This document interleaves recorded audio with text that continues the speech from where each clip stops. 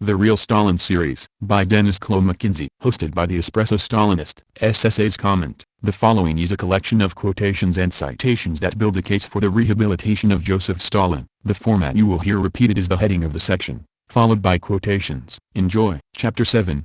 Collectivization. Stalin adopted Trotsky's agrarian program because time was right. Instead, in 1927-1928, Stalin astonished everybody by adopting much of the Trotskyist agrarian program he had recently denounced. Less, he explained afterward, because it was wrong, than because it was untimely, and Stalin has a keen nose for the psychological moment. Durandi, Walter. Durandi reports Russia, New York, The Viking Press, 1934, p. 222. The left opposition, for example, held that the time had come for a decisive assault on the kulaks. It proposed that at least 150 million poods of grain be taken by force from the kulaks and prosperous middle peasants. In a resolution dated August 9, 1927, a plenary meeting of the Central Committee rejected this proposal as absurd and demagogic, calculated to create additional difficulties in the development of the national economy. The opposition's proposals were also unhesitatingly rejected at the 15th Party Congress in December 1927. When the grain crisis was in full effect. Stalin's report to the Congress carefully evaded the underlying difficulties, but he did speak plainly on the party's policy toward the kulaks. Those comrades are wrong who think that we can and should do away with the kulaks by administrative fiat, by the GPU, write the decree, seal it. That's an easy method, but it won't work. The kulak must be taken by economic measures, in accordance with Soviet legality. And Soviet legality is not an empty phrase. Of course, this does not rule out the application of some administrative measures against the kulaks, but administrative measures must not replace economic ones. Medvedev, Roy. Let History Judge. New York, Columbia University Press, 1989, p. 217. What percent of population supported and opposed collectivization? The richer peasants hated collectivization. They were 5% of the total. But the poorest peasants liked it, and they were 30% of the total. Of the others, half, the poorer half, were rather for it. The other half were rather against it. But both sections did not care much, provided that collectivization benefited them. Durandi, Walter. Durandi reports Russia, New York, The Viking Press, 1934, p. 297. Yet always the communists had on their side half or more than half of the total peasant population and against them only a small minority, while the remainder just judged by their results. Durandi, Walter. Durandi reports Russia, New York, The Viking Press, 1934, p. 298. In short, Stalin was not forcing lines of development on a system in which there was no support for such developments. Rather, he was pursuing policy lines for which there was significant support within some sections of the regime. Under such circumstances, the interpretation that Stalin was in part responding to other forces in the system seems to have as much validity as that which attributes an initiating role solely to the leader. Gill, Graham, Stalinism, Atlantic Highlands, N.J., Humanities Press International, 1990, p. 64. The peasant question is one of the most important questions in our politics. In the conditions prevailing in our country, the peasantry consists of various social groups, namely, the poor peasants, the middle peasants and the kulaks. It is obvious that our attitude to these various groups cannot be identical. The poor peasant is the support of the working class, the middle peasant is the ally, the kulak is the class enemy. Such is our attitude to these respective social groups. Stalin, Joseph. Stalin's Camp, New York, Howe, Soskin and Company, c. 1940, p. 164. Stalin is giving the Russian people the Russian masses, not westernized landlords, industrialists, bankers and intellectuals, but Russia's 150 million peasants and workers. What they really want, namely joint effort, and communal life is as acceptable to them as it is repugnant to a Westerner. Durandi, Walter. Red Russia of today ruled by Stalinism, not by communism. New York Times, June 14, 1931. Finally, what about the other 90% of peasants who did not rebel? Some peasants did not reject collectivization and even supported it. In March 1929, peasants suggested at a meeting in Ryazan Okrug that the Soviet government should take all the land and have peasants work on it for wages, a conception not too distant from the future operation of kolkhozy. An OGPU report quoted one middle peasant in Shilovsky Rayon, Ryazan Okrug, in November 1929 to the effect that the grain procurements are hard, but necessary. We cannot live like we lived before. It is necessary to build factories and plants, and for that grain is necessary. In January 1930, during the campaign, some peasants said, "The time has come to abandon our individual farms. It's about time to quit those. We, need to transfer to collectivization. Another document from January reported several cases of peasants spontaneously forming kolkhozy and consolidating their fields, which was a basic part of collectivization. Bokarev's analysis summarized above suggests a reason why many peasants did not rebel against collectivization. The kolkhoz in certain ways, especially in its collectivism of land use and principles of egalitarian distribution, was not all that far from peasant traditions and values in corporate villages throughout the USSR. In any case, this example, and the evidence that the vast majority of peasants did not engage in protests against collectivization, clearly disproves Grazios's assertion cited above that the villages were united against collectivization. Todger, Mark. Soviet Peasants and Collectivization, 1930-39, Resistance and Adaptation. In Rural Adaptation in Russia by Stephen Wigrin, Routledge, New York, N.Y., 2005, Chapter 3, p. 75.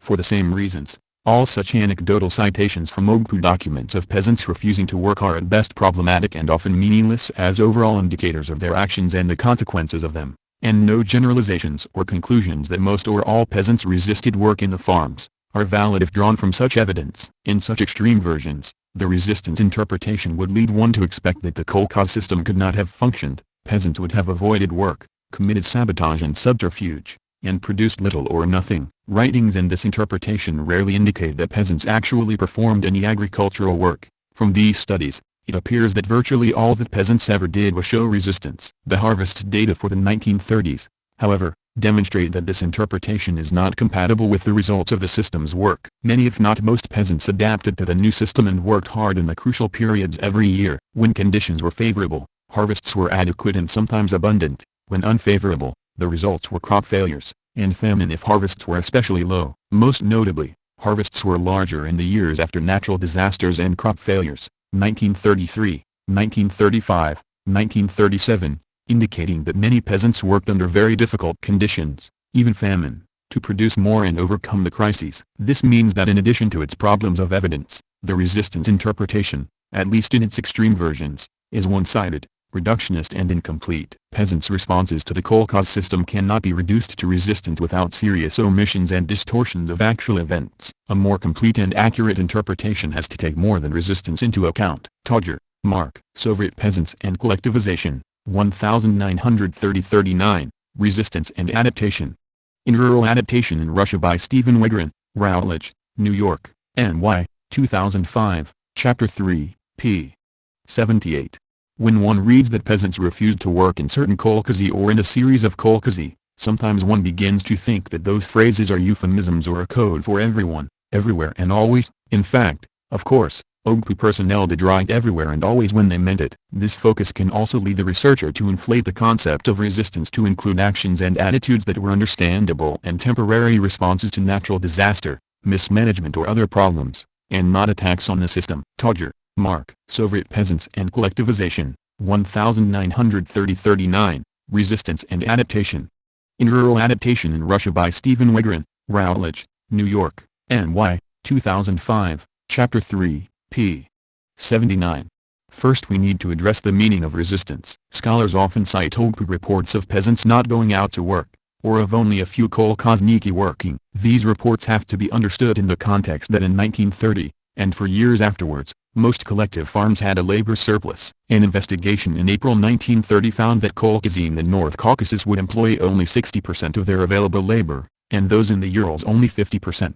And Ukraine even lower, from 25 to 31%. This low labor use in 1930 does not appear to have reduced farm work done. For example, a nearly complete survey in mid-1930 in the Middle Volga found that sowings in kolkhozy increased more than sixfold over 1929. And included one-third of the region's sown area. Even though kolkhozy had only 22% of the region's households, farms could increase crop areas despite low labor turnout because collectivization eliminated the traditional interstripping of allotments, the typical pattern of landholding in Soviet villages. This pattern constrained many peasants' capabilities, particularly because the population growth in the 1920s resulted in smaller allotments. Once this basically medieval system was eliminated, many fewer peasants could cultivate all the village land. For years farms had more labor than they could employ, despite dekolakization and recruitment of peasants for industrial labor. A low turnout for work, therefore, may not have been a sign of resistance as much as a result of the real demands of work in the kolkhozy. Todger, Mark. Soviet Peasants and Collectivization, 1930-39, Resistance and Adaptation. In Rural Adaptation in Russia by Stephen Wegrin, Routledge, New York, N.Y., 2005, Chapter 3, p. 79. Then, often kolkhozniki would not show up for work because of the income distribution plans in the kolkhoz. Apparently most kolkhozy in 1930 and many in 1931 distributed income in an equalizing manner, despite directives to distribute by work done. In 1931, according to the Labor Day system, when some kolkhozy began work with plans to distribute jobs and remuneration on an equal basis, peasants stopped showing up for work. Then the farms announced that they would remunerate on the basis of the amount each member worked, and everyone showed up for work, even, in one case, members who had submitted doctor's notes that they were not labor capable. Admittedly, these are anecdotal sources, but they do suggest an alternative interpretation of some of the other anecdotal sources used to document resistance. Todger, Mark. Soviet Peasants and Collectivization, 1930-39, Resistance and Adaptation. In Rural Adaptation in Russia by Stephen Wegrin, Routledge, New York, N.Y., 2005, Chapter 3, p. 80. Based on these sources, however, the peasants' most frequent form of resistance was to divide up kolkhozy into individual fields to harvest. These actions were stimulated in some cases by a rumor of a secret state decree to dissolve the kolkhozy. One North Caucasus peasant urged division of his kolkhoz because, he thought, kolkhozy in Ukraine had been dispersed. In this case as in many others, however, peasants' actions did not have the quality of opposition or sabotage, of a clandestine attempt to undermine the state. Their demands were open, sometimes formalized in a petition to higher authorities, and honest, to be allowed to work in the way they thought best. In several cases peasants urged division of the kolkhozy to save the harvest and to provide higher procurements for the government. These demands and actions do not fit easily into the resistance interpretation, because peasants explicitly stated that they intended their actions as a means to fulfill the government's demands to produce more and to meet the procurement quotas. Even besides these cases, and despite or because of the crisis conditions in summer and autumn 1932, many peasants tried to work within the system. During early 1933 Ogpu and other personnel investigated villages to determine the extent of the famine for relief efforts. Invariably their reports showed that while famine affected mostly peasants who did not earn many labor days,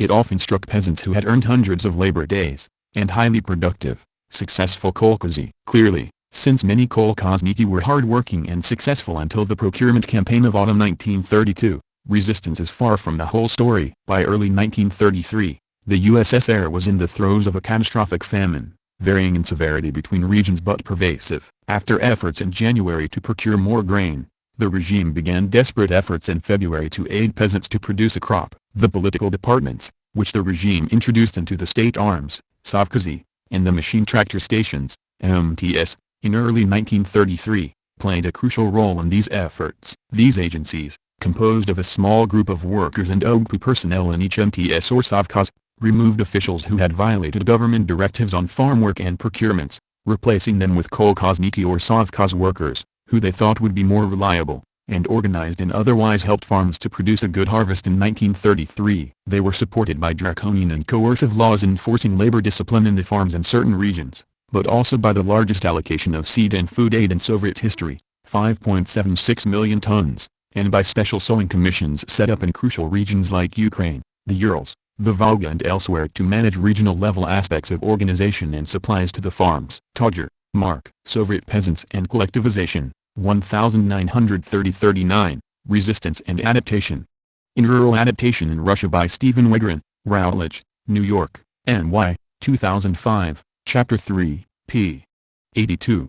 To focus so exclusively on resistance, especially as extreme versions of the resistance interpretation do, in light of Soviet peasants' repeated production of good harvests in the wake of serious crop failures and famines, misrepresents most peasants' actions and omits their accomplishments, and therefore presents an incorrect interpretation of Soviet rural life. Collectivization was thus fundamentally ambivalent as a policy, with good sides and bad. Peasants' responses to this were also ambivalent, including of course significant resistance but also many other attitudes including significant adaptation and support. And in the peak of crisis, peasants repeatedly demonstrated their ability to put aside their objections, to overcome adversity even at great cost, and to produce harvests that ended famines. In other words, the trope that I propose here to encompass and understand all of the peasants' responses to collectivization is not that of heroic but futile resistance against a totally wrong system, the noble peasants fighting with the weapons of the weak, which refers only to a fraction of the peasants, but rather one of bitter and ambivalent heroism, desperate but often successful efforts by some peasants despite natural disasters,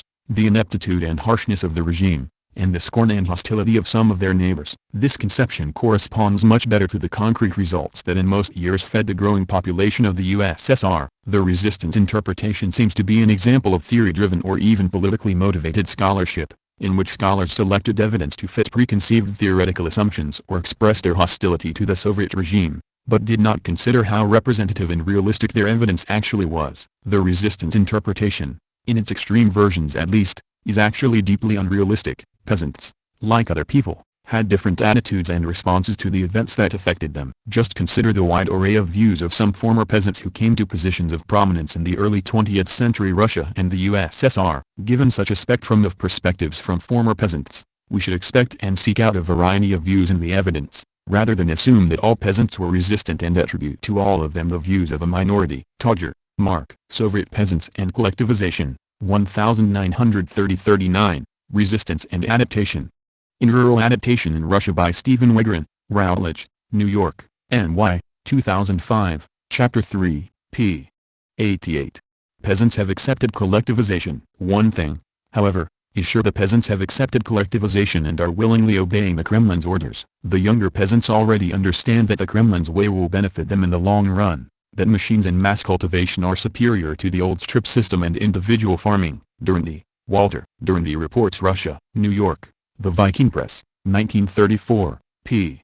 318. Beyond all question, the new Kolkhoz Statute was Stalin's greatest success in his whole political life. The collectivization of agriculture in the new form satisfied the peasants, and it had the most far-reaching historical consequences. The problem of the development of agricultural technique and of the restoration of large-scale farming had been solved. More still, for a long time to come this new reform attached most of the peasants in loyalty to the regime. Passages, Nicolaus. Stalin. London, New York, Staples Press, 1952, p. 190. It is widely supposed that the Russian peasant is against the Kolkhozy. That is not so. It may confidently be said that it was just the reform of 1933 that brought victory to Russia in the Second World War, and that in spite of initial failures it was just this happily formulated Kolkhoz statute that prevented the collapse of the regime. It may safely be said that it was thanks to collectivization that the Soviet Union survived the Second World War. Passages, Nicolaus. Stalin. London, New York, Staples Press, 1952, p. 191. Collectivization now protected the peasant from his rightful primeval enemies, drought, hail, pests, and cattle disease. Passages, Nicolaus. Stalin. London, New York, Staples Press, 1952, p. 193. Now a new life was introduced, and, need it be said, it seemed marvelous to the peasant. Hence his eagerness to fight for his country in the Second World War, in contrast to the first. Passages, Nicolaus. Stalin. London, New York, Staples Press, 1952, p. 194. I saw collectivization break like a storm on the lower Volga in the autumn of 1929. It was a revolution that made deeper changes than did the revolution of 1917, of which it was the ripened fruit. Farmhands and poor peasants took the initiative, hoping to better themselves by government aid. Kulaks fought the movement bitterly by all means up to arson and murder. The middle peasantry, the real backbone of farming, had been split between the hope of becoming kulaks and the wish for machinery from the state. But now that the 5-year plan promised tractors, this great mass of peasants began moving by villages, townships, and counties, into the collective farms. A few months earlier, people had argued calmly about collectives, discussing the grain and sown area, the chances of tractors. But now the countryside was smitten as by a revival. One village organized as a unit then voted to combine with 20 villages to set up a cooperative market and grain mill. Then Yellen united 4 big communes into 750,000 acres. Learning of this, peasants of Balanta shouted in meeting, "Go boldly, unite our 2 townships into one farm of 1,000,000 acres." Strong. Anna Louise. The Stalin Era. New York, Mainstream, 1956, p. 35. What would they, Middle Volga nationalists, do with the kolkhozes? Belinsky asked. The nationalists' reply was stereotyped. They would disband them at once. And if the majority of the peasants were against this ? No matter, they would still be disbanded. They conflicted with national sentiments. Other industries would remain in state hands. But there was no need to plan all this in detail. All these problems would settle themselves once there was national independence. We were by no means so sure. We found this to be the prevalent attitude, And yet the truth must be faced. Though we revolutionary Democrats detested the kolkhoz system, we were not sure that it was any longer true to say this of the majority of the land workers. The generation who had known the world of independent holdings was dying out. Even those who as small children had witnessed scenes of bloodshed when the farms were being collectivized could hardly remember the earlier order. They had grown up in a different world, with public day nurseries, state schools, state food supplies, state newspapers, magazines, books, films, plays, state training at every stage of mind and body. They had their dissatisfactions but not consciously with the social structure. To them kolkhoz life was normal, not an innovation. In this and in other ways, plans for the overthrow of Stalinism and for what was to replace it took a different form from earlier days. The revolution had been made in the name of the workers and peasants against other social classes. Today the whole ruling class of the USSR was of worker and peasant origin, nor could the Red Army be regarded as a workers' and peasants' army in opposition to rulers of some other class origin. Both our friends and our enemies were workers and peasants, and the Red Army had become an amorphous, classless, or rather interclass mass, with an altogether different mentality. The new program had to be planned for the whole of society, not for one section. The old worker and peasant slogans have lost their validity in the USSR. Tokayev, Grigory. Comrade X. London, Harville Press, 1956, p. 161. The peasants turned more and more in favor of collective farming as a result of seeing the state farms and the machine and tractor stations. The peasants would visit the state farms and the machine and tractor stations, watch the operation of the tractors and other agricultural machinery, admire their performance and then resolve to join the collective farm. It was in this manner that the collective farm movement developed. That is, the peasants were persuaded by superior state farms and agricultural machinery to join collective farms, not by arm twisting or use of force as is asserted by the paid and unpaid agents of the bourgeoisie, the Trotskyites, the learned bourgeois professors, and bourgeois intellectuals. Brar, Harpal. Trotskyism or Leninism. 1993, p. 176. When in the year 1924 Stalin recognized and proclaimed that the Russian peasant had within him the possibility of socialism, that he could, in other words, be national and international at the same time, his opponents laughed at him and decried him as a utopian. Today, 1937, practice has proved Stalin's theory to be correct. The peasant has been socialized from White Russia to the Far East. Feuchtwanger, Lion. Moscow, 1937, New York, The Viking Press, 1937, p. 80. The poor peasants saw emancipation in the collective. The richer ones saw the merging of their small fortune and position. Graham, Stephen. Stalin. Port Washington, New York, Kennicott Press, 1970, p.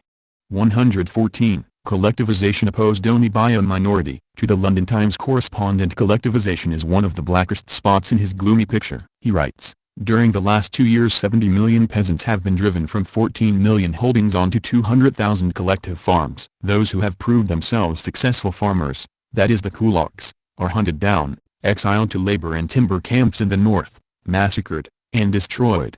For anyone who knows the situation here, as well as the writer in question clearly does, this is a deliberate and ingenious perversion of fact. The truth is that during the past 5, not 2, years some 60% of the peasant population, which include about 70 million souls, have adopted the new system of combining their individual holdings, nearer 18 million holdings than 14 million, for collective working on modern lines. The kulaks naturally opposed the new system, which if successful would eliminate all their privileges. Generally, it is true they were the best and most productive farmers, but they were trying to hold back the clock of progress as obstinately as the home weavers in England a century ago, who started riots to break the new power-driven machines which ushered in the industrial age of England and gave her economic supremacy and great wealth for many decades. Durandi, Walter. Durandi reports Russia. New York, The Viking Press, 1934, p.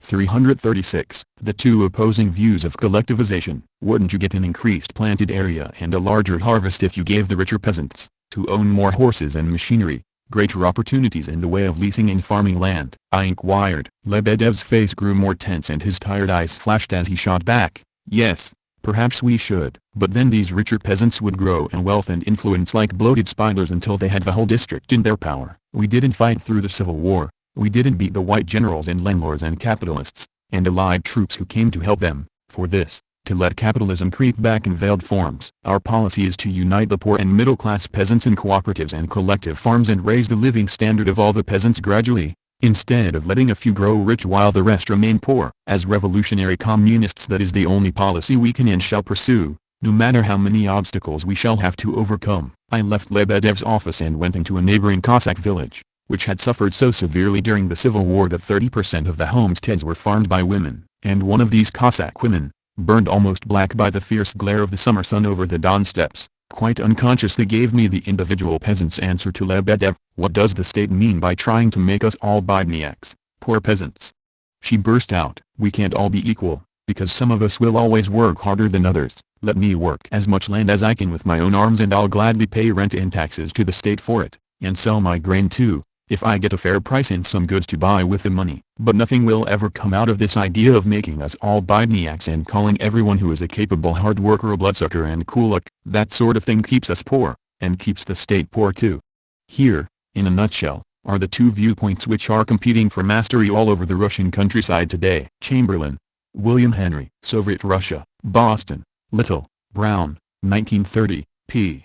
416. Poor peasants determined WHO were the kulaks. The most spectacular act which occurred in those years was the exile of several 100,000 kulaks, rural property owners who lived by trade, money lending, or by exploiting small mills, threshers, and hired labor from farm homes in European Russia and the Ukraine to Siberia or the northern woods. The usual assumption outside the Soviet Union is that this exiling occurred through arbitrary action by a mystically omnipotent GPU. That organization did of course organize the deportation and final place of settlement in labor camps or on new land. But the listing of kulaks to impede our farming by force and violence was done by village meetings of poor peasants and farmhands who were feverishly and not too efficiently organizing collectively owned farms with government loans of machinery and credits. The meetings I personally attended were as seriously judicial as a court trial in America. One by one there came before the people the best families, who had grabbed the best lands, exploited labor by owning the tools of production as best families normally and historically do, and who were fighting the rise of the collective farm which had the right to take the best lands away from them by every means up to arson,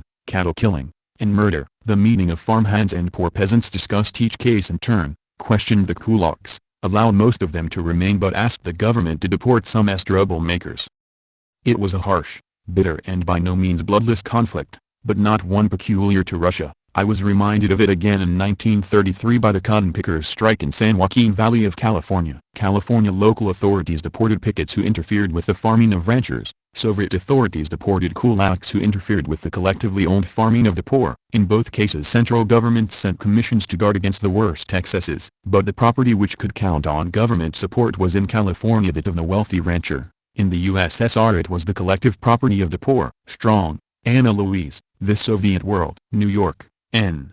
Y. H. Holt and Company, c. 1936, p.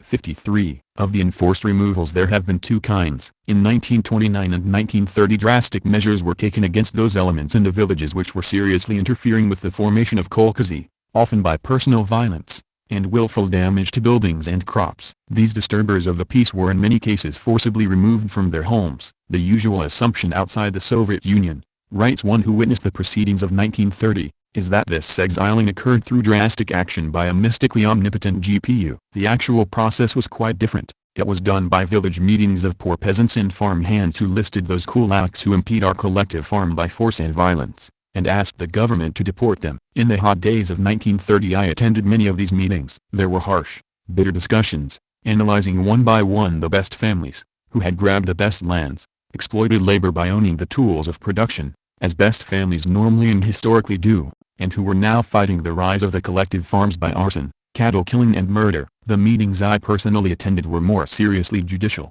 more balanced in their discussion, than any court trial I have attended in America. These peasants knew they were dealing with serious punishments, and did not handle them lightly. Those who envisaged that the rural revolution which ended in farm collectivization was a war between Stalin and the peasants simply weren't on the ground when the whirlwind broke. The anarchy of an elemental upheaval was its chief characteristic. It was marked by great ecstasies and terrors. Local leaders in village, township and province did what was right in their own eyes and passionately defended their convictions. Moscow studied and participated in the local earthquakes, and, out of the mass experience, made, somewhat too late to save the livestock, general laws for its direction. It was a harsh, bitter and by no means bloodless conflict. Township and provincial commissions in the USSR reviewed and cut down the list of kulaks for exile, to guard against local excesses.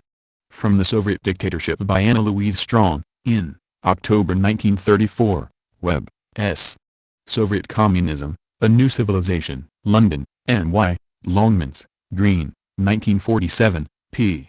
205. Today, dekulakizing is being carried out by the masses of poor and middle peasants themselves, who are carrying through mass collectivization. Stalin, Joseph, Stalin's Camp, New York, Howe, Soskin and Company, c. 1940, p.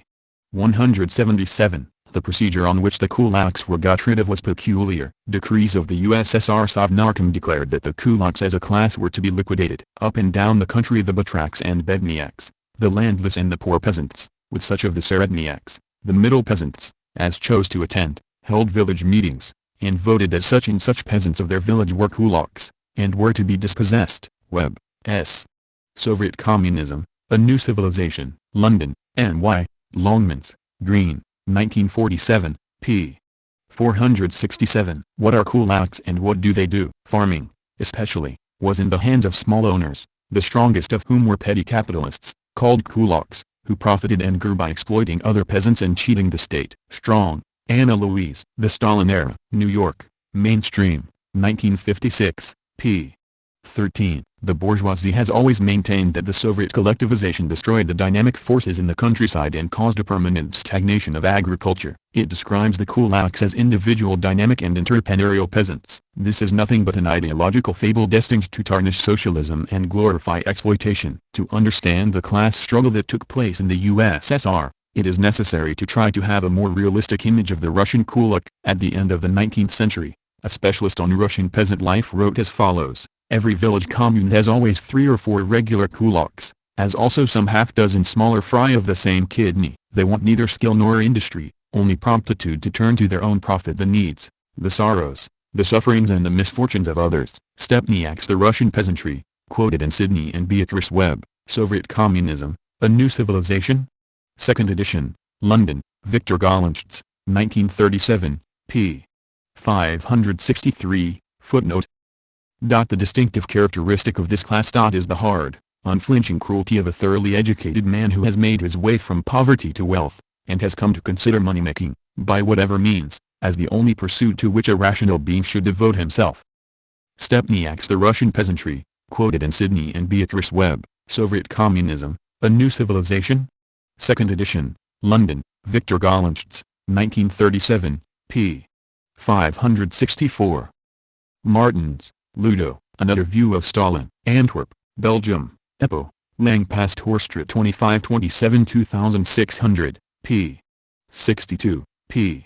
52 on the net, December 1929. Speech by Gelman to the First Congress of Shock Brigades. On the night shift a shock worker fell into the machine, and when he was being beaten by this jagger, when his legs were being broken, when he was being boiled in the hot dye, a worker standing nearby did not stop the machine. When the matter was investigated, it turned out that, the latter, was a well-to-do kulak. C. Gelbaum and Sokolov, Stalinism as a Way of Life. New Haven, Connecticut, Yale University Press, c. 2000, p.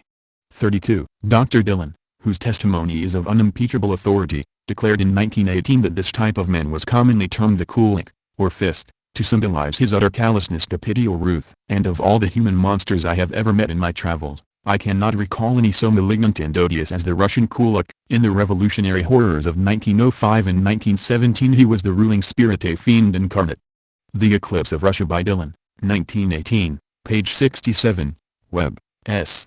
Soviet Communism, A New Civilization, London, N.Y., Longmans, Green, 1947, p.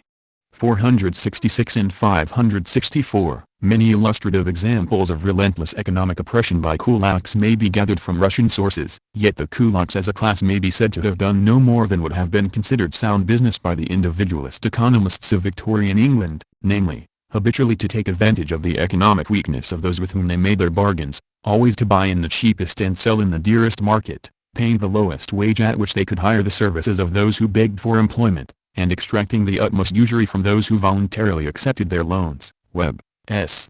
Soviet Communism, A New Civilization, London, N.Y., Longmans, Green, 1947, pp.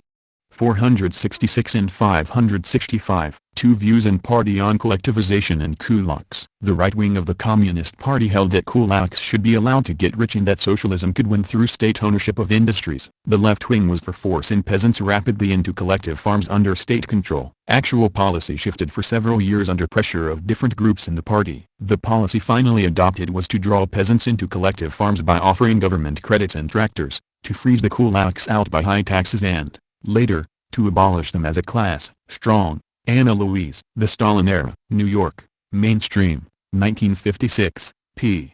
35. The socialized property created by the revolution could not have triumphed automatically over the capitalist elements. It could only triumph in virtue of planned leadership, carrying through a definite policy, and before that policy could be operated two rival policies had to be brushed aside. There was the policy of Bukharin, Rykov, and Tomsky, which meant the abandonment of socialist attack on the capitalist elements of the country, the slowing down of the rate of development in industry, reliance on the individual rather than the collective farms. If this policy had been carried out, the grain difficulties would never have been overcome, industry would have been poorly developed, and the capitalist elements would have been able to dictate to the Soviet government. A still more spectacular fiasco would have resulted had the party and the government adopted the proposal of Trotsky and Zinoviev and attacked the rich peasants before the alliance with the middle peasantry had been cemented, and before the grain production of the rich peasant could be replaced by that of the Soviet and collective farms. If either of those variants had been accepted, the conditions of socialized property would not have saved the country from disaster. Campbell,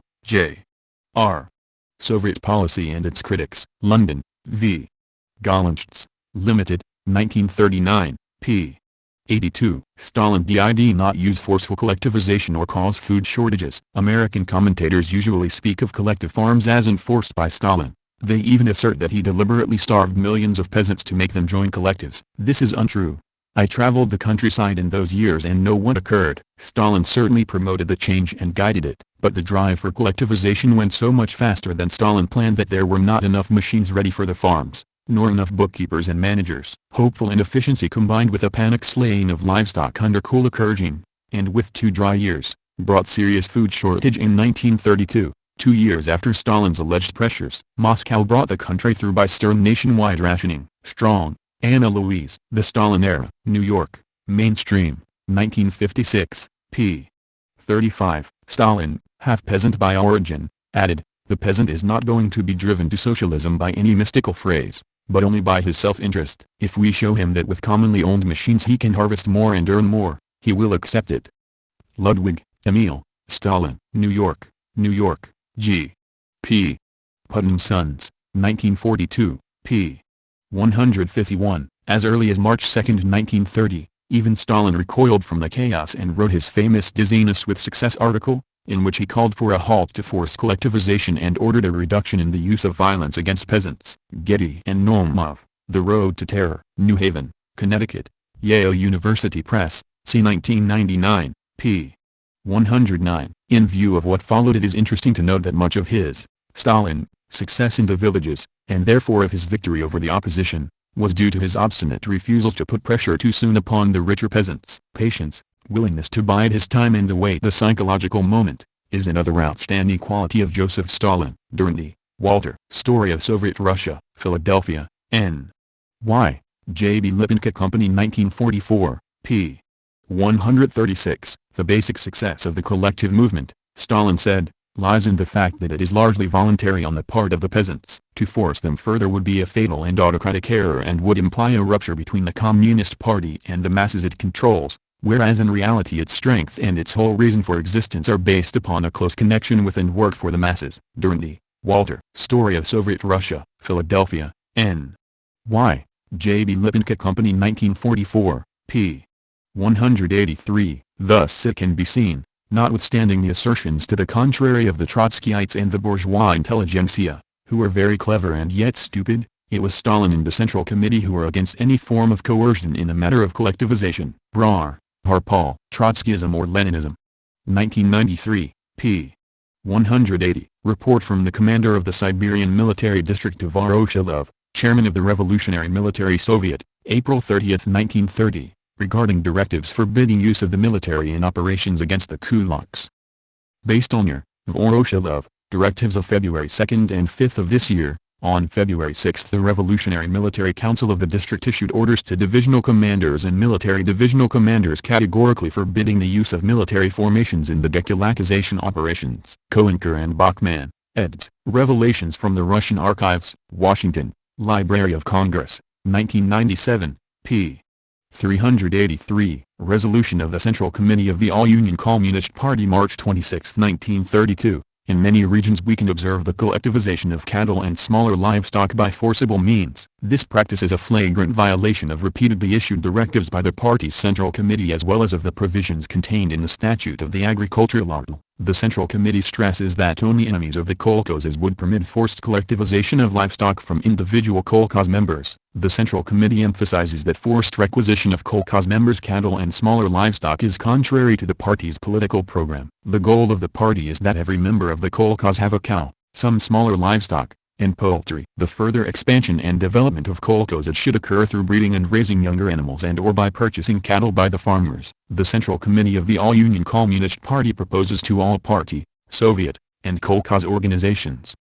1. Cease all attempts of forced collectivization of cattle and small livestock belonging to kolkhoz members and expel from the party those guilty of violating Central Committee directives. 2. Organize aid for the members of the kolkhozes who have no cattle or small livestock to purchase and raise young animals for their own personal needs. Koenker and Bachmann, eds. Revelations from the Russian Archives, Washington, Library of Congress, 1997, p. 388. Minutes of the March 23, 1932, meeting of a Politburo Commission and the final version of a resolution on the forced collectivization of livestock.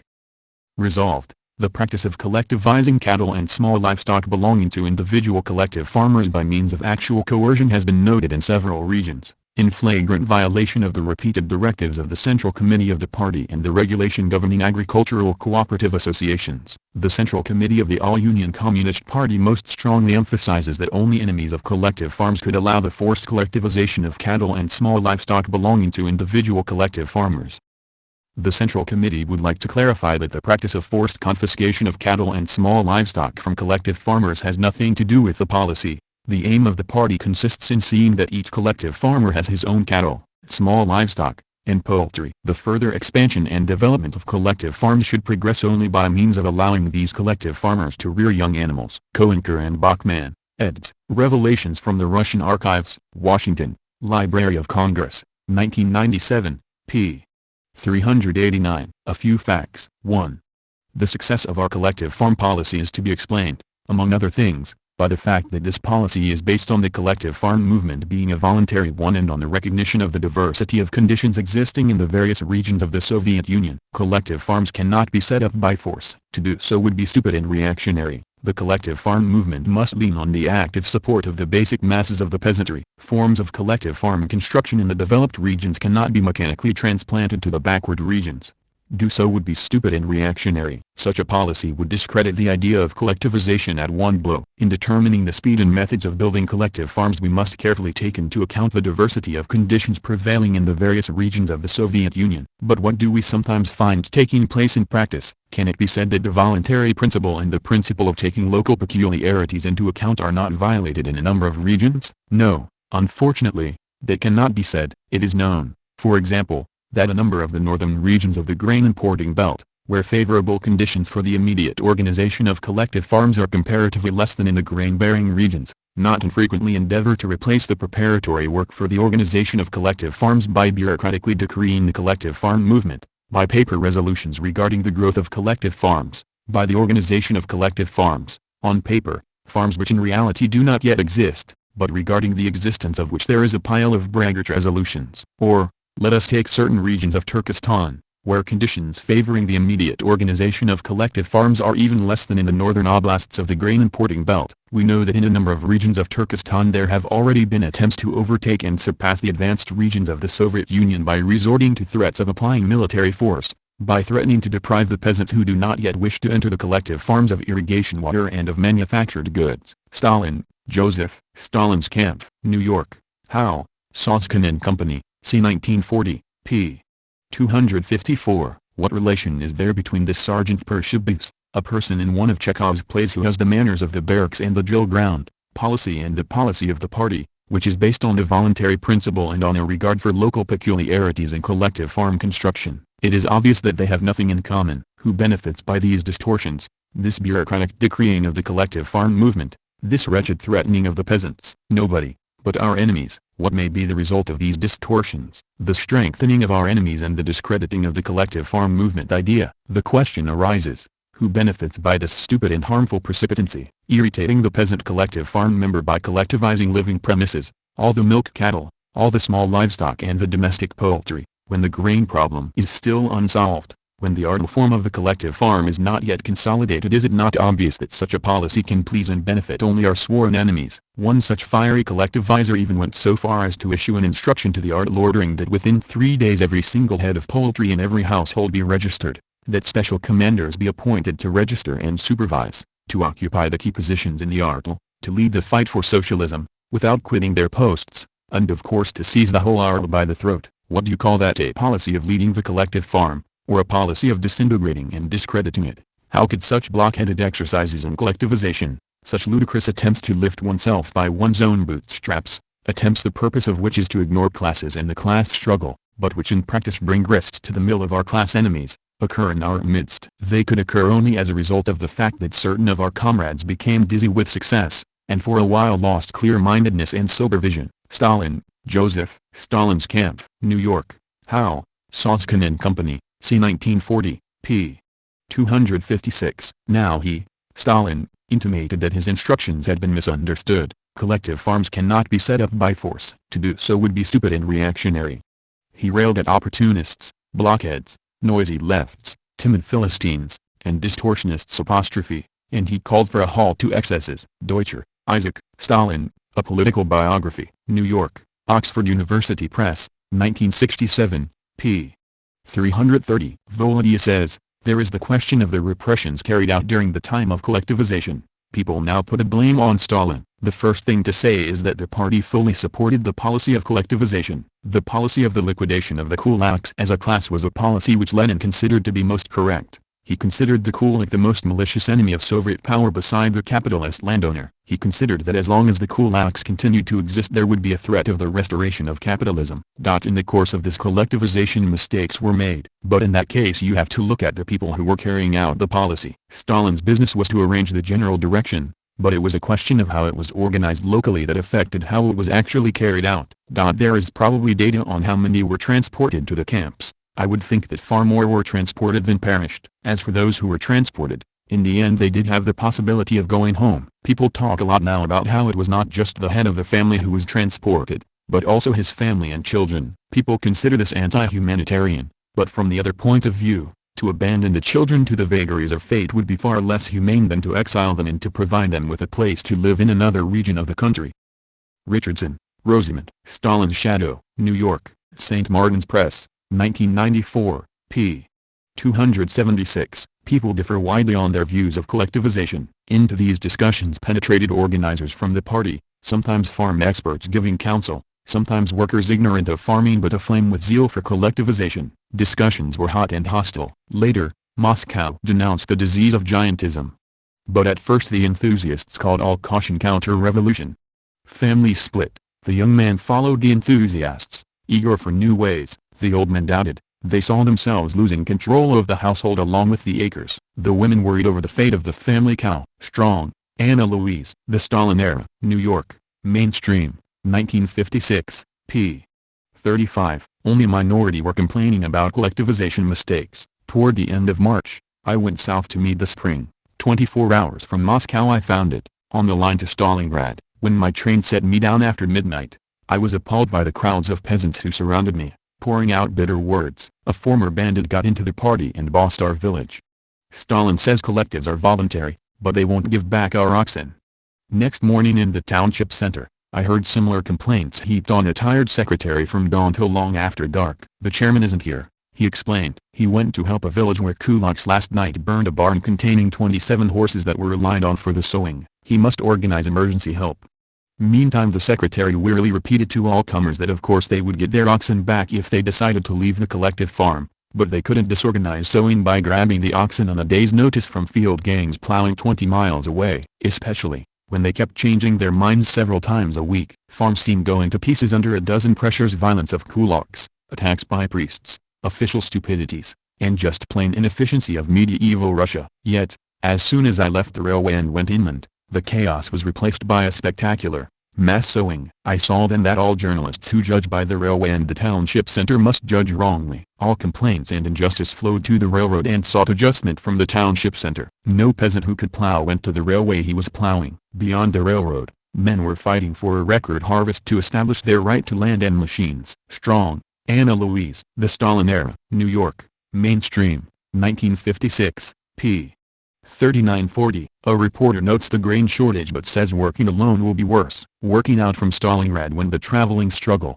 A newspaper published from 3 railway cars. It journeyed through the spring from township to township, investigated and published abuses, and even summoned judges from the city for special courts. Melnikov, its most energetic reporter, could digest 10 shocking cases daily and find in them no discouragement but a call to battle. Not all the anti-Soviet sheets in America could invent more Bolshevik atrocities than Melnikov triumphantly recorded in his routine. This traveling struggle had had more than 200 officials arrested that season for crimes ranging from graft to banditry. But when I asked whether the harvest would be much less because of the turmoil, Melnikov stared as if I were crazy. Less, it must be much greater. Have you not seen tractors doubling the sown area? Have you not seen, even without tractors, how farmhands and peasants use kulaks horses to increase area 70%? The kulaks sabotaged the harvest, fearing taxes and hating the Soviet power. These new owners drive forward like madmen. The hunger of the poor peasants for more life was the power released in that first Bolshevik spring. This power was led by communists who, despite inexperience and excesses, were a disciplined and tireless group. I could pick them out in field brigades by their tense concern that everything go well. It is thus I recall Kovalev, party secretary of a small Tatar district south of Stalingrad, and his talk with 10 shiftless, deserting peasants. These peasants were leaving the collective farm. One said, "I have no warm coat and they make me pasture livestock in the rain." Another, "They work my camel hungry and he dies before my eyes." A third, "My wife won't live with me since I joined the Kolaz." The reason seemed sound to me but not to Kovalev. "These conditions you always had," he said. "Nobody offered a golden dish in the Kolaz. Faults of management can be corrected. Men working at night must have warm clothes. Hay is scarce from last year's drought, but it will be no better in individual fields. Who leaves will not better himself, for the whole Soviet power helps the Kolaz. A peasant is not an independent person. His farm depends on the nation and the nation depends on his farm. Our land is surrounded by capitalist lands. We must swiftly build great industry and modern farming or we perish. That great factory in Stalingrad will this summer give tractors to our farms. That great power station, Stalgers, will this autumn give light to your homes. While these are unfinished, they need bread. There must be a great increase in grain. Can this be done if every peasant sits at home, deciding whether to plow? The task of every citizen this year is to strengthen the collective farm. Melnikov guessed right. Though the seed was sown in the chaos of class war by men who stormed their way out of the Middle Ages in a year, yet such was the drive of their awakened will that when crop returns at last came in, the Soviet Union, and the foreign powers who watched like hawks, knew that the country had achieved the widest sown area and the greatest harvest it had ever known. That harvest changed the history of farming for the world. Strong, Anna Louise. The Stalin Era. New York, Mainstream, 1956, p. 41. Stalin argues for collectivization and contends it was necessary. In Stalin's words, the way out is to turn the small and scattered peasant farms into large united farms based on common cultivation of the soil, to introduce collective cultivation of the soil on the basis of new and higher technique. The way out is to unite the small and dwarf peasant farms gradually but surely, not by pressure, but by example and persuasion, into large farms based on common, cooperative, collective cultivation of the soil with the use of agricultural machines and tractors and scientific methods of intensive agriculture. Davis, Jerome. Behind Soviet Power. New York, N. Y. The Reader's Press, Incorporated, c. 1946, p. 59. Tell me, Churchill inquired, for you personally is this war as much of a stress as was the burden of collectivization? Oh, no, the father of the peoples replied, the campaign of collectivization was a terrible struggle. I thought you would have found it rough going. You were not dealing with a few score thousands of aristocrats or big landlords, but rather with millions of small landholders. 10 million. Stalin exclaimed, raising his hands. It was fearful. For 4 years it went on, but it was absolutely necessary for Russia if we were to avoid periodic famines and to supply enough tractors for the countryside. Stalin's figure for the number of farmers repressed during collectivization roughly tallies with the one recently published in the Soviet press. If we assume that about half of the uprooted villagers, after drifting around the country, eventually joined the kolkhozes or ended up working at construction projects, then about 5 million people perished or were purged, a number close to the 6 million that is a figure accepted by most researchers. Were they all kulaks? Churchill asked. Yes, Stalin replied, and after a pause repeated, it was very hard, but necessary.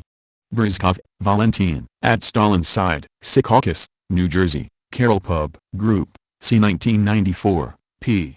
299-300, a conversation about the kulaks which Stalin had with Churchill on August 14, 1942 is instructive. The talks had come to an end and Stalin had invited the British leader to dine with him in his Kremlin apartment. Molotov and an interpreter were present during the long conversation. Churchill reproduces the occasion in his memoirs thus. "Tell me," he asked Stalin, "have the stresses of this war been as bad to you personally as carrying through the policy of the collective farms?" This subject immediately aroused the Marshal. "Oh, no," he said, "the collective farm policy was a terrible struggle." "I thought you would have found it bad," said I, "because you were not dealing with a few score thousands of aristocrats or big landowners, but with millions of small men." 10 millions, he said, holding up his hands. It was fearful. 4 years it lasted. It was absolutely necessary for Russia, if we were to avoid periodic famines, to plow the land with tractors. We must mechanize our agriculture. When we gave tractors to the peasants they were all spoiled in a few months. Only collective farms with workshops could handle tractors. We took the greatest trouble explaining it to the peasants. It was no use arguing with them. After you have said all you can to a peasant he says he must go home and consult his wife, and he must consult his herder.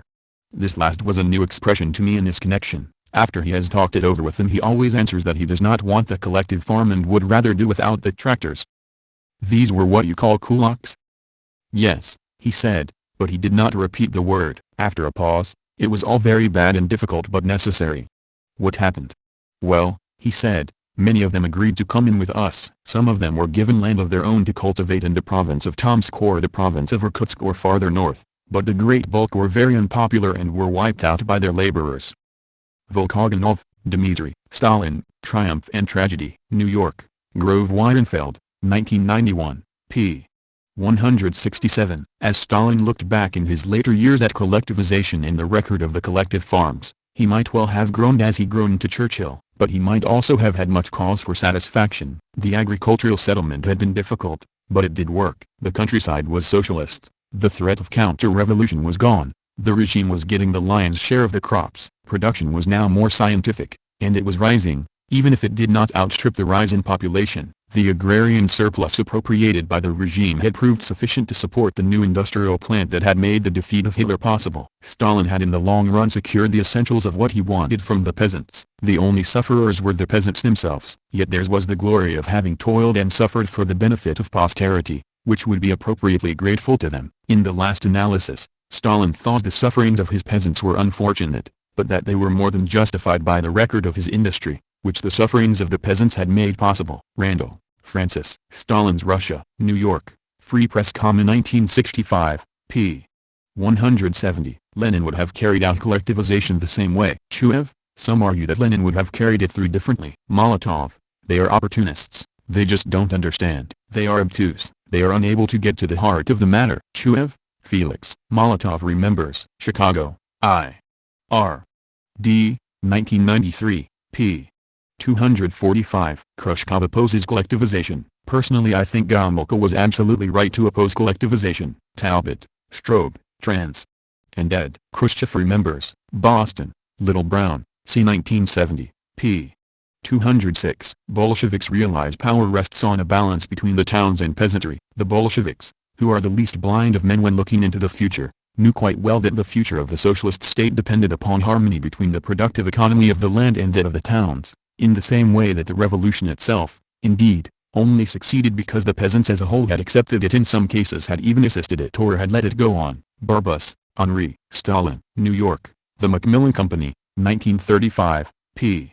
124. Working class control would have collapsed if the kulaks had prevailed. If the kulaks, who represented already 5% of the peasantry, had succeeded in extending their economic base and definitively imposing themselves as the dominant force in the countryside, the socialist power in the cities would not have been able to maintain itself. Faced with this encirclement by bourgeois forces, 82% of the Soviet population was peasant. If the Bolshevik Party had no longer succeeded in feeding the workers at relatively low prices, the very basis of working-class power would have been threatened. Hence it was necessary to accelerate the collectivization of certain sectors in the countryside in order to increase, on a socialist basis, the production of market wheat. It was essential for the success of accelerated industrialization that a relatively low price for market wheat be maintained. A rising rural bourgeoisie would never have accepted such a policy. Only the poor and middle peasants, organized in cooperatives, could support it, and only industrialization could ensure the defense of the first socialist country. Martens, Ludo, Another View of Stalin, Antwerp,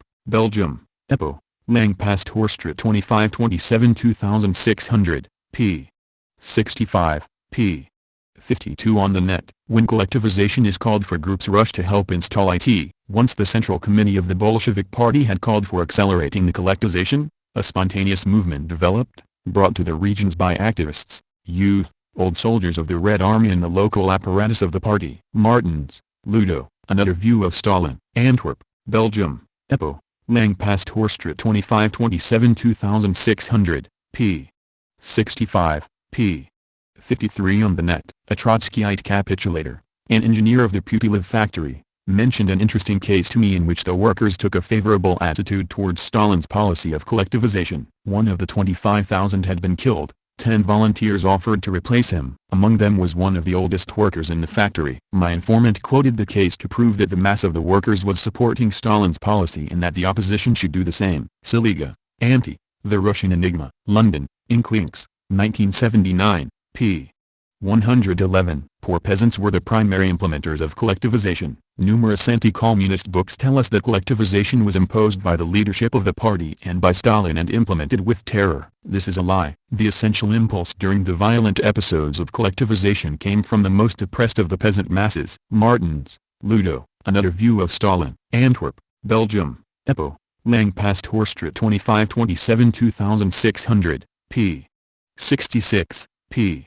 54 on the net. Linviola continued on page 216. In the best sons of the fatherland, the state ruled by circular, it ruled by decree, but it had neither the organizational structure nor the manpower to enforce its voice or to ensure correct implementation of its policy in the administration of the countryside. The roots of the Stalin system in the countryside do not lie in the expansion of state controls but in the very absence of such controls and of an orderly system of administration, which, in turn, resulted as the primary instrument of rule in the countryside.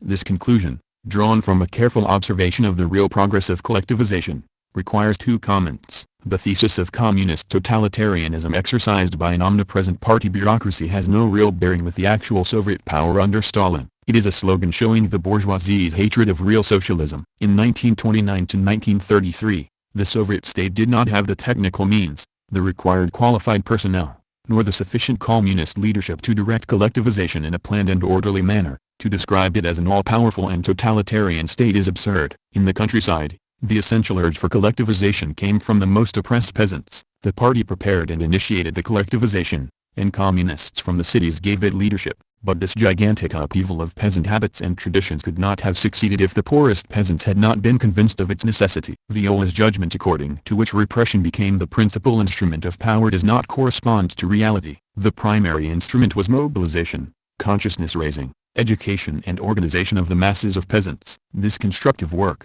of course, required repression, that is, it took place and could not have taken place except through bitter class struggle against the men and the habits of the old regime. Be the fascists or Trotskyists, all anti-communists affirm that Stalin was the representative of an all-powerful bureaucracy that suffocated the base. This is the opposite of the truth. To apply its revolutionary line, the Bolshevik leadership often called on the revolutionary forces at the base to short-circuit parts of the bureaucratic apparatus. The revolution was not implemented through regular administrative channels. Instead, the state appealed directly to the party rank and file and key sectors of the working class in order to circumvent rural officialdom. The mass recruitments of workers and other urban cadres and the circumvention of the bureaucracy served as a breakthrough policy in order to lay the foundations of a new system.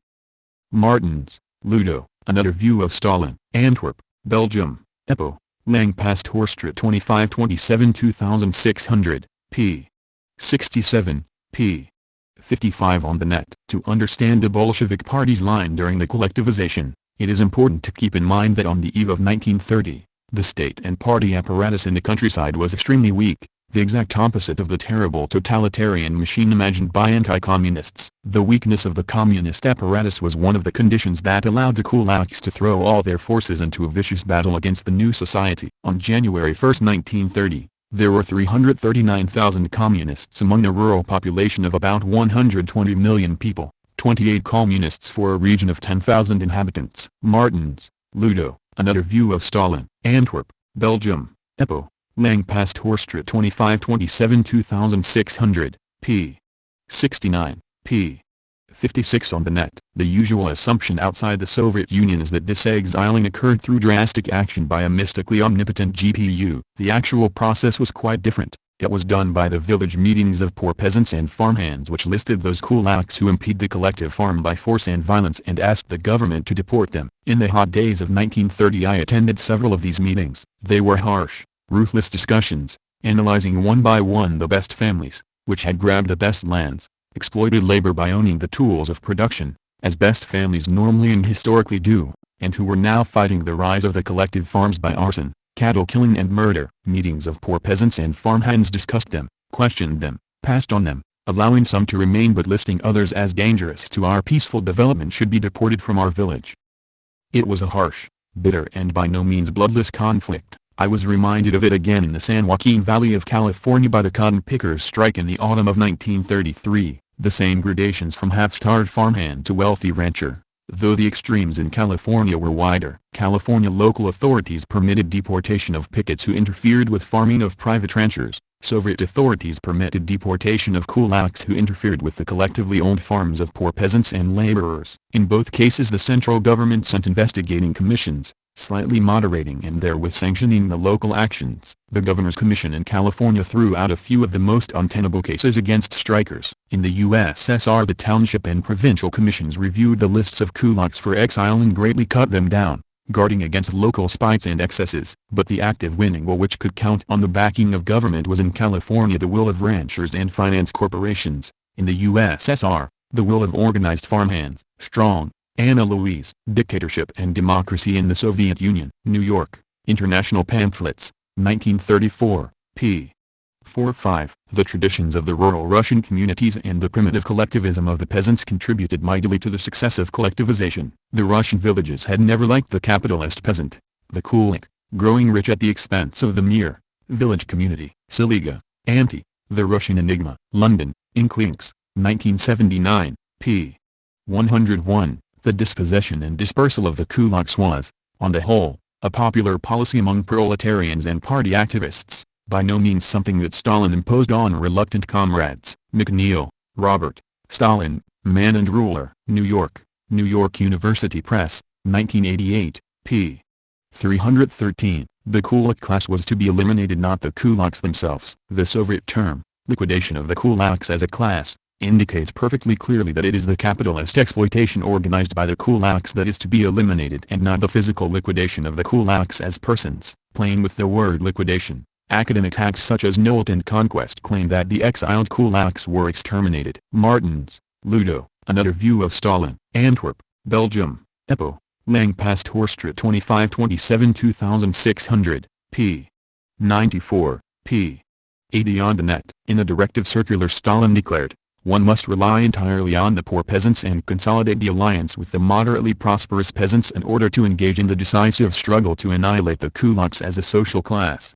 Of course, to annihilate them as a social class did not mean the physical extinction of the kulaks. Delbars, Eve, The Real Stalin. London, Allen and Unwin, 1951, p.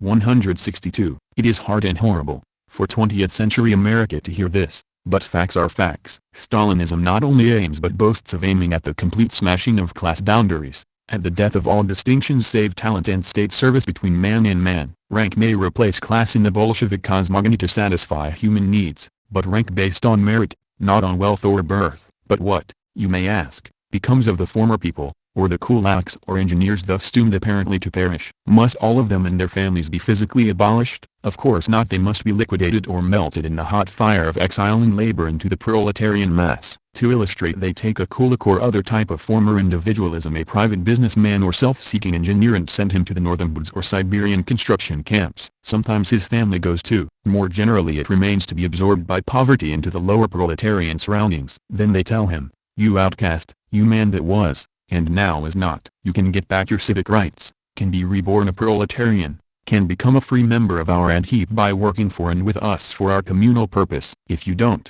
we won't actually kill you, but you won't eat much, won't be happy, will remain forever an outsider, as an enemy, as we consider it, even if ultimately you return from exile and rejoin your family." That, reduced to its harsh essentials, is Stalinism today. It is not lovely, nor, in the outside world, of good repute, and your correspondent has no brief for or against it, nor any purpose save to try to tell the truth. But truth it is, Adheep system, Adheep morality, each for all and all for each, not each for self and the devil take the hindmost. Durante, Walter. Stalinism smashes foes in Marx's name. New York Times, June 24, 1931. Bukharin supported the kulaks.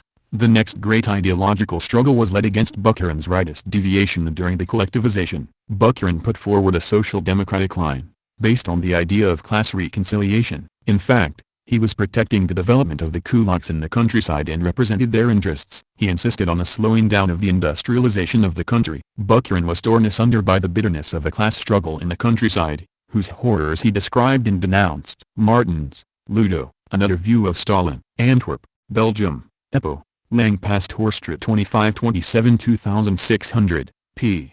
135, p. 116 on the net. "Well," said Oakman, "I'll tell you, Bukharin is the leading counsel of the kulaks. He is always on the side of any opportunist in the communist parties abroad. He is on the side of anyone who's drifting to the right." This was a complete surprise to me. Andrei, Tokev's older brother, had taught me to believe that in the whole Olympus of Bolshevism there was not a man cleverer, better qualified, more honorable or more revolutionary than Bukharin. Yet here he was condemned by someone who knew him personally, and who obviously himself had a considerable standing in the party. How otherwise would he be touring the Caucasus with his own chauffeur-driven car? "Shall I tell you what your Bukharin is like?" cried Oakman. "He will never come out into the open. He will prove to you privately that Stalin wants to be the leader of an autarkic communism, the communism of a Russia isolated from the rest of the world. He detests both Stalin and Molotov, but he will never publicly oppose their views. He wants others to fight his political battles for him. That's what he's like." Tokayev, Grigory. Betrayal of an Ideal. Bloomington, Indiana, Indiana University Press, 1955, p. 64. Trotsky starts by wanting to end the kulaks and later defends them. Trotsky, who in December 1925, at the 14th Party Congress of the CPSU, had tried to force on the party the policy of immediate collectivization of the peasantry, when the conditions necessary for such collectivization were totally lacking. This same Trotsky in 1933, when collectivization was well on the way to completion, comes out in opposition to the policy of liquidating the kulaks as a class, demanding instead the establishment of a policy of severely restricting the exploiting tendencies of the kulaks. Brar, Harpal. Trotskyism or Leninism. 1993, p. 36. The peasants supported the Bolsheviks on one issue after another. Anyone who thinks that the Soviet peasantry remained a sullen and disenchanted force, that it was never won over wholeheartedly for the revolution, let him answer the following questions. How was it possible, without winning the peasantry wholeheartedly, for the Bolsheviks to come to power? How was it possible for them to defeat the combined strength of the Russian White Guards and the 14 imperialist and non-imperialist countries who, armed to the teeth, attacked the young Soviet Republic in the period of the Civil War and the War of Intervention? How was it possible for the USSR, possessed of such a sullen disenchanted force, namely the peasantry, to have such earth-shaking achievements in the task of building socialism and putting the entire economy of the country, including agriculture, on a new technical basis, the technical basis of modern large-scale production? How was it that this sullen disenchanted force joined the movement for collectivization with such enthusiasm? How was it possible for these sullen, disenchanted and allegedly miserable people to defeat the Nazi war machine? One has only to ask these questions to realize the absurdly counter-revolutionary nature of the charge. Brar, Harpal. Trotskyism or Leninism. 1993, p.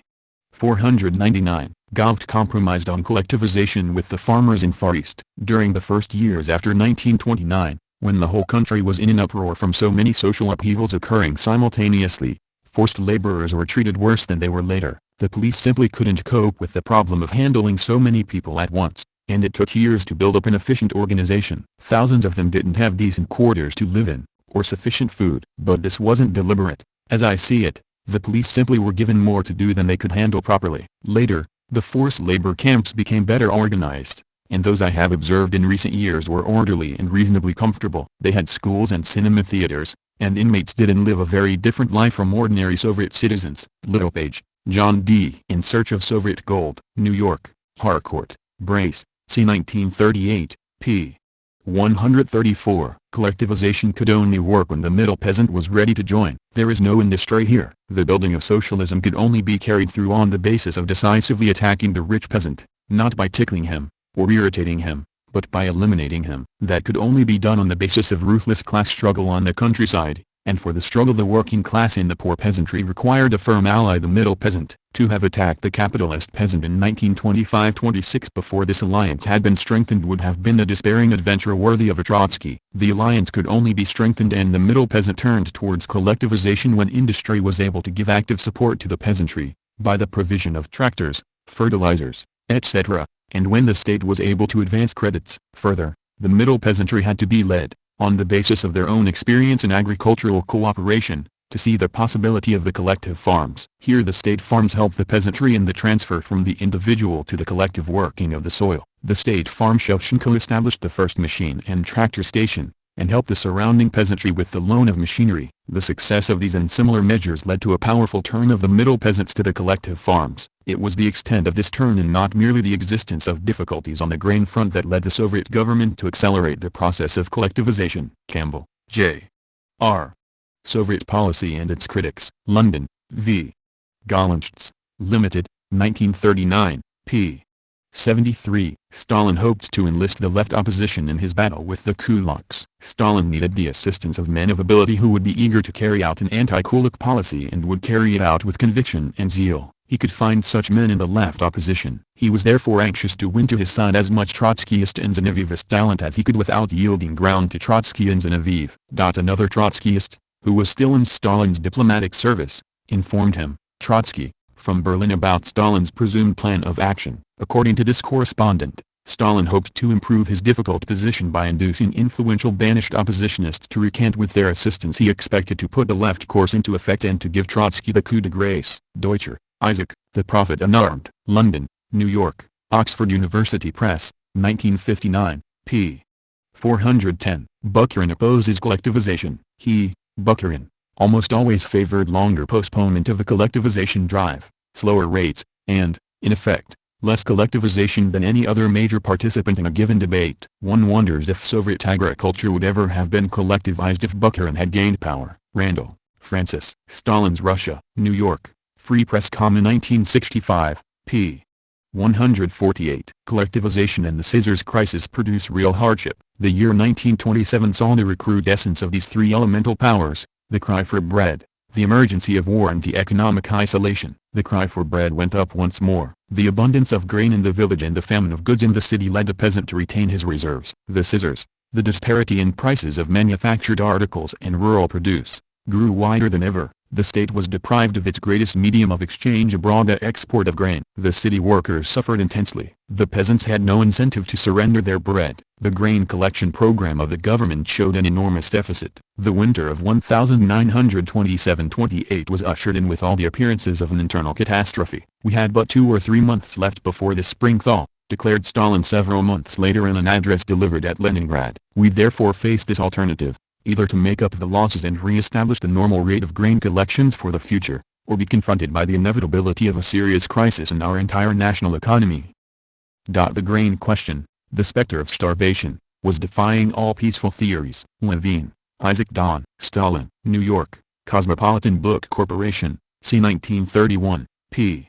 366-367. The crisis atmosphere of the late 1920s precluded moderate approaches to socialist construction. Viola, Lynn. The Best Sons of the Fatherland. New York, Oxford University Press, 1987, p. 26. Stalin said joining kolkhoz collectives was to be voluntary. We had been taught in the Lenin School, and the same had been preached at all the Comintern's informational gatherings as well as in the press, that joining a collective farm was voluntary. No one was forced to do so. During the early period of setting up the kolkhozes, an error admittedly had occurred in that a few politcommissars had used strong-arm methods and threats, but as soon as Stalin had heard about it he had given the strict order that such threats and force had to be discontinued. The entire kolkhoz system, in other words, was based on volunteerism. Chuominin, Arvo, The Bells of the Kremlin, Hanover, University Press of New England, 1983, p. 112. Intellectuals sympathize with the kulaks. For the most part, our Russian intellectuals were closely linked with the well-to-do peasants who had a pro-kulak mentality. Ours was a country of peasants. Chuev, Felix. Molotov remembers. Chicago, I. R. D. 1993, p.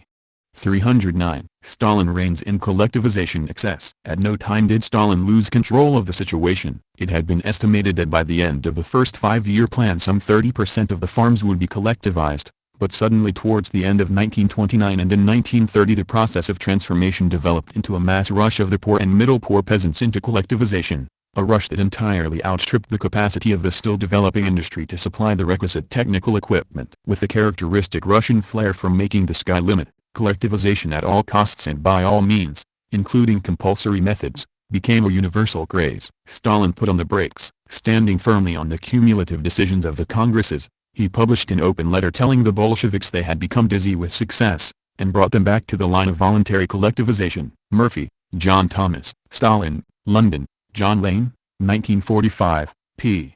177. Kulak opposition is often no less ruthless than the communist hotheads whom Stalin denounced during March 1930. Durndy, Walter. Durndy reports Russia, New York, The Viking Press, 1934, p. 381. 0 and March 2, 1930, there appeared in all the papers his, Stalin, famous article Dizzy with Success.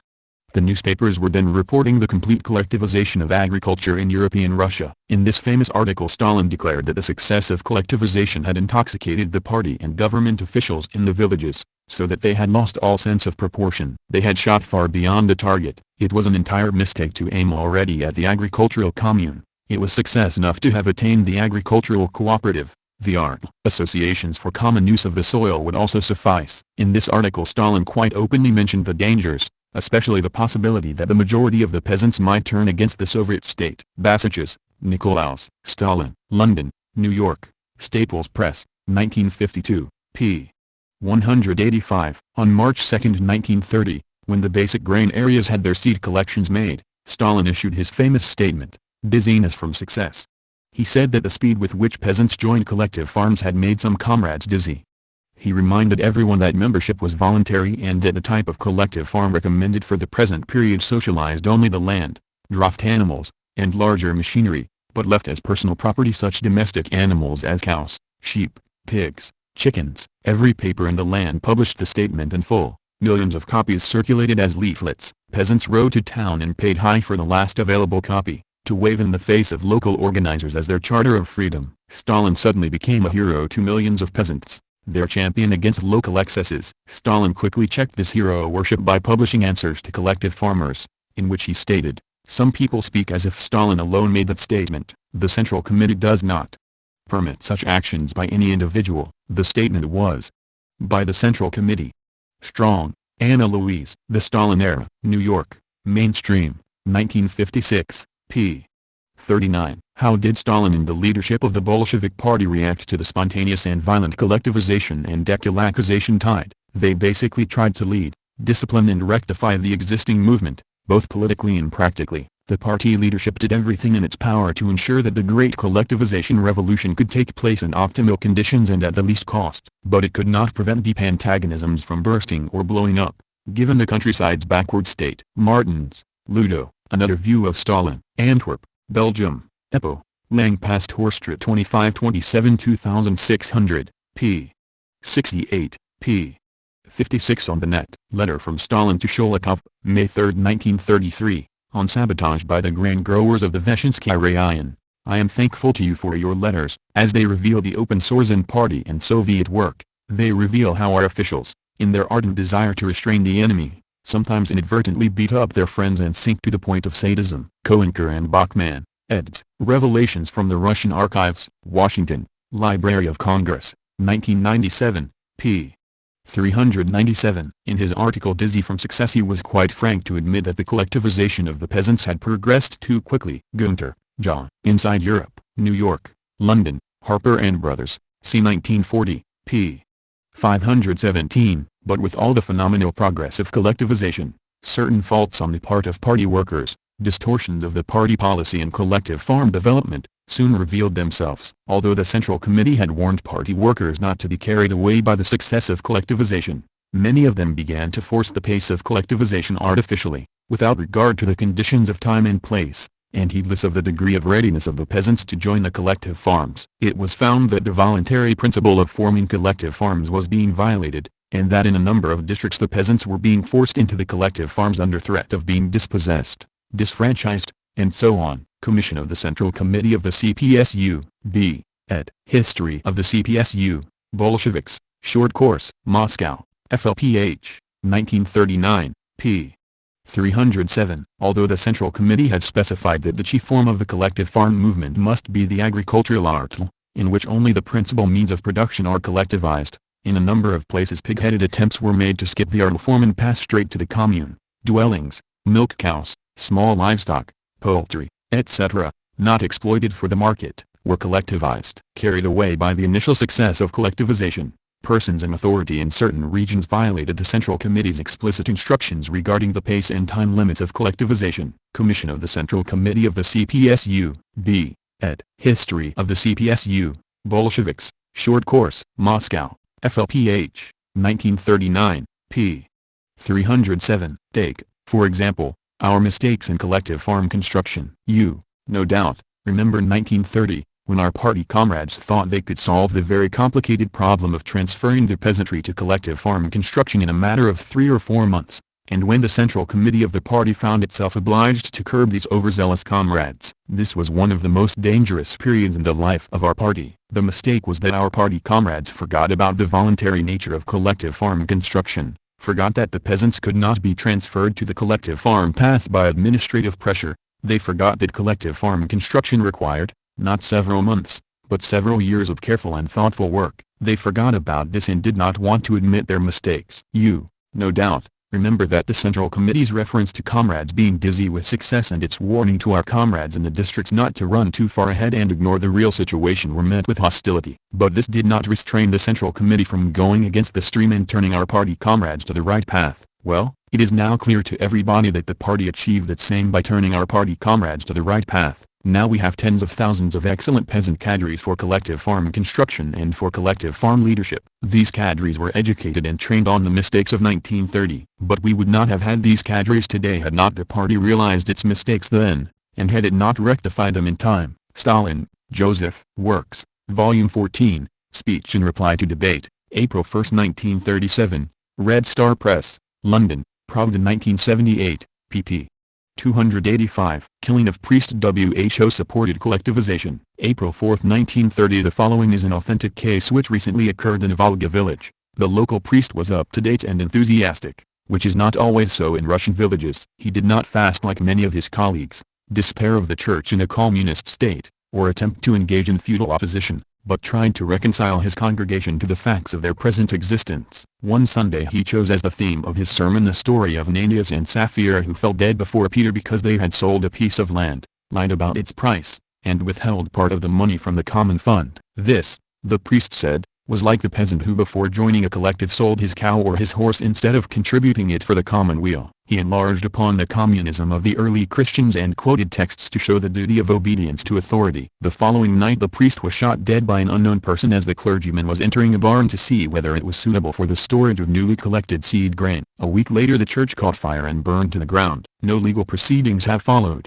and the murder of the priest remains unpunished. But it is common gossip in the village that the killing was inspired by kulaks. Durndy, Walter. Durndy reports Russia, New York, The Viking Press, 1934, p.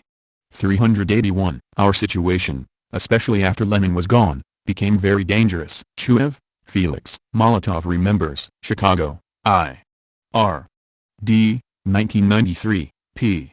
246. How kulaks and private traders were taking over. While, however, Russia had the appearance in 1924 of great prosperity, impressing foreign observers and assisting Russian foreign policy. The net faced the country with very serious new problems. In spite of thriving trade and industry, there was a certain amount of unemployment. Still more serious was the competition between private and state enterprise. Innumerable small traders, artisans, owners of businesses, and speculative builders had resumed their past activities in private enterprise. Meanwhile, private industry was continually growing at the expense of state industry. It was very useful that all these new employers brought gold and securities out of their hiding places in order to open a shop or a small factory. But the capital and goods that thus reappeared were on a much smaller scale than had been expected. And in spite of this, the private capitalists were applying through the banks for credits from state resources. These traders and owners of businesses knew just how to corrupt the government officials with whom they had to deal. Their aim was to secure the flow of capital from the money bags of the state into the pockets of private individuals. Yet all these traders and businessmen made up the typical Russian middle class, whose initiative and energy were of particular importance in economic life. Even the communists had to admit that there were capitalists who did good work. After all, the invitation to foreign countries had been inspired by the desire to get hold of capitalists of that sort. The grasping private traders, however, with their corruption and their speculative business activities at the expense of the state, activities that brought no real benefit to Russia, seemed altogether undesirable as a permanent element in Russian economic life. But the more private enterprise grew fat at the expense of the state and with the resources of the state, the greater became its political demands. It was evident that in the long run private enterprise would not rest content with its lack of formally established political rights, that it would seek to attain political influence, and that to some extent it had it already in the lower ranks of officialdom. Its ambition was, of course, the breaking of its bonds, where the Tsarist government had not succeeded in forming a class of kulaks in the countryside as bastions of the Tsarist regime. The conditions in the Russian market now produced a development of this sort. Kulak means closed fist, and for hundreds of years this had been the name of the village moneylender, who was usually also the village shopkeeper. The village usurer, generally a cunning and close-fisted peasant, knew no mercy, and had a whole village under his thumb. Under the Soviets the meaning of the term was extended to include not merely moneylenders or shopkeepers, but every substantial farmer who was prosperous enough to employ male and female labor. It was found after the Civil War that except for the distribution of the great estates there had been virtually no social revolution in the countryside. The Soviet system was to have begun with the village Soviets, but for political purposes it really began in the towns. For in the countryside Sovietization had been merely a formality. In a very short time the village was entirely under the political influence of the prosperous farmers. They secured election to the Soviets and became their chairman, thus ruling the village. Party cells were established in villages, but the prosperous farmers smuggled their sons into the cells, so gaining influence there as well. The villages threatened to fall more and more under the sole rule of the well-to-do farmers. What was still worse for the regime was that as early as 1925 it became evident that the private enterprises in the towns were becoming economic allies of the well-to-do farmer class. The peasants paid their income tax in kind, but the prosperous farmer, the only one who had any surplus yield to sell, sold it to the private dealer, because he offered the highest prices. He preferred also to buy his manufactured goods from the private trade rather than the state or the cooperatives. This intercourse between town and country also promoted all sorts of deals and speculations which associated the private enterprises in the towns more and more closely with the villages. Moreover, the prosperous farmer was also a voter. He had conquered local power in the village, and already he was demanding from the state not only a reduction of taxation but the abolition of taxes in kind and the introduction of a money tax, which would be greatly to his advantage and also make it more difficult to check his actual crops. This check was always difficult. Stalin said at this time that the village with individual farming bred capitalism and strengthened it every second, and there was some truth in this. If it continued, it was obvious that in time the dictatorship of the party would come to an end. Private enterprise would have achieved what all the armies of the white counter-revolutionaries had failed to achieve: the downfall of Bolshevism. Many foreign observers in Moscow also thought that inevitable. Very many Russians, even members of the Communist Party, hoped for it. Basaches, Nikolaus, Stalin, London, New York, Staples Press, 1952, p. 153-156. It happened in the following way. The new economic policy involved a certain growth of the capitalist elements in town and country. In the towns new capitalist middlemen began to appear. In the villages the rich peasants waxed fat and kicked against the policy of the Soviet government. They began to penetrate into the village Soviets and to win a certain influence over the middle peasants. In certain areas they passed over to the murder of Soviet officials and village correspondents. Campbell, J. R. Soviet Policy and Its Critics. London, V. Gollancz, Limited, 1939, p. 57. Kulaks opposed collectivization with terror and destruction. At the time of the collectivization of agriculture, the liquidation of private trade and all private enterprise, and the pushing on with industrialization at an almost intolerable pace. A fearful political slogan was shouted throughout the country: liquidation of the whole class of yeoman farmers.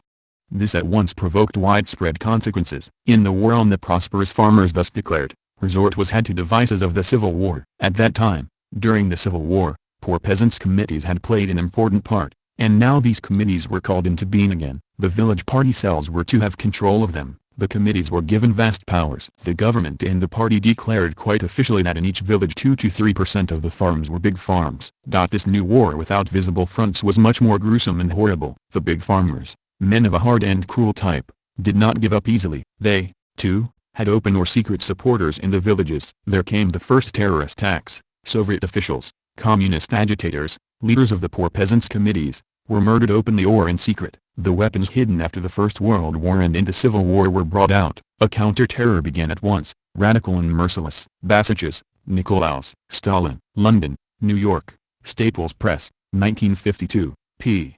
163-164. This was done and, as more tractors and supplies became available, more and more of the poor and middle peasants flocked to the collectives. The wealthy peasant or kulak was bitterly hostile to the collectivization movement. He was often a man who lived off the backs of the other peasants through granting loans, renting out machinery and implements, or by control of local trade. The collective deprived him of these advantages. A kind of civil war broke out between the kulaks and the collectives, the counterpart of the revolutionary battles which had been fought in the cities. Communist leaders of the collectives were murdered or beaten. The kulaks burned collective farm buildings and slaughtered livestock. In some places overzealous communists used coercive measures and turned entire villages against collectivization. Davis, Jerome. Behind Soviet Power. New York, N.Y. The Reader's Press, Incorporated, c. 1946, p. 59. Another thing happened over and over again. Big farmers, and others of those who were determined not to go into the kolkhozy, destroyed the whole of their property and fled. They slaughtered their cattle, cut down their fruit trees, pulled their house to pieces, drove the horse away or killed it and departed. Basaches, Nicolaus. Stalin. London, New York, Staples Press, 1952, p. 165. The most difficult period was from the 1932 to the 1933 harvest, when kulak sabotage, added to difficulties of inefficient organization, caused a grain shortage that put the whole country on short rations. Strong, Anna Louise. The Soviet World. New York, N. Y. H. Holt and Company, c. 1936, p. 180. After this resolution, which announced the end of capitalist relations in the countryside, the kulaks threw themselves into a struggle to the end, to sabotage collectivization.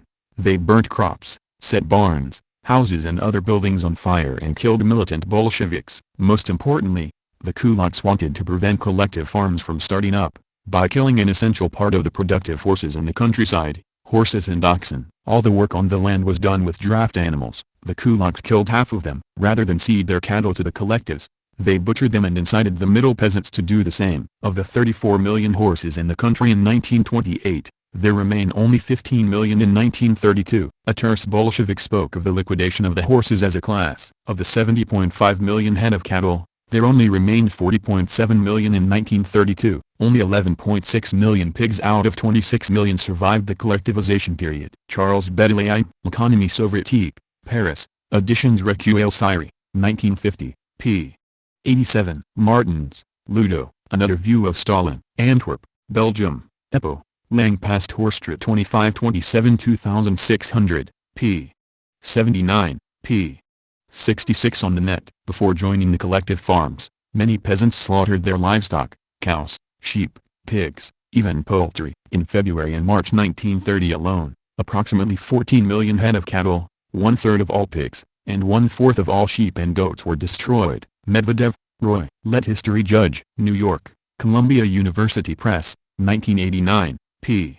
225. Footnote: in 1928 on the entire territory of the RSFSR 1,123 terrorist attacks by kulaks were recorded. Medvedev, Roy. Let History Judge. New York, Columbia University Press, 1989, p.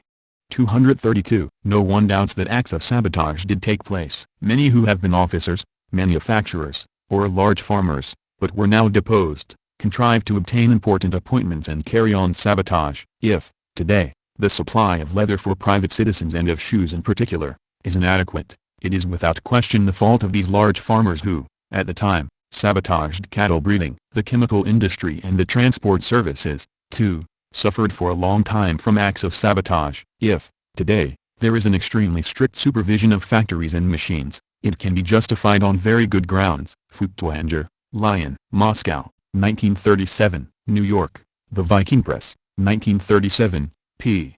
37. The liquidation also caused many of the kulaks to destroy their domestic animals, so that now, after almost 10 years, there is still a shortage of meat and dairy products in Russia. Littlepage, John D. In Search of Soviet Gold, New York, Harcourt, Brace, c. 1938, p. 82. The slaughter of the cattle by the peasants intent on sabotaging collectivization had placed leather at a premium from 1932 to 1935. In 1935 the shortage of livestock had been almost filled. The quantity of leather increased. Aitleman, Morris. GPU, Justice, London, G. Allen and Unwin, Limited, 1938, p.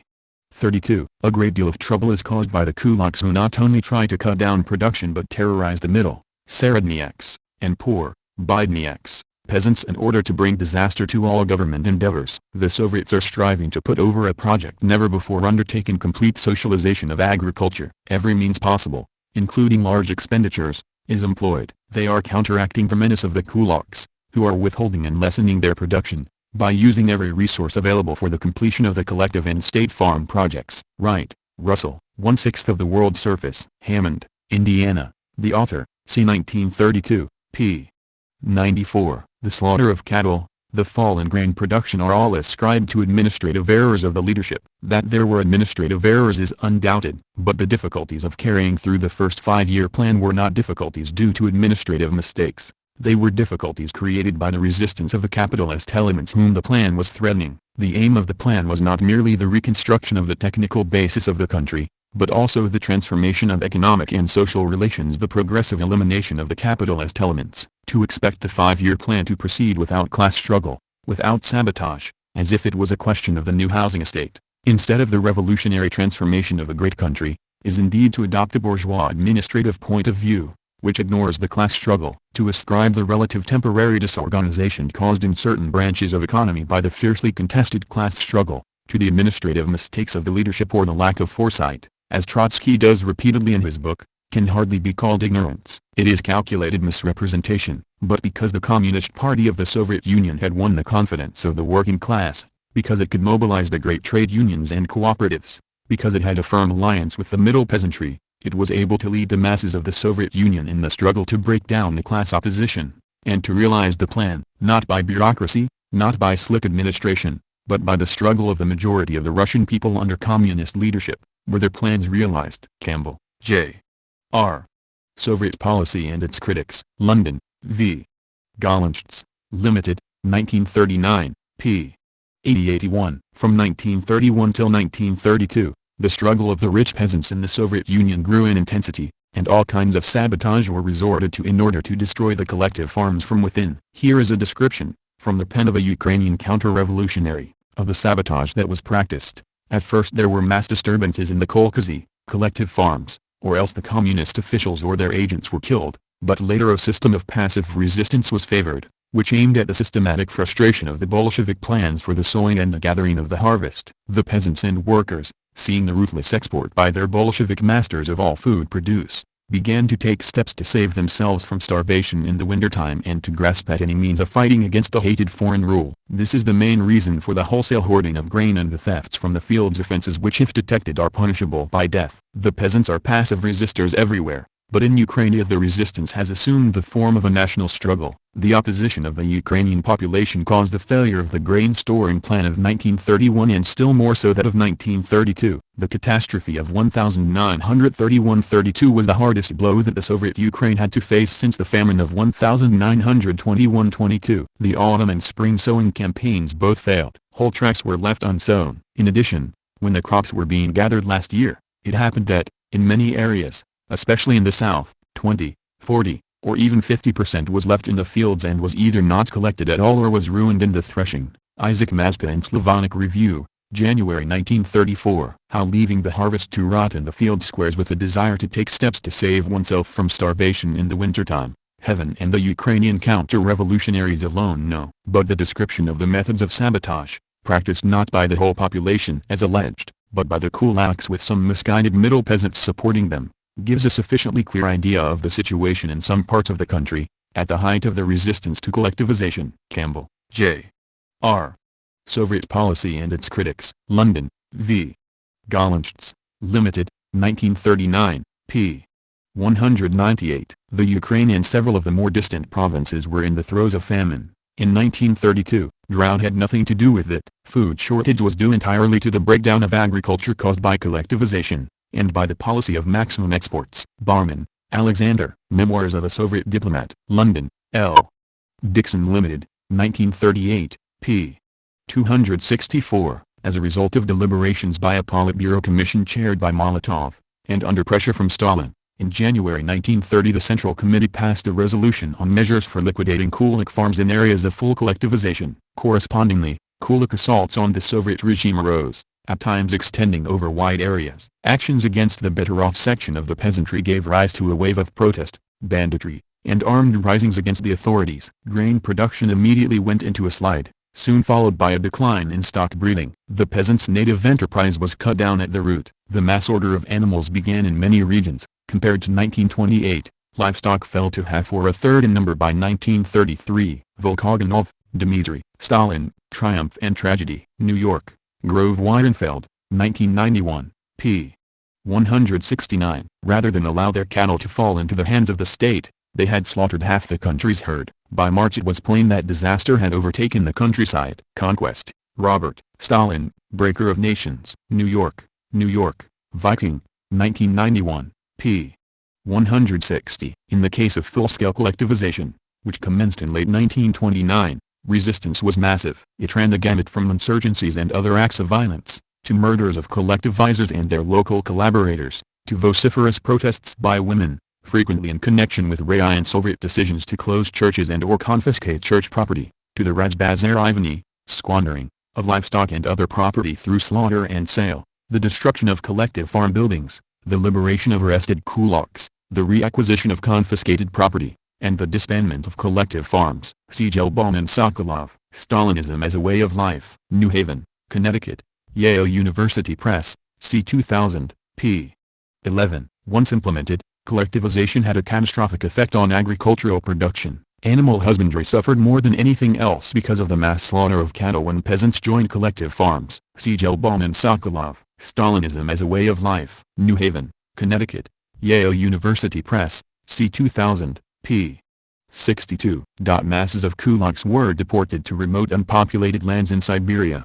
Their houses, barns, and farm implements were turned over to the collective farms. Stalin himself put the value of their property so transferred at over 400 million rubles. The bulk of the peasants decided to bring in as little as possible of their property to the collective farms, which they imagined to be state-owned factories, in which they themselves would become mere factory hands. In desperation they slaughtered their cattle, smashed implements, and burned crops. This was the Muzyks' great Luddite-like rebellion. Only 3 years later, in January 1934, did Stalin disclose some of its results. In 1929 Russia possessed 34 million horses. Only 16.6 million were left. In 1933 to 18 million horses had been slaughtered. So were 30 millions of large cattle, about 45% of the total, and nearly 100 million, or 2/3 of all sheep and goats. Vast tracts of land were left untilled. Famine stalked the towns and the black soil steppe of the Ukraine. Deutscher, Isaac, Stalin, A Political Biography. New York, Oxford University Press, 1967, p. 325. Between January and March 1930, the number of peasant holdings brought into the collective farms increased from 4 million to 14 million. Over half the total peasant households had been collectivized in 5 months. And in the countryside the peasants fought back with the sawed-off shotgun, the axe, the dagger, the knife. At the same time, they destroyed their livestock rather than let it fall into the hands of the state. Conquest, Robert. The Great Terror. New York, Oxford University Press, 1990, p. 18. Passive resistance became the universal form of resistance. The peasants refused to join kolkhozes as long as they had sufficient strength not to yield to threats and force, and they destroyed their livestock as a sign of protest. Livestock transferred to the kolkhoz died from lack of shelter, fodder, and care. The statistics demonstrate the disaster that struck the Soviet livestock herd. In 1928 there were 33.5 million horses in the country, in 1932, 19.6 million. For cattle the figures were, respectively, 70.5 million and 40.7 million, for pigs, 26 million and 11.6 million, for sheep and goats, 146 million and 52.1 million. In Kazakhstan the number of sheep and goats fell from 19.2 million in 1930 to only 2.6 million in 1935. From 1929 to 1934 a total of 149.4 million head of livestock were destroyed. The value of these animals and their products, milk, butter, wool, etc., far exceeded the value of the giant factories built during the same period. The destruction of horses meant a loss of 8.8 million horsepower. Nekrich Peller, Utopia in Power, New York, Summit Books, c. 1986, p. 237. The peasant thought that if the government wanted him to go to the kolkhoz it was for the government to look after him there, and, if the stock was to be pooled, he would prefer to go in with as little as possible. There followed all over the country a colossal slaughter of livestock. There was nothing that the peasant regarded as more specially property than his cow, and indeed, whatever the advantages of brigades in agriculture, they can hardly replace the individual care of an owner for his cattle. The livestock of the country was reduced to one-third, half the horses, sheep, and goats. The general supply of meat and wool sank to one-third. This was in itself a public catastrophe. Paris, Bernard, Russia, Washington, New York, Infantry Journal, Penguin Books, 1944, p. 162. A few years of non-interference with ordinary normal farming had put money in the hands of the peasantry again. Perhaps not very much but enough to be accounted wealth in impoverished Russia. The village Hamptons of Russia refused to give money to the government they detested. All the work of the right faction of the party was undone. Stalin sent his underlings to collect contributions by force from the richer peasants and they reverted to boycott. They cut the acreage under cultivation and sold their stock, bringing about in a very short time a food crisis in all the towns. The peasants buried their grain and their potatoes and lived on their secret food hoards while the towns starved. Graham, Stephen. Stalin. Port Washington, New York, Kennicott Press, 1970, p. 109. After collectivization was put into effect, agriculture was ruined, production fell off, and there was famine. Bazhanov, Boris, Bazhanov and the Damnation of Stalin. Athens, Ohio, Ohio University Press, c. 1990, p. 139. The peasants reacted by killing practically all their livestock which, after 1930, resulted in a new period of famine for Russia. Socialist Clarity Group, the U.S.S.R. Its significance for the West. London, v. Gollnisch's, 1942, p.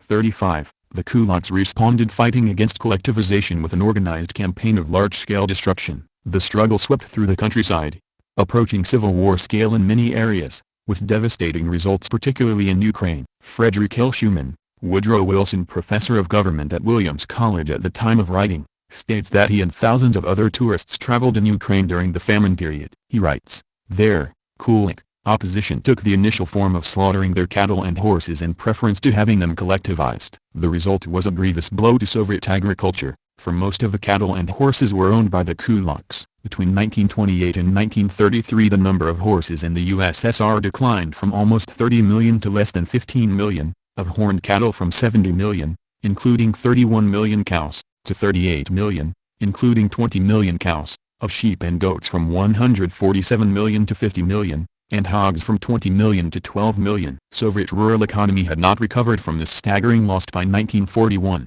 Some kulaks, murdered officials, set the torch to the property of the collectives, and even burned their own crops and seed grain. More refused to sow or reap, perhaps on the assumption that the authorities would make concessions and would in any case feed them. The aftermath was the Ukraine famine of 1932-33. Lurid accounts, mostly fictional, appeared in the Nazi press in Germany and in the Hearst press in the United States, often illustrated with photographs that turned out to have been taken along the Volga in 1921. The famine was not, in its later stages, a result of a food shortage. Despite the sharp reduction of seed grain and harvests flowing from special requisitions in the spring of 1932 which were apparently occasioned by fear of war with Japan, most of the victims were kulaks who had refused to sow their fields or had destroyed their crops. Tuttle, Douglas, Fraud, Famine, and Fascism. Toronto, Progress Books, 1987, p. 93. The struggle around collectivization was not limited to kulaks. A considerable number of middle peasantry were wrongly treated as kulaks. Instead of being won over to supporting collectivization, they resisted collectivization. Louis Fisher observed, "In my book I quote a violently anti-Bolshevik source to the effect that the difficulty was due to the widespread passive resistance of the peasants, as a result of which whole tracts were left unsown and between 20 and 50% of the crop deliberately allowed to rot in the fields. I myself saw, all over the Ukraine in October 1932, huge stacks of grain which the peasants had refused to gather and in which were rotting. This I write was their winter's food. Then those same peasants starved." Mr. Chamberlain has falsely interpreted the famine and some Americans have accepted his interpretation. If the famine was man-made, the peasants were the men who made it. Tuttle, Douglas. Fraud, Famine, and Fascism. Toronto, Progress Books Common 1987, p. 93. Anna Louise Strong writes, New Republic, August 7, 1935. There was a serious grain shortage in the 1932 harvest due chiefly to inefficiencies of the organizational period of the new large-scale mechanized farming among peasants unaccustomed to machines. The point is that the Soviet government was engaged in the tremendous, epochal struggle to socialize the land, for what they claimed to be the eventual good of the peasants. The peasants, however, resisted and terribly enough suffered. To balk the government, they refused to harvest grain, therefore they did not have enough to eat and died. The real story of the famine is briefly this. The 5-year plan included collectivization of the peasantry. Russia, overwhelmingly an agrarian country, contained in 1927 almost 25 million peasant holdings. Stalin's plan was to unite them into socialized collective farms. The peasants would turn over implements and livestock to a farm manager, and work in common on comparatively large rather than very small holdings, assisted by tractors furnished by the state. This was the idea. On it,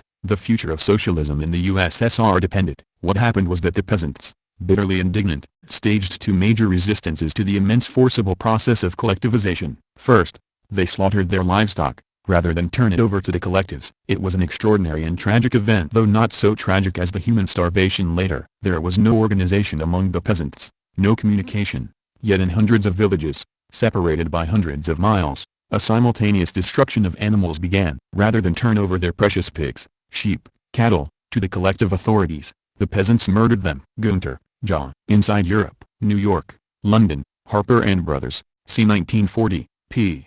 527. In the introduction by Adam Newlem, unable to counter force with force, the peasants turned to passive resistance. 1. And from the government's point of view the most dangerous manifestation of it was the villagers slaughtering their livestock rather than surrendering it to the kolkhoz. In 1928, the USSR had 32 million horses. By 1934 the figure stood at 15.5 million. In January and February 1930 alone, 14 million head of cattle were destroyed. In 1930, with the harvest of 83.5 million tons, the regime extracted from the peasants 22 million and exported 5.5. In the next year the country, largely for reasons already adduced, produced 14 million tons less, 69.5, but the regime squeezed out of the peasantry 22.8 million and exported 4.5. Dolot, Miron, Execution by Hunger, New York, W. W. Norton, c. 1985, p. 9x. A complete turnover of livestock ownership was effected by the collectivization of agriculture. As the farmer joined the collective farm, he was expected to contribute his stock to it. Naturally, he preferred to enter the collective farm with as few animals in his possession as possible. Many, embittered by the policy of collectivization, slaughtered their livestock prior to their forced joining of the kolkhoz. Others attempted to trade or sell their animals. Dolot, Miron, Execution by Hunger, New York, W. W. Norton, c. 1985, p. 116. The rich, and many abused, as well as paranoid, peasants in the winter of 1930 responded by fighting against the organized poor peasants and party cadre. Many communists and poor peasant leaders were assassinated. In the words of a leading anti-Soviet historian of the CPSU, there was open war in the villages and the desperate peasants did not hesitate to kill any communists, regarding them as natural enemies. Other acts of violence were committed against government and party buildings and personnel, and some riots and small-scale insurrections had to be suppressed by the army. In response to the massive economic sabotage which occurred over the course of a couple of years, as well as violence against the party and its supporters in the countryside, the party again adopted extraordinary measures not seen since the Civil War period of 1918-20. Rich peasants were classified into three categories. 1. Active counter-revolutionaries who were subject to criminal proceedings, which sometimes resulted in execution. 2.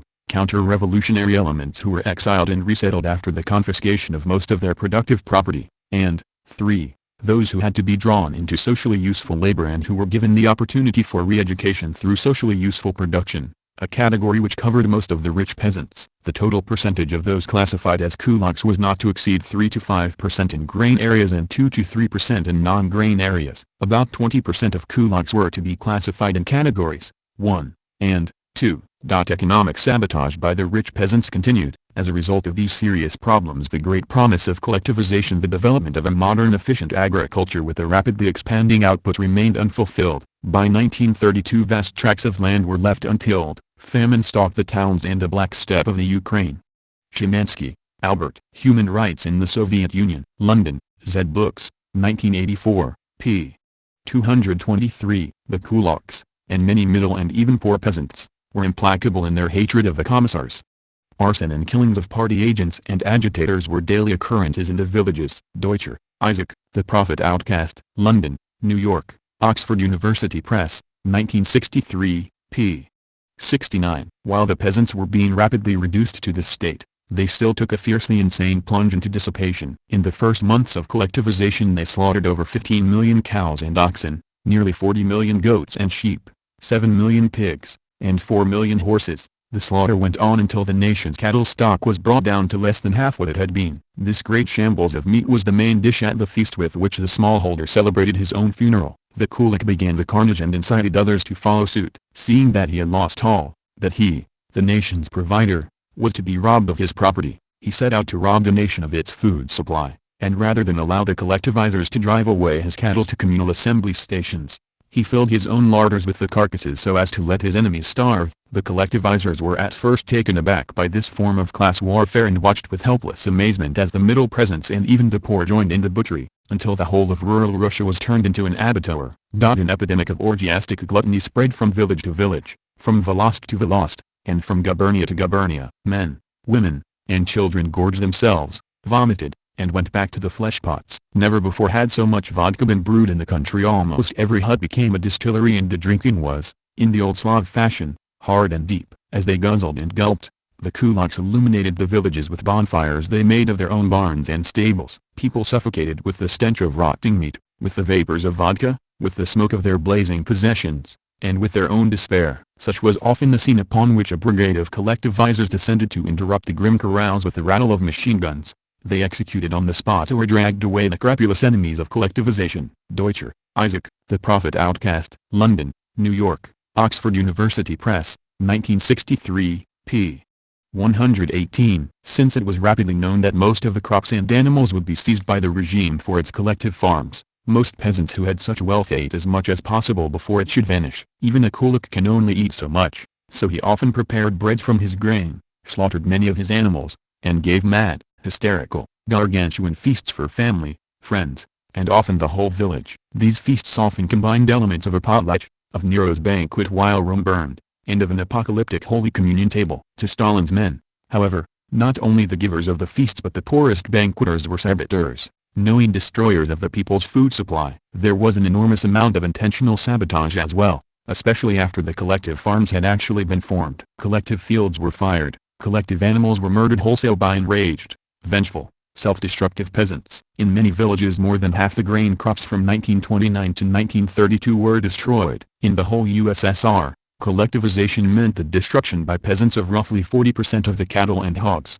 half the horses, and 2/3 of the sheep and goats. The grain losses had a cumulative effect, since seed grains were also involved. All this contributed mightily to the ghastly famine of 1933. Which killed perhaps 1 million people in the Ukraine alone. Not all animals are merely economic assets to peasants. Many are prized and beloved pets, fellow workers, and friends. The pathos of the peasant who lost his dear horse to the kolkhoz, or who killed it to save it from the communists, was repeated many thousand times, and often heard as badly as starvation or arrest. The course of collectivization was wildly unsteady. An often published allegation in 1929 was that the regime planned to collectivize 20% of the villages during the first 5-year plan. In October, 1929, after the harvest, when the big drive began, only some 4% of Russian agriculture seems to have been in any form of socialist farm. By the end of January, 1930, Almost 15% of the peasants of the USSR were already herded into kolkhozes. In the next 5 mad weeks, more than another 40% of the peasants were gunned into forming collective farms, a rate far more intense than anyone had planned,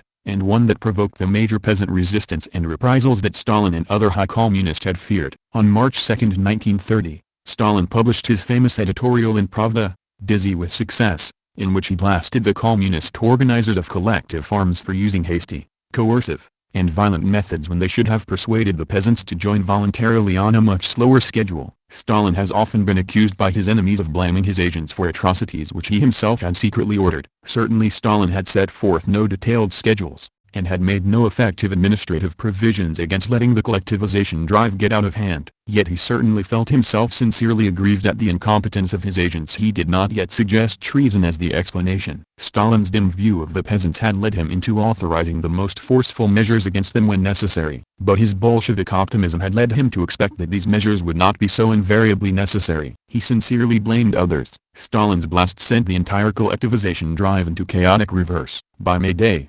1930, the percentage of Soviet peasants in collective farms has gone from 58% down to 24%. Then this wild stampede out of the collectives was reversed by force. Those who had left were made to return, and the formation of new kolkhozes was resumed. The decollectivization of the spring of 1930 was more than made up for by the end of 1932, when roughly 60% of the peasants were supposed to be in collectives. Randall, Francis. Stalin's Russia, New York, Free Press, 1965, p.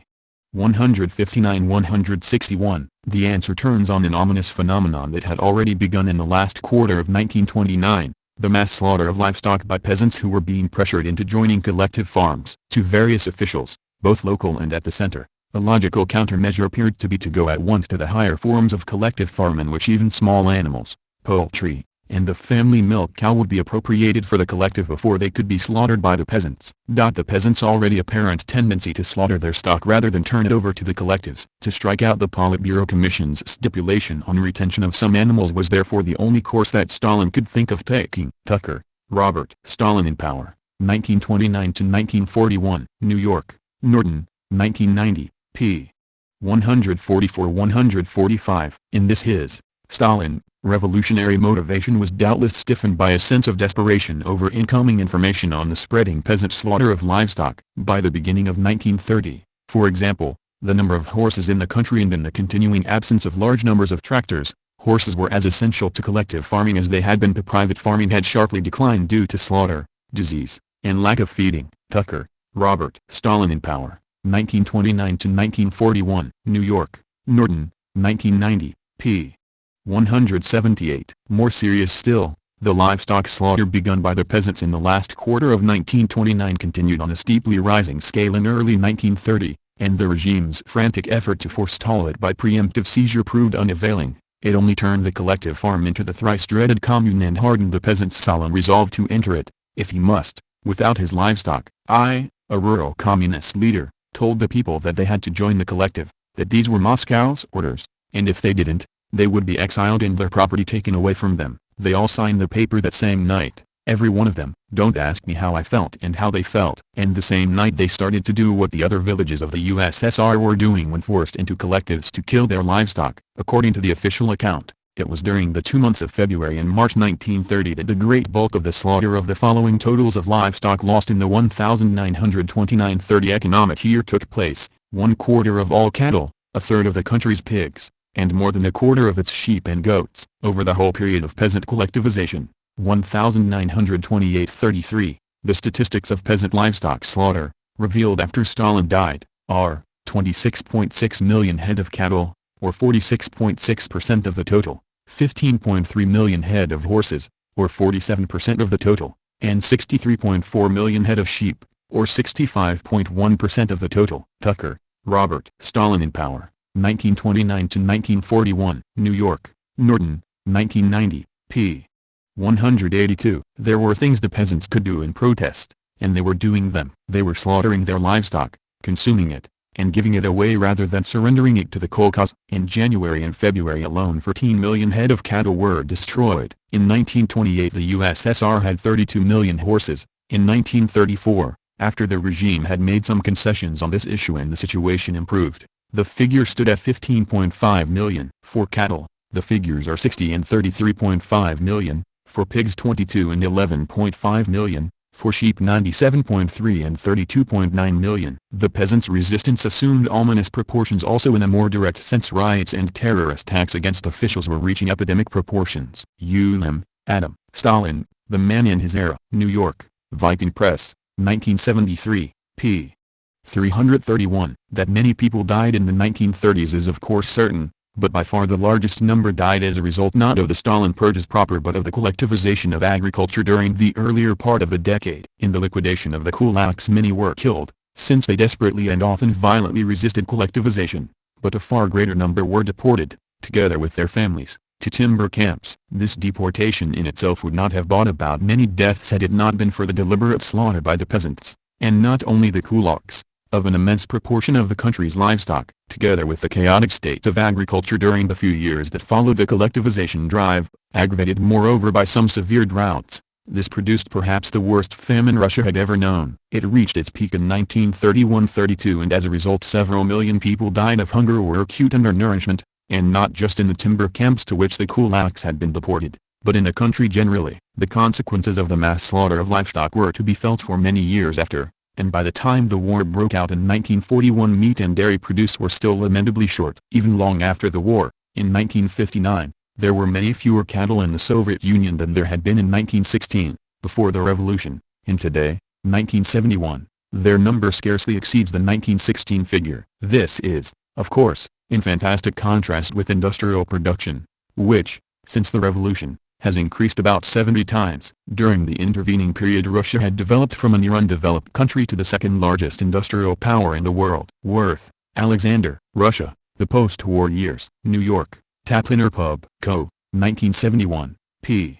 29. The peasants believed they could force the government to stop by destroying their own livestock, the despair that could lead a peasant to kill his own animals, the equivalent in our world of burning down our own house, gives a hint of the scale of desperation. 26.6 million head of cattle were slaughtered, 15.5 million horses. On January 16, 1930, the government decreed that kulak property could be confiscated if they destroyed livestock. Montefiore, Sebag, Stalin, The Court of the Red Tsar. New York, Knopf, 2004, p.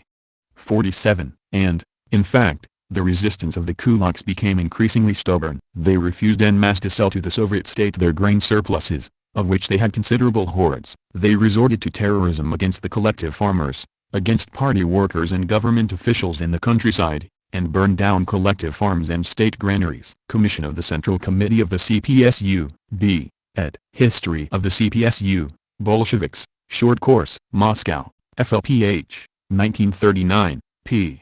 292. Furthermore, the kulaks instigated the peasants to slaughter their animals before entering the collective farms, arguing that they will be taken away anyhow. Commission of the Central Committee of the CPSU, B. ed. History of the CPSU, Bolsheviks, Short Course. Moscow, FLPH, 1939, p.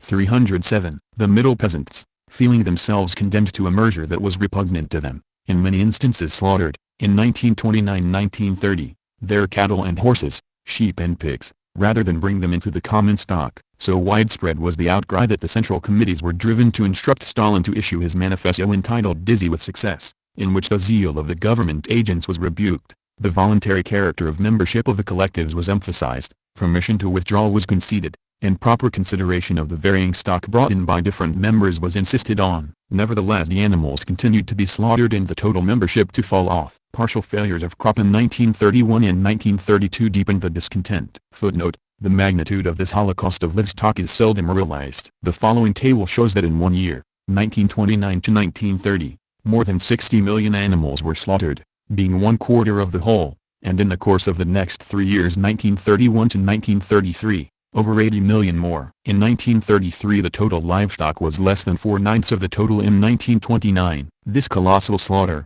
repeated in successive years, has been subsequently excused as having been due to lack of wheat or oats for fodder, owing to government exactions. But why did they slaughter sheep and pigs, and even goats? The whole organized movement for an independent Ukraine was, we are told, from 1928 onwards, directed towards stimulating the peasants to resist collectivization. The forms taken by this resistance, it has been frankly stated by one of the Ukrainian émigrés, have greatly varied. At first there were mass disturbances in the Caucasus, or else the communist officials and their agents were killed, but later a system of passive resistance was favored, which aimed at the systematic frustration of the Bolshevik plans for the sowing and gathering of the harvest. The peasants are passive resistors everywhere, but in Ukraine the resistance has assumed the character of a national struggle. The opposition of the Ukrainian population caused the failure of the grain-storing plan of 1931, and still more so, that of 1932. The catastrophe of 1932 was the hardest blow that the Soviet Ukraine had to face since the famine of 1921 to 1922. The autumn and spring sowing campaigns both failed. Whole tracts were left unsown. In addition, when the crop was being gathered last year, it happened that, in many areas, especially in the south, 20, 40 and even 50% was left in the fields and was either not collected at all or was ruined in the threshing. Towards the close of 1932, when the extent of this continuous deliberate sabotage had become manifest, when the too persistent rains of the summer had ruined the prospect of an abundant harvest, even where the agricultural operations had been loyally carried out, and when it was realized that the reserves had been specially depleted owing to the measures taken in order to stave off a Japanese invasion, the food situation again looked desperate. There is reason to believe that those in authority did not know where to turn. Finally, in January 1933, Stalin announced an administrative campaign, designed to reach the nerve centers of every one of the 225,000 collective farms, a campaign which for boldness of conception and vigor in execution, as well as in the magnitude of its operations, appears to us unparalleled in the peacetime annals of any government. The desperate situation had to be saved, and, aided fortuitously by good crops in 1933 and 1934, it was saved. How this was accomplished will appear in the following pages. Webb, S. Soviet Communism, A New Civilization, London, N.Y., Longmans, Green, 1947, p. 189-191. In 1930, the Soviet government was driven in its desperate quest for capital to export commodities badly needed at home and to issue paper currency, according to the official figures, 6 times the amount provided for in the 5-year plan. Levine, Isaac Don. Stalin, New York, Cosmopolitan Book Corporation, c. 1931, p. 382. During 1930, the country was stripped of its elementary food reserves, which were dumped abroad in the frenzied search for capital. At the end of the year, the meager gold reserves of the state were being exported. Levine, Isaac Don. Stalin, New York, Cosmopolitan Book Corporation, c. 1931, p.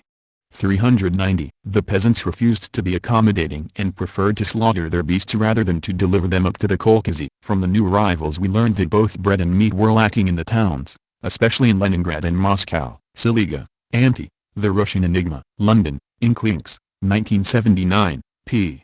187. Draft forces declined drastically directly or indirectly as a result of collectivization. In response to collectivization and the socialization of their property in the Caucasus, many peasants sold or slaughtered their livestock, for a variety of reasons, as a protest against collectivization, because they did not want to surrender their animals to the new collective farms without compensation, because of local officials' unrealistic promises about mechanization. During the initial campaign of 1930, these actions most affected animals used for consumption, especially cattle and pigs. Afterward, when most peasants had already been collectivized and subjected to the procurement demands of 1931, the number of draft animals, especially horses, declined rapidly. Animals were the immediate victims of shortages in 1930-33 since starving peasants had no choice but to feed themselves first from the dwindling reserves, and because peasants frequently expressed their resentment of collectivization by neglect and abusive treatment of socialized livestock. Also, as discussed above, the main grain forage for horses, oats, suffered substantial losses from rust in 1932. As a result, the number of horses declined drastically by 1932. Soviet factories were producing tractors in the early 1930s, but not in sufficient quantity to compensate for the losses of horses. Todger, Mark. Natural Disaster and Human Actions in the Soviet Famine of 1931 to 1933. Pittsburgh, University of Pittsburgh, 2001, p. 21. On the other hand, in some actions peasants clearly expressed outrage and aimed to take revenge on the regime by reducing the harvest. The most obvious such actions were arson attacks on kolkhoz buildings and fields. In the Middle Volga, Nizhny Novgorod, Ivanovo, and northern regions, arson destroyed thousands of hectares of unharvested grain and hundreds of tons of harvested grain, in addition to hundreds of thousands of hectares of forests, cut timber, housing, and fuel. In some places peasants attacked officials and other peasants involved in harvest work and destroyed harvest machinery, according to the OGPU, with the goal of hindering the harvest. Todger, Mark. Natural Disaster and Human Actions in the Soviet Famine of 1931 to 1933. Pittsburgh, University of Pittsburgh, 2001, p.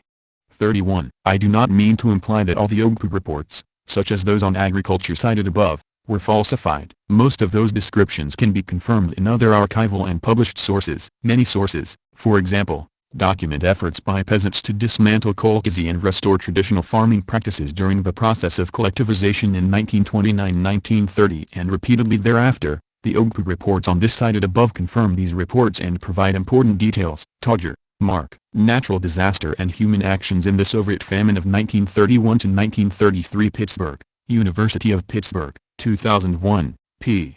41. According to the research reports and so far as they deal with the kulaks, the rich peasants, there were 381,000 families, that is, about 1.8 million people sent into exile. A small number of these people were sentenced to serve terms in labor camps or colonies. But what gave rise to these punishments? The rich Russian peasant, the kulak, had subjected poor peasants for hundreds of years to boundless oppression and unbridled exploitation. Of the 120 million peasants in 1927, the 10 million kulaks lived in luxury while the remaining 110 million lived in poverty. Before the revolution they had lived in the most abject poverty. The wealth of the kulaks was based on the badly paid labor of the poor peasants. When the poor peasants began to join together in collective farms, the main source of kulak wealth disappeared. But the kulaks did not give up. They tried to restore exploitation by use of famine. Groups of armed kulaks attacked collective farms, killed poor peasants and party workers, set fire to the fields and killed working animals. By provoking starvation among poor peasants,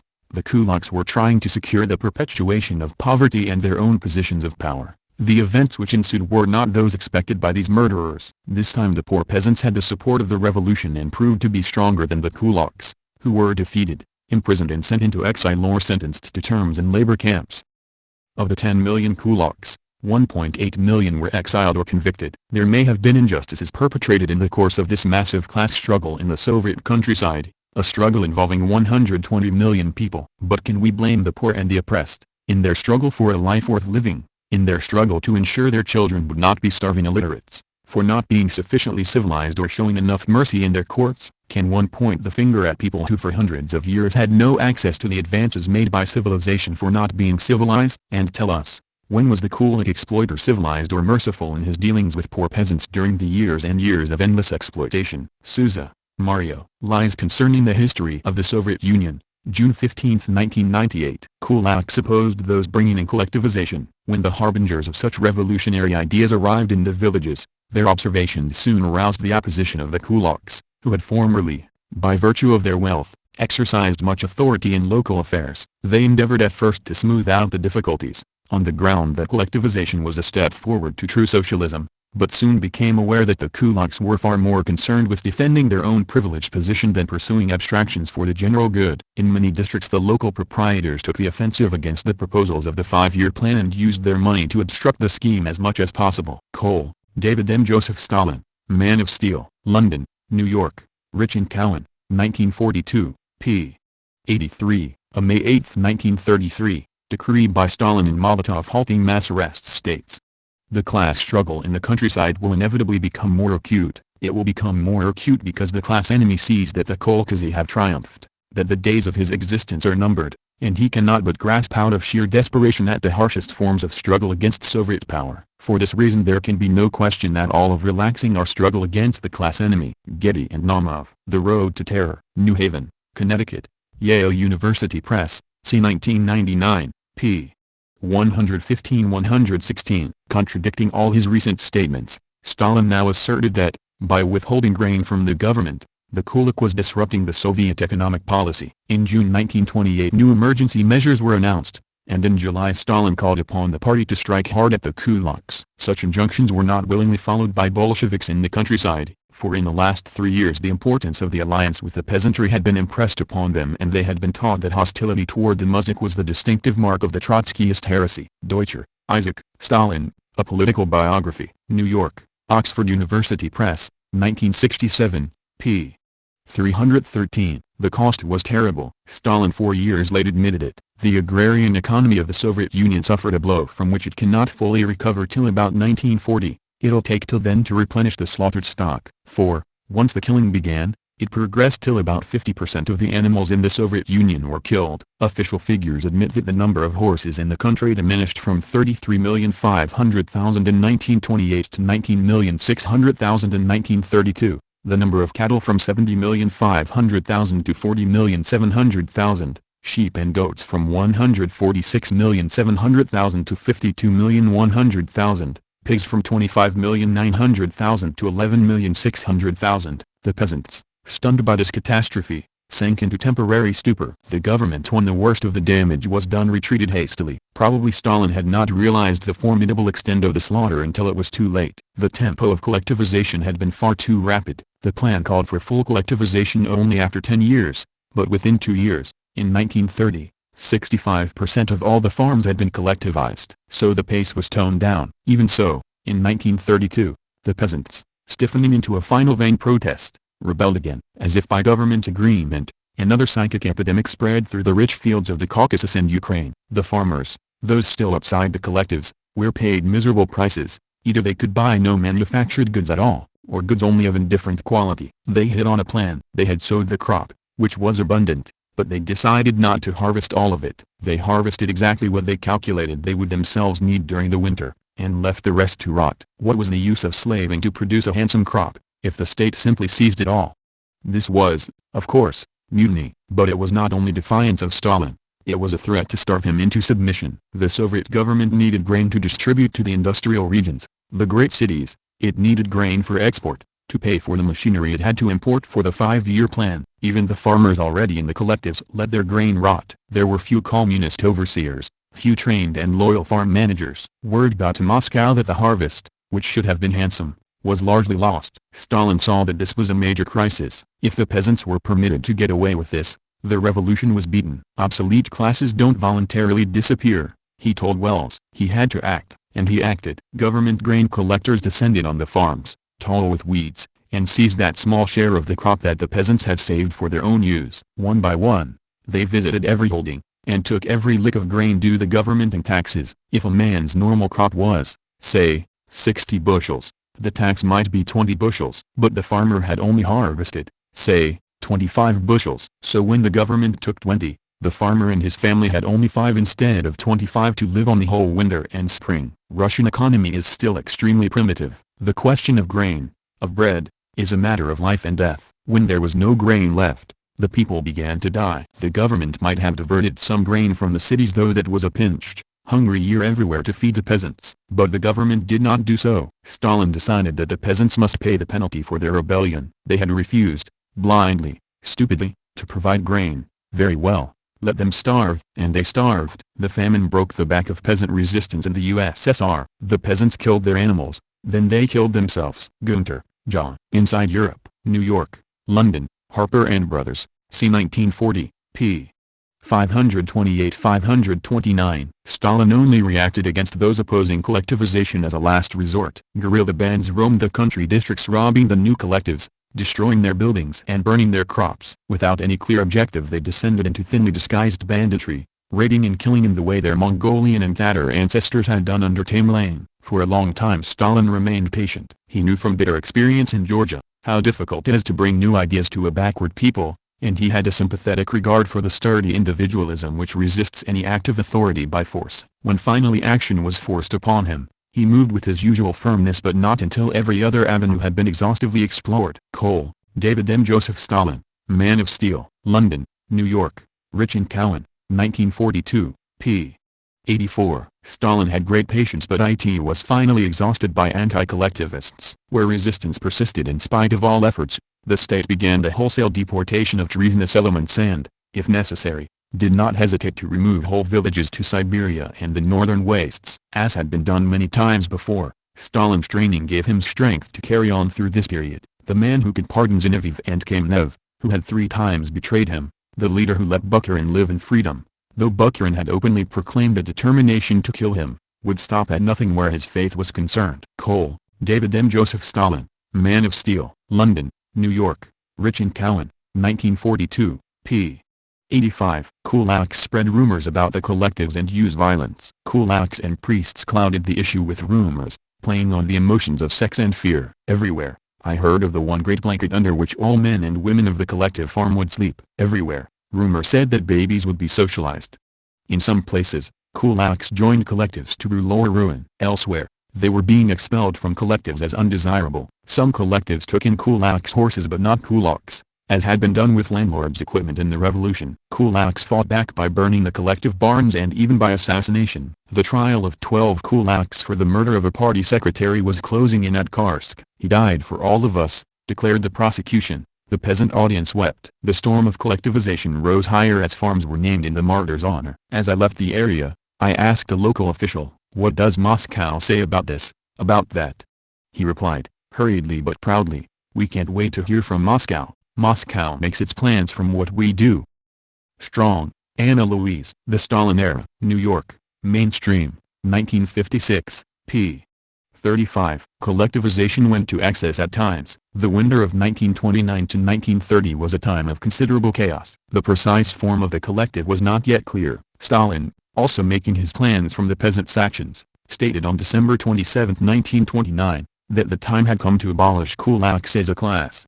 This merely authorized what poor peasants were already doing, but with the authorization they began doing more. Cruel tales came of the unroofing of kulaks' houses, of chaotic deportations. Meantime, organizers, eager for a record, forced peasants into farms by threat of deportation as kulaks. They communized cows, goats, chickens, even dishes and underwear. Kulaks grossly exaggerated these excesses and incited peasants to kill and eat their livestock and go naked into the collective where the state supports you all. Why doesn't Stalin stop it? I asked a communist friend. Has a kulak no rights? This is chaos. There is really too much anarchy, he answered. It comes from division in the party. We communists must take the blame. Stalin has stated the line to abolish kulaks as a class. The right-wing elements, who control the government apparatus, I knew he meant to delay the formulation in law. So the left-wing elements among our local comrades, having no law as a guide, do what is right in their own eyes and the eyes of farmhands and poor peasants. This is anarchy. We expect government decrees soon, then there will be more order. The first decree appeared February 5, 1930. It authorized deportation of kulaks in areas where collectivization was total and where peasants' meetings asked for the deporting of definite people after hearings. The list must then be checked by the provincial authorities, and arrangements made for the districts to which the kulaks should go. These were usually construction jobs or virgin land in Siberia. After the decree, the anarchy lessened. Strong, Anna Louise. The Stalin Era. New York, Mainstream, 1956, p.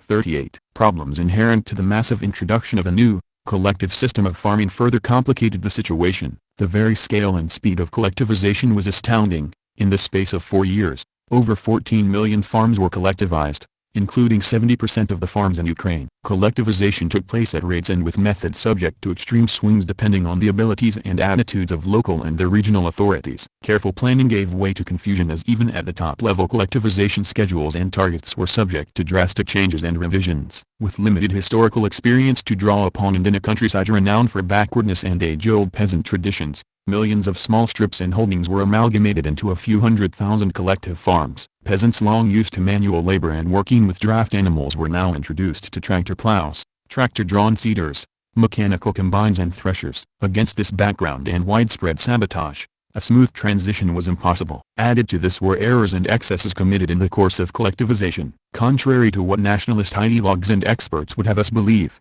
Soviet historiography does not ignore this period, nor does it gloss over errors committed. Tuttle, Douglas. Fraud, Famine, and Fascism. Toronto, Progress Books Common 1987, p. 95. That property expropriated from kulaks was assigned to the new collectives together with the overzealousness of many party cadre-led poor peasants to take aggressive action against the rich peasants, and treat many recalcitrant middle peasants as kulaks. In some areas 15 to 20% of peasants were treated as if they were kulaks, contrary both to party policy and common sense. Szymanski, Albert. Human Rights in the Soviet Union. London, Z Books, 1984, p.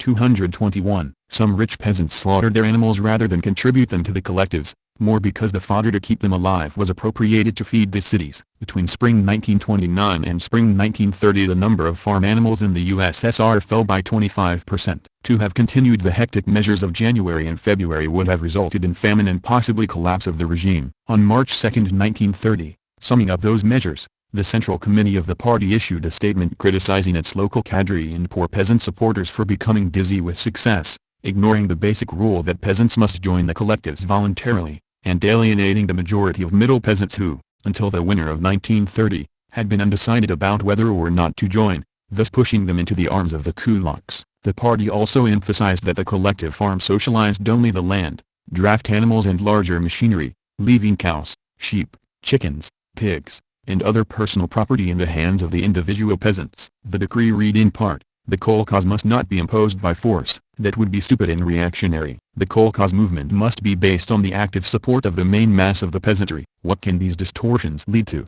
To the strengthening of our enemies and the complete discrediting of the idea of the kolkhoz movement. As a result of the March 1930 decree, the errors of the previous 2 months were largely corrected and pressure on the rich, especially the middle, peasants considerably relaxed. More than half the peasants who, in January and February, had been induced to join the collectives, left them within a few weeks. By September 1930, the percentage of peasants in collectives had dropped to 21% of the total, from a peak of about 58% in early March. Subsequently, subtler incentive structures, and a balance between collective and individual interests, were employed to induce the middle peasants to join the collectives. Private plots, from which peasants could sell their produce on an individual basis, were institutionalized. Profit sharing, rather than set wage payments, became the norm. Most state farms were disbanded and their land and resources given free to the collectives. This more moderate approach after 1930 resulted in a fairly rapid pace of collectivization. By 1933 about 60%, by 1934 about 75%,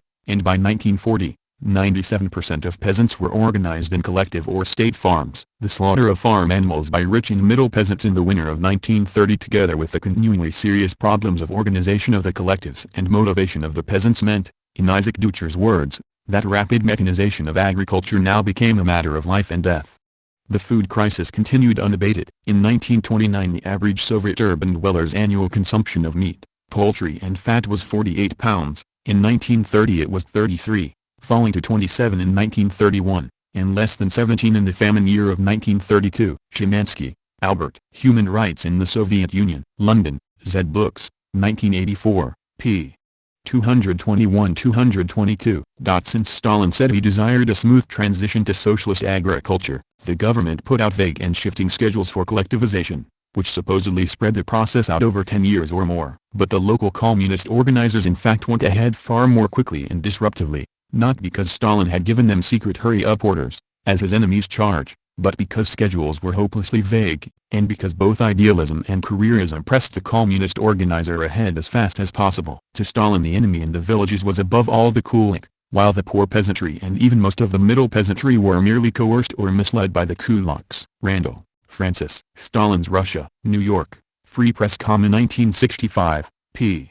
157. Curiously enough, collectivization, which was at first forced, has now become more of a response to the exigencies of the situation. Peasants are flocking into the kolkhoz as into arks of safety. It is largely a matter of expediency and to that extent voluntary. Thus all Soviet expectations have been surpassed. It was planned to collectivize only as machinery could be supplied and to have 15% of the small farm holders organized by 1933. But once the backbone of opposition was broken and it became expedient to join, the collectives increased so rapidly that 4 times the quota has already been reached. The crisis that compulsory socialization created in 1930 is forgotten, but its effects are not repaired. When the peasants saw what awaited them, they ate up or killed their livestock rather than let it be collectivized, and by midsummer 1930 from 1/4 to 1/2 of the farm animals had disappeared. The confiscation of grain and property together with the ruthless policy of the proletarian collectivizers had 2 consequences. It caused acute hunger and dissatisfaction in the cities and rebellious outbreaks in the country. Partisan zeal was jeopardizing the dictatorship. Thereupon Stalin, in the famous letter of March, 1930, called a halt, saying there was giddiness from success among the organizers. They were ordered to desist from coercive methods and roundly scored for their excesses. Collectivization was declared to be purely voluntary. Thus a strategic retreat was negotiated and the crisis successfully passed, with the result that subsequently a policy of modernization has prevailed and socialization has been secured by inducement rather than force. However, the war upon the kulaki has not ceased. Davis, Jerome. The New Russia. New York, The John Day Company, c. 1933, p. 58. Stalin was less stringent toward those opposed to dekulakization than others. In some cases, local militant zeal outstripped the plans of the center. and Moscow often had to rein in excessive dekulakazations, forcible collectivization, and ultra-leftist zeal in persecuting religion. Getty and Naumov, The Road to Terror, New Haven, Connecticut, Yale University Press, c. 1999, p. 43. Kulybysev's terms were tough. Indeed, there is reason to believe that Stalin's lieutenants took a more aggressive stance toward the opposition than he did. 1 month before Bukharin and Kulybyshев spoke, a Politburo meeting had considered punishments for 2 high-ranking Central Committee members, Sirtsov and Lamanedzi, who had taken a right opportunist line against the excesses of collectivization. In the Politburo, Stalin proposed demoting them to the status of candidate members of the Central Committee. The majority, however, strongly disagreed and voted to expel them from the Central Committee. Getty and Naumov, The Road to Terror, New Haven, Connecticut, Yale University Press, c. 1999, p. 52. Tough laws passed against destroying kulaks are weakly enforced. Decree of the Central Executive Committee and the Council of People's Commissars of the USSR on August 7, 1932. The number of complaints concerning violence and threats directed by kulak elements at kolkhoz members who do not wish to leave the kolkhozy and who are working honestly and selflessly for the consolidation of these kolkhozy has similarly increased. Based on these considerations and in order to meet the demands of workers and kolkhoz members, the Central Executive Committee and the Council of People's Commissars of the USSR decree. Point 2. To apply as a measure of judicial punishment for the plundering of rail and border transport cargo the highest measure of social protection, namely, execution with confiscation of all property, with computation of execution under extenuating circumstances to deprivation of freedom for a term of not less than 10 years with confiscation of all property. Point 2. To apply as a measure of judicial punishment for the plundering, theft, of property belonging to kolkhozy and cooperative societies the highest measure of social protection, namely, execution with confiscation of all property, with computation of execution under extenuating circumstances to deprivation of freedom for a term of not less than 10 years with confiscation of all property. Point 1. To wage a resolute struggle against those antisocial, kulak capitalistic elements which apply violence and threats of violence, or preach the use of violence and threats against kolkhoz members for the purpose of forcing the latter to leave the kolkhozy, for the purpose of bringing about the violent destruction of the kolkhozy. These criminal acts are to be put on a footing equal to crimes against the state. 2. To apply as a measure of judicial punishment in matters concerned with the protection of kolkhozy and kolkhoz members against violence and the threats on the part of kulak and other antisocial elements, the deprivation of freedom with imprisonment in a concentration camp for a term ranging from 5 to 10 years. Despite the draconian nature of this law, its application was uneven and confused. The following month, September 1932, the Politburo ordered death sentences mandated by law to be carried out immediately. Nevertheless, of those convicted under the law by the end of 1933, only 4% received death sentences. About 1,000 persons were actually executed. In Siberia, property was confiscated from only 5% of those convicted under the law. Getty and Naumov, The Road to Terror, New Haven, Connecticut, Yale University Press, c. 1999, p. 110. In spite of Stalin's strictures in the original decree against leniency, by August 1936 a secret decree had ordered the review of all sentences under the law of August 7, 1932. 4/5 of those convicted had their sentences reduced, and more than 40,000 of these were freed at that time. Getty and Naumov, The Road to Terror, New Haven, Connecticut, Yale University Press, c. 1999, p. 110. The lesser punishment for the families of kulak subversives. June 2, 1935. Extract from Protocol No. 46 of the Bureau Session of the Azov Black Sea Territorial Committee of the Communist Party. 2. Deporting from our territory 1,500 kulaks, counter-revolutionaries who continue to carry on their anti-Soviet, anti-kolkhoz activities and sabotage. The members of their families, on the other hand, may, if they so desire, remain in place. Getty and Naumov, The Road to Terror, New Haven, Connecticut, Yale University Press, c. 1999, p. 180. In many cases the kulak alone was arrested and sent to a labor camp or jailed or shot, while his family was not touched at first. Agents only made an inventory of the property, leaving it in the family care, as it were. Medvedev, Roy. Let History Judge. New York, Columbia University Press, 1989, p. 237. Politburo orders that justice be done to kolkhoz members. Protocol No. 39 of the Politburo on May 20, 1936, The Procuracy and the Supreme Court of the USSR are instructed to verify the correctness of rejections of requests to dismiss criminal cases against Kolkhoz members in the Ivanovo and Leningrad regions and in the Northern Caucasus region, and to take all necessary measures to rectify any improper decisions made locally. Getty and Naumov, The Road to Terror, New Haven, Connecticut. Yale University Press, c. 1999, p. 220. Collectivization sometimes required harsh methods of persuasion. Molotov. On January 1, 1928, I had to go to Melitopol on the grain procurement drive in the Ukraine to extort grain. Chuev, from the kulaks. Molotov, from everyone who had grain. Industrial workers and the army were in a desperate situation. Grain was all in private hands, and the task was to seize it from them. We took away the grain. We paid them in cash, but of course at miserably low prices. They gained nothing. I told them that for the present the peasants had to give us grain on loan, industry had to be restored and the army maintained. All kinds of rather harsh methods of persuasion had to be applied. We started with the kulak. Chuev, Felix. Molotov remembers. Chicago, I. R. D. 1993, p. 241. We never knew what they hid away, but often they did hold back stocks of grain. Come on, give it up, quick. Those drives were well warranted then. To survive, the state needed the grain. Otherwise it would crack up. It would be unable to maintain the army, the schools, construction, the elements most vital to the state. So we pumped away. Of course, we did not always succeed. We were sitting targets for criticism. They would say, look, the center is demanding the impossible. Such talk was rife. Only the overwhelming authority of the center, with Stalin at the head, enabled us to fulfill the plans. Chuev, Felix. Molotov remembers. Chicago, I. R. D. 1993, p. 243. But this does not mean that the proletarian state used no force against the kulaks and their agents, the saboteurs and wreckers who resorted to murder and terrorism to oppose the building of socialism and who wished to restore capitalism. The dictatorship of the proletariat did exercise its dictatorship over the kulaks, over the minority of exploiters, in the wider interests of the majority of the Soviet people, the workers and peasants, in order to make sure that the vanquished capitalists would not come to power again. The proletarian state exercised its dictatorship because that exactly is the specific purpose for which it does exist. Would we not have complete justification for reproaching it if it did not perform this, one of its main functions? Brar, Harpal. Trotskyism or Leninism. 1993, p.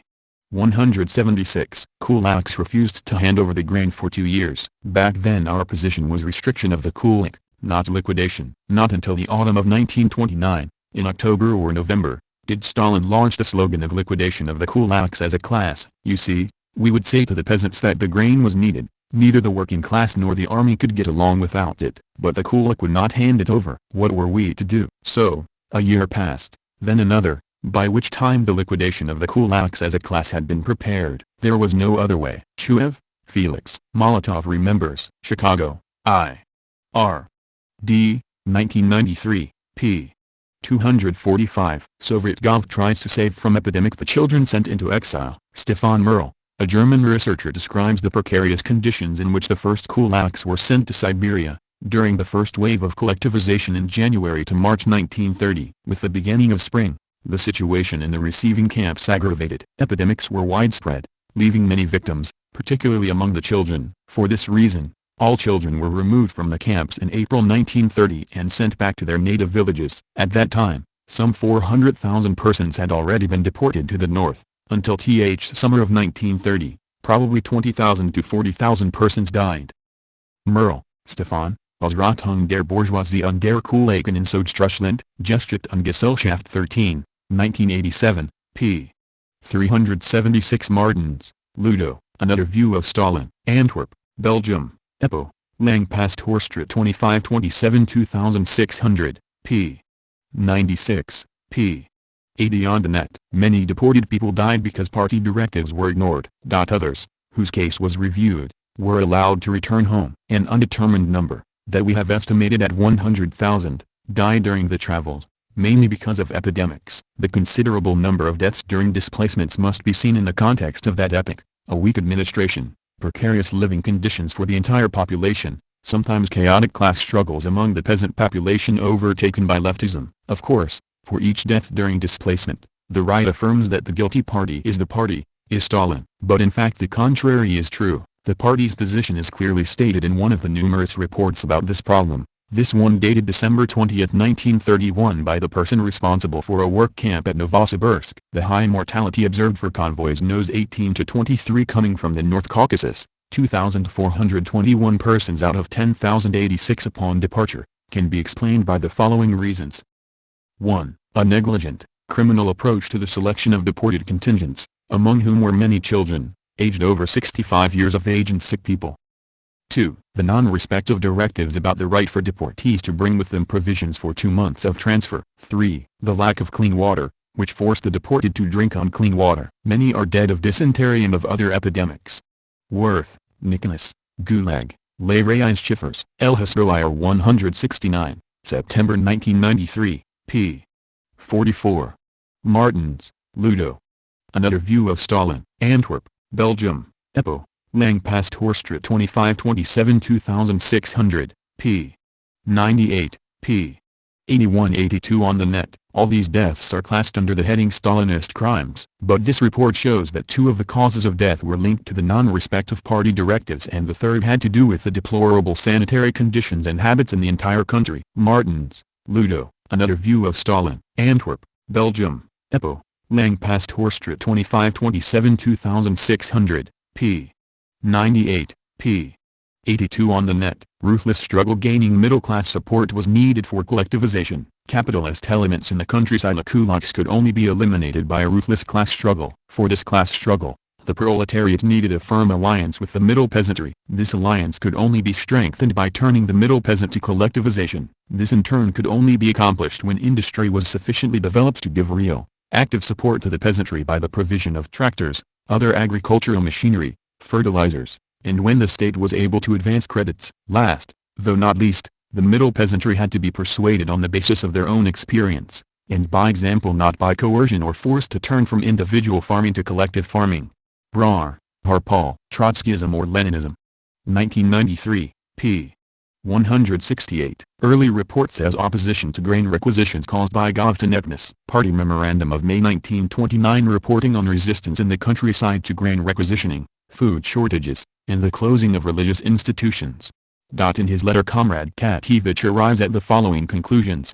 An investigation of the role of local party and Soviet organizations in all the aforementioned incidents which provoked mass uprisings has revealed that, in most cases, party and Soviet organizations were guilty of tactlessness, egregious blunders, and a lack of skill and proficiency in their preparations for vital efforts. This made the anti-Soviet activities of the kulaks and the clergy much easier. The latter were able to respond quickly, flexibly, and skillfully to the blundering, tactlessness, and ineptitude of our local party and Soviet organizations. The kulaks were particularly successful in taking advantage of incidents where local party and Soviet organizations closed churches and so forth by administrative fiat, without careful preparations at the lowest levels and without explaining, persuading, and gaining the support of most of the poor and middle peasants. Signed, Bogomolov, head of the Information Department. Koenker and Bachmann, eds. Revelations from the Russian Archives, Washington, Library of Congress, 1997, p. 378. Humane eviction of kulaks from the Poles region of the Ukraine. Ukrainian Communist Party Central Committee Resolution, April 1, 1932, on the eviction of kulaks from the Poles region. 1. It must be considered essential to purge the Poles region of kulak elements, as we have determined the number of families subject to deportation to be 5,000. 2. The deportees are to be utilized to develop quarries for stone, clay, etc., and for this purpose permanent kulak settlements are to be established on the left bank of the Dnieper River in regions where quarries are located. 3. It is ordered, a. Organizations which will utilize the labor of the special deportees are to provide fully the food supply, living quarters, and cultural medical services to the special deportees. In particular, the People's Commissariat for Supply of the Ukraine must exercise particular supervision and supply food and manufactured goods to the special deportees. Koenker and Bachmann, eds. Revelations from the Russian Archives, Washington, Library of Congress, 1997, p. 402. These people, kulaks, were obviously small farmers, used to hard work, as we could tell by the rough hands of both men and women, and they had the ruddy complexions of people who work on the land. But at this time they were a bewildered-looking lot. They didn't seem to know what was happening to them, or why, and neither did the other Russians who saw them being moved about. Well, these people were kulaks, and they were being liquidated. This was the process which has been described by many an expert in many a book about Russia. I watched the liquidation of kulaks before I had read any expert interpretations of the process. It just looked to me as if most of the small farmers in Russia were being moved from one place to another under police guard. I had no more idea why this was being done than most of the Russians seemed to have. It seemed that orders had come from Moscow to do this, so it was being done. Little page, John D. In Search of Soviet Gold, New York, Harcourt, Brace, C. 1938, p. 73. Sometimes force against the kulaks was necessary. What must be done in order to obtain grain surpluses? We must, first of all, put an end to the mentality of waiting for the grain to come itself, as a harmful and dangerous one. Grain collections must be organized. We must mobilize the poor and middle peasants against the kulaks and organize their public support for the measures adopted by the Soviet government for increasing the grain collections. It is true that this method is sometimes coupled with the application of emergency measures against the kulaks, which calls forth the comical wailings of comrades Bukharin and Rykov. But what is wrong with that? Why is it wrong, sometimes, under certain conditions, to apply emergency measures to our class enemy, the kulaks? Why is it permissible to arrest the speculators in the towns by hundreds and exile them to the Trukhin region, and not permissible to take surplus grain from the kulaks who are trying to take the Soviet government by the throat and enslave the poor peasants by methods of public coercion, and at prices at which the poor and middle peasants sell their grain to our grain collection organizations? What is the logic of this? Has our party ever declared itself opposed in principle to the application of emergency measures against the kulaks? Comrades Rykov and Bukharin apparently are opposed in principle to the application of any kind of emergency measures against the kulaks. But that is a bourgeois liberal policy, and not a Marxist policy. Stalin, Joseph. Stalin's Camp, New York. Howe, Soskin and Company, C. 1940, p. 170. Trying to merely persuade some kulaks to yield their grain is stupid. Those who support Comrade Bukharin's group hope to persuade the class enemy that he should voluntarily forego his interests and voluntarily surrender his grain surplus. They hope that the kulak, who has grown, who is able to avoid giving grain by offering other products in its place and who conceals his grain surplus, they hope that this same kulak will give us his grain surplus voluntarily at our collection prices. Have they lost their senses? Is it not obvious that they do not understand the mechanism of the class struggle, that they do not know what classes mean? Do they know with what derision the kulaks treat our people and the Soviet government at village meetings called to assist the grain collections? Have they heard of facts like this? For instance, one of our agitators in Kazakhstan, for 2 hours tried to persuade the holders of grain to surrender that grain for supplying the country. At the end of the talk a kulak stepped forth with his pipe in his mouth, and said, "Do us a little dance, young fellow, and I will let you have a couple of poods of grain." Stalin, Joseph. Stalin's Camp, New York. Howe, Soskin and Company, C. 1940, p. 172. Summing up the results of the first 5-year plan at the January 1933 plenum, Stalin included a special section on the tasks and results of the struggle against the remnants of the hostile classes. Despite the fact that he was talking about remnants, he nevertheless issued a call to struggle against them implacably, and not a word about re-education, or bringing many ex-people and their families into the new life which might the more effectively help to change their outlook and their class instincts. Depicting the social scene, he said, "The remnants of the dying classes, industrialists and their servants, private traders and their stooges, former nobles and priests, kulaks and their henchmen, former white officers and NCOs, former gendarmes and policemen, they have all wormed their way into our factories, our institutions and trading bodies, our railway and river transport enterprises, and for the most part into our collective and state farms. They have wormed their way in and hidden themselves there, disguised as workers and peasants, and some of them have even managed to worm their way into the party. What have they brought with them? Of course, they have brought their hatred of the Soviet regime, their feeling of ferocious hostility to the new forms of the economy, way of life, culture. The only thing left for them to do is to play dirty tricks and do harm to the workers and collective farmers. And they do this any way they can, on the quiet. They set fire to warehouses and break machinery, they organize sabotage, they organize wrecking in the collective and state farms, and some of them, including a number of professors, go so far in their wrecking activities as to inject the livestock in collective and state farms with plague on anthrax, and encourage the spread of meningitis among horses, and so on. Volkogonov, Dmitry. Stalin, Triumph and Tragedy. New York, Grove Weidenfeld, 1991, p. 186. In Dizzy with Success, Stalin criticizes those closing churches. In his article Dizzy with Success, published in Pravda on March 2, 1930, Stalin wrote, "And what about those revolutionaries, if one may call them that, who begin the job of organizing collective farms by taking the bells from the churches, To take a bell, just think how our revolutionary. On March 15, 1930, Soviet newspapers published the decree on distortions of the party line in the cooperative movement. This decree referred to the administrative closing of churches as an error committed by local officials and threatened severe punishment for anyone offending the feelings of believers. By the end of 1930, roughly 80% of the village churches had been closed, and among the dispossessed kulaks there were a substantial number of clergymen. Medvedev, Roy. Let History Judge. New York: Columbia University Press, 1989, p. 229. Kulaks in exile settlements were given freedom because they fought in the war. Thousands of kulak special settlements were established in these remote regions. The inhabitants of these exile colonies were denied freedom of movement. The exiles' situation changed in 1942, when young men from the special settlements began to be drafted into the Red Army because of the Soviet Army's severe losses in the war. At the end of the war, the commandant's offices for supervising these colonies were closed, and the residents of the former special settlements obtained relative freedom of movement. Medvedev, Roy. Let History Judge. New York: Columbia University Press, 1989, p. 237. Poor leaders of early state farms were fired or brought to trial. The newly formed state farms also experienced repression. A typical example was a decree on the work of livestock state farms, published in the spring of 1932 and signed by Stalin, Molotov, and Yakovlev, People's Commissar of Agriculture. The decree named 34 directors of state farms who had tried to gloss over shortcomings resulting from their own poor leadership by referring to the fact that livestock state farms are in the early stages of construction. The decree proposed that these 34 be fired and brought to trial. It also listed 92 other directors, who were only to be fired. Medvedev, Roy. Let History Judge. New York: Columbia University Press, 1989, p.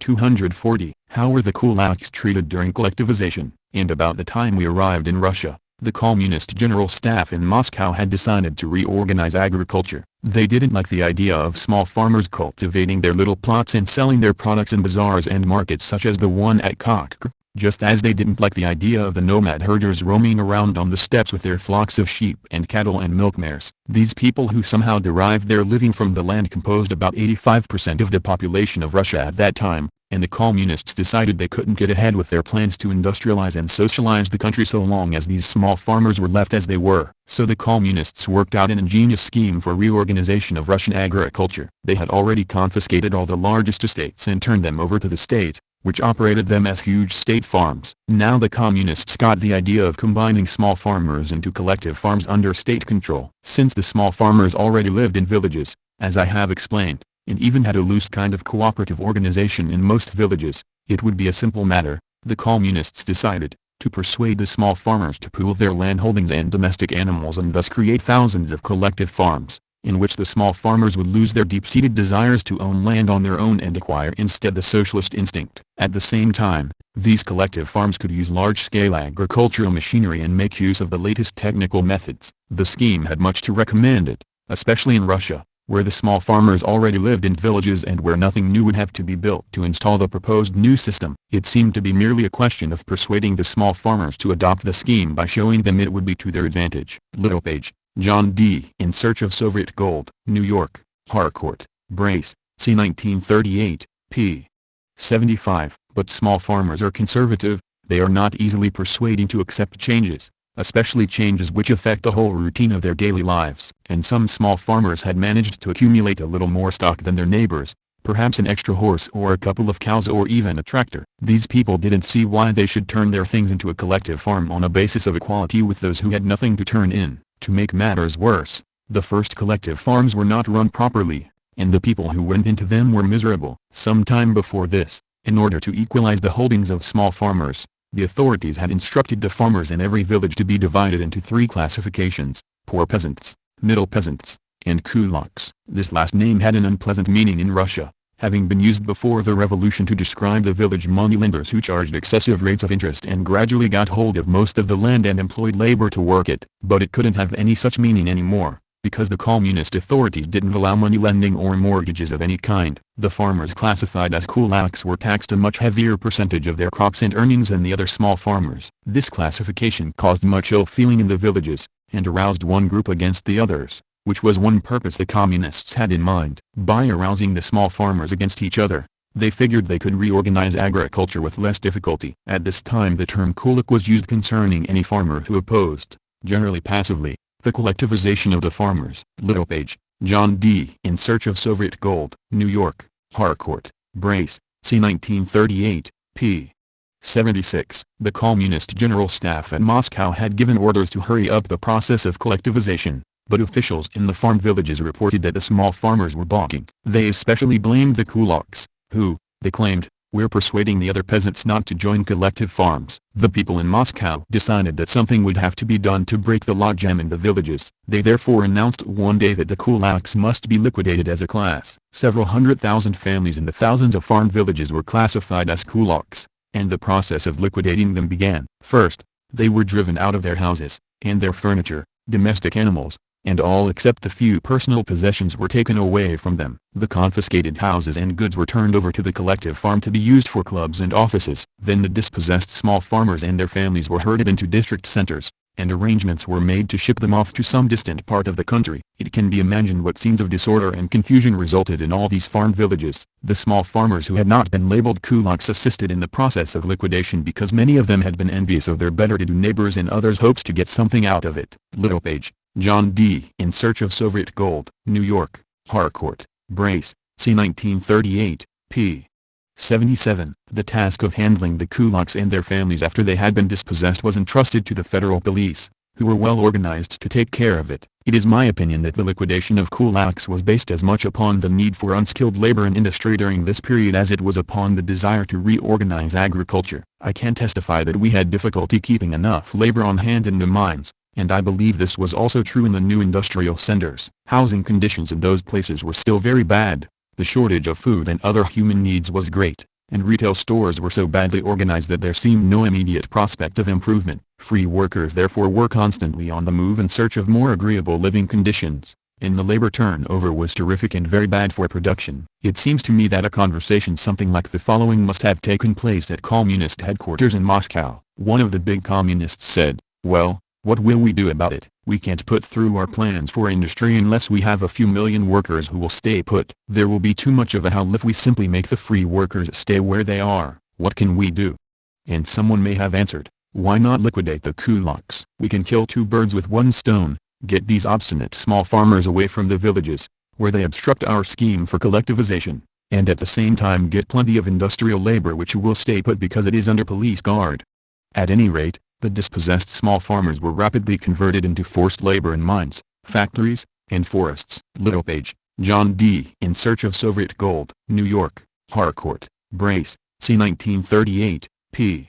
78. One day several trainloads of men, women, and children arrived at these mines, consisting of dispossessed small farmers and their families under police guard. This group was assigned to one mine for work, thus making it easier for the police to keep track of them and avoiding any conflict between these people and the free miners. I saw quite a lot of these kulaks at the mines, from the beginning, since it was my job to teach them how to mine. Being farmers, they naturally knew none of the processes. The newcomers all seemed to be completely bewildered by what had happened to them, and very few of them ventured to make complaints of any kind. Little page, John D. In Search of Soviet Gold, New York, Harcourt, Brace, c. 1938, p.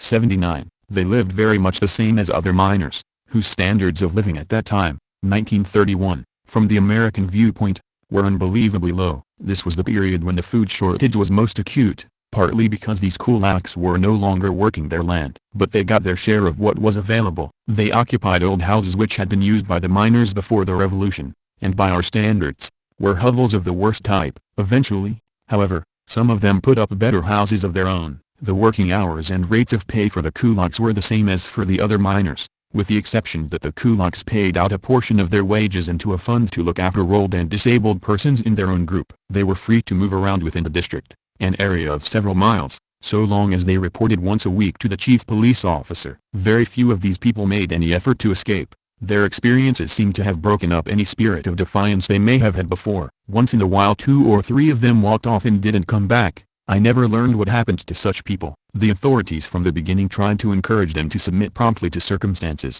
Those who buckled down to work were soon given their lost citizenship rights and other little privileges. Later, I ran up against similar groups of ex-farmers engaged in forced labor in gold, copper, and zinc mines in which I worked in several parts of the country. Usually, they were kept at work separately, for purposes of convenience, although they were not isolated in ordinary life, and mixed as much as they liked with the free miners. Little Page, John D. In Search of Soviet Gold, New York, Harcourt, Brace, c. 1938, p.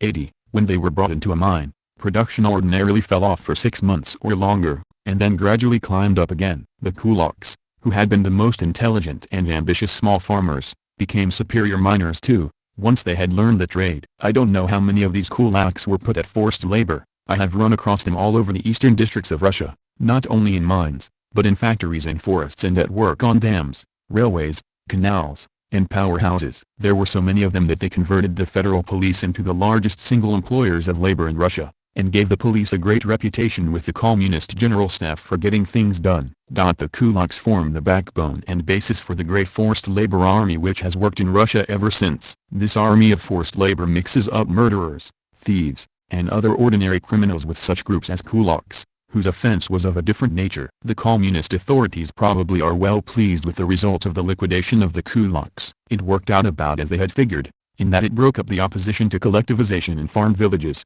and at the same time provided plenty of much-needed fixed labor in new industrial centers. Little Page, John D. In Search of Soviet Gold, New York, Harcourt, Brace, c. 1938, p.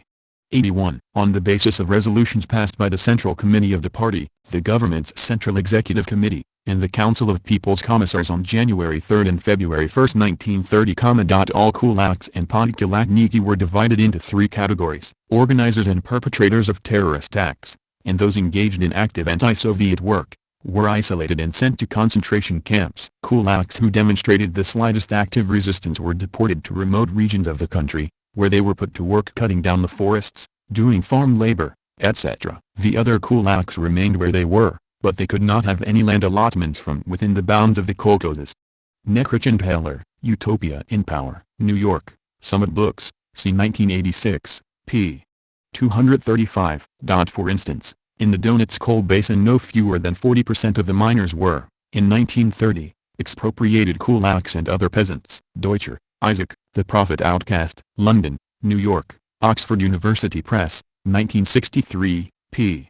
115. Later, when the sabotage took the form of a widespread general strike against even cultivation of the collective farms, the Soviet government found itself on the horns of the same dilemma that perplexed the administrators of the English Poor Law. To provide maintenance for able-bodied men whose refusal to work had brought them to destitution would merely encourage them, and their families, and eventually countless others, to repeat the offense. Yet deliberately to lead them to starve was an unacceptable alternative. The English guardians of the poor, early in the 18th century, invented the device, which was readopted in 1834, of relieving the able-bodied and their families only on condition that they entered the workhouse, and there performed whatever tasks of work could be set to them. The Soviet government had no workhouses available and no time to build them. Its device was forcibly to remove the peasants who were found to be without food from the villages which they were demoralizing to places at a distance where they could be put to work at the making of railways, roads or canals, at the cutting of timber, or at prospecting or mining for mineral ores, all tasks of discomfort and occasionally of hardship,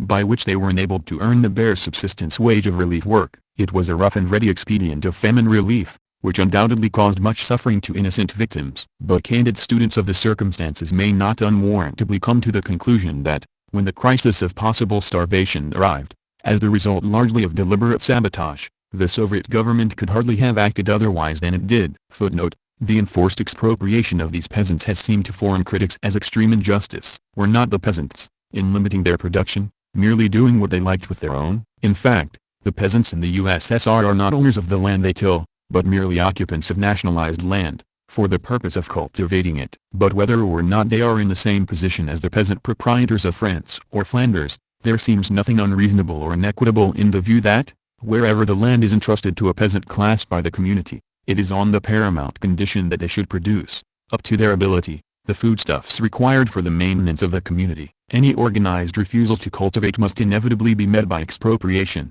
Webb, S. Soviet Communism, A New Civilization, London, N.Y., Longmans, Green, 1947, p.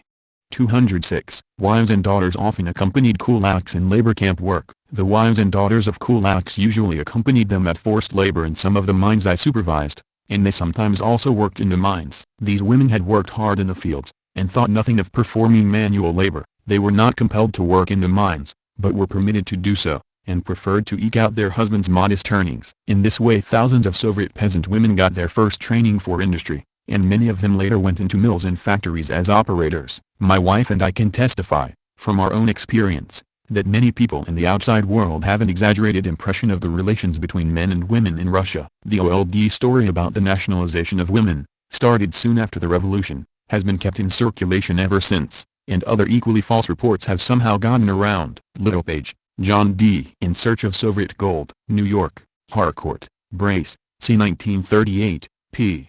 234. Dekulakization was done poorly at the local level, not from the center. Lynn Viola. Although the center equipped local officials with the legislative powers necessary for de facto dekulakization, many regional party organizations, particularly those in grain-producing regions, went one step further and issued orders for the expropriation or exile of kulaks on a relatively large scale from the fall of 1929. In the Lower Volga, Middle Volga, Siberia, and Ukraine, thousands of peasants were expropriated and or exiled on the basis of regional party decisions made prior to the adoption of the Central Decree on Dekulakization on January 5, 1930. By the time of the Central Decree, the center was recognizing and endorsing what had already become a reality in many parts of the countryside. Implementation of dekulakization following the Central Decree spread far beyond the grain-producing regions into grain deficit and national minority regions in spite of the center's directives not to implement dekulakization outside of regions of wholesale collectivization, which was then limited mainly to grain-producing regions. The result was massive violations that soon led the center to issue more precise directives in late January and early February,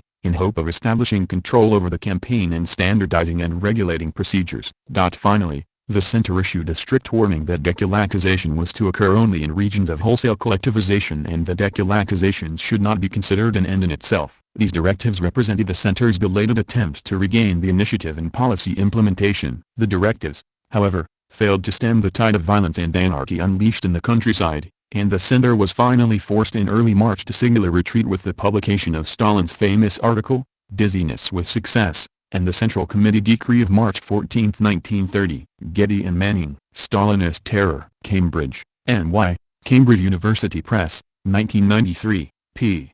67. The regions acted first in the campaign to eliminate the kulak as a class and in so doing forced the hand of the center and this issue. Dekulakization began on local and regional initiative in late 1929 and early 1930. The 5th of January Decree on Collectivization, which made the new policy toward the kulaks official, provided encouragement for the actions and initiative of local and regional authorities. Viola, Lynn. The Best Sons of the Fatherland. New York, Oxford University Press, 1987, p.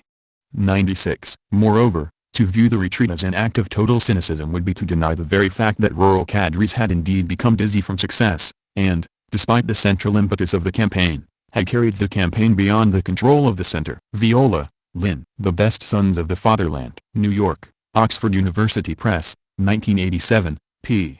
116. This first phase of dekulakization led to repressive mayhem and massive peasant discontent. The center had unleashed its cadres in the field from the time it adopted extraordinary measures to deal with the grain procurement crisis and quickly discovered that it was no easy task to bring them back under control. The center was not prepared to deal with either the army of recently dekulakized or the peasant unrest thus generated. The first consequence of this lack of preparation was the March retreat. The second consequence was the formation of commissions to review complaints from dekulakized peasants seeking redress. According to Soviet data, in the central Black Earth region alone, some 32,583 peasants were rehabilitated in 1930. An additional 5,000 in the Middle Volga and 5,500 in the Lower Volga were also said to have been rehabilitated in 1930. Dekulakization resumed in late 1930 and the first half of 1931. It appears to have been less anarchic and more subject to central control. Elsewhere, dekulakization resumed in late 1930 and extended into the early summer of 1931. After the second phase of dekulakization,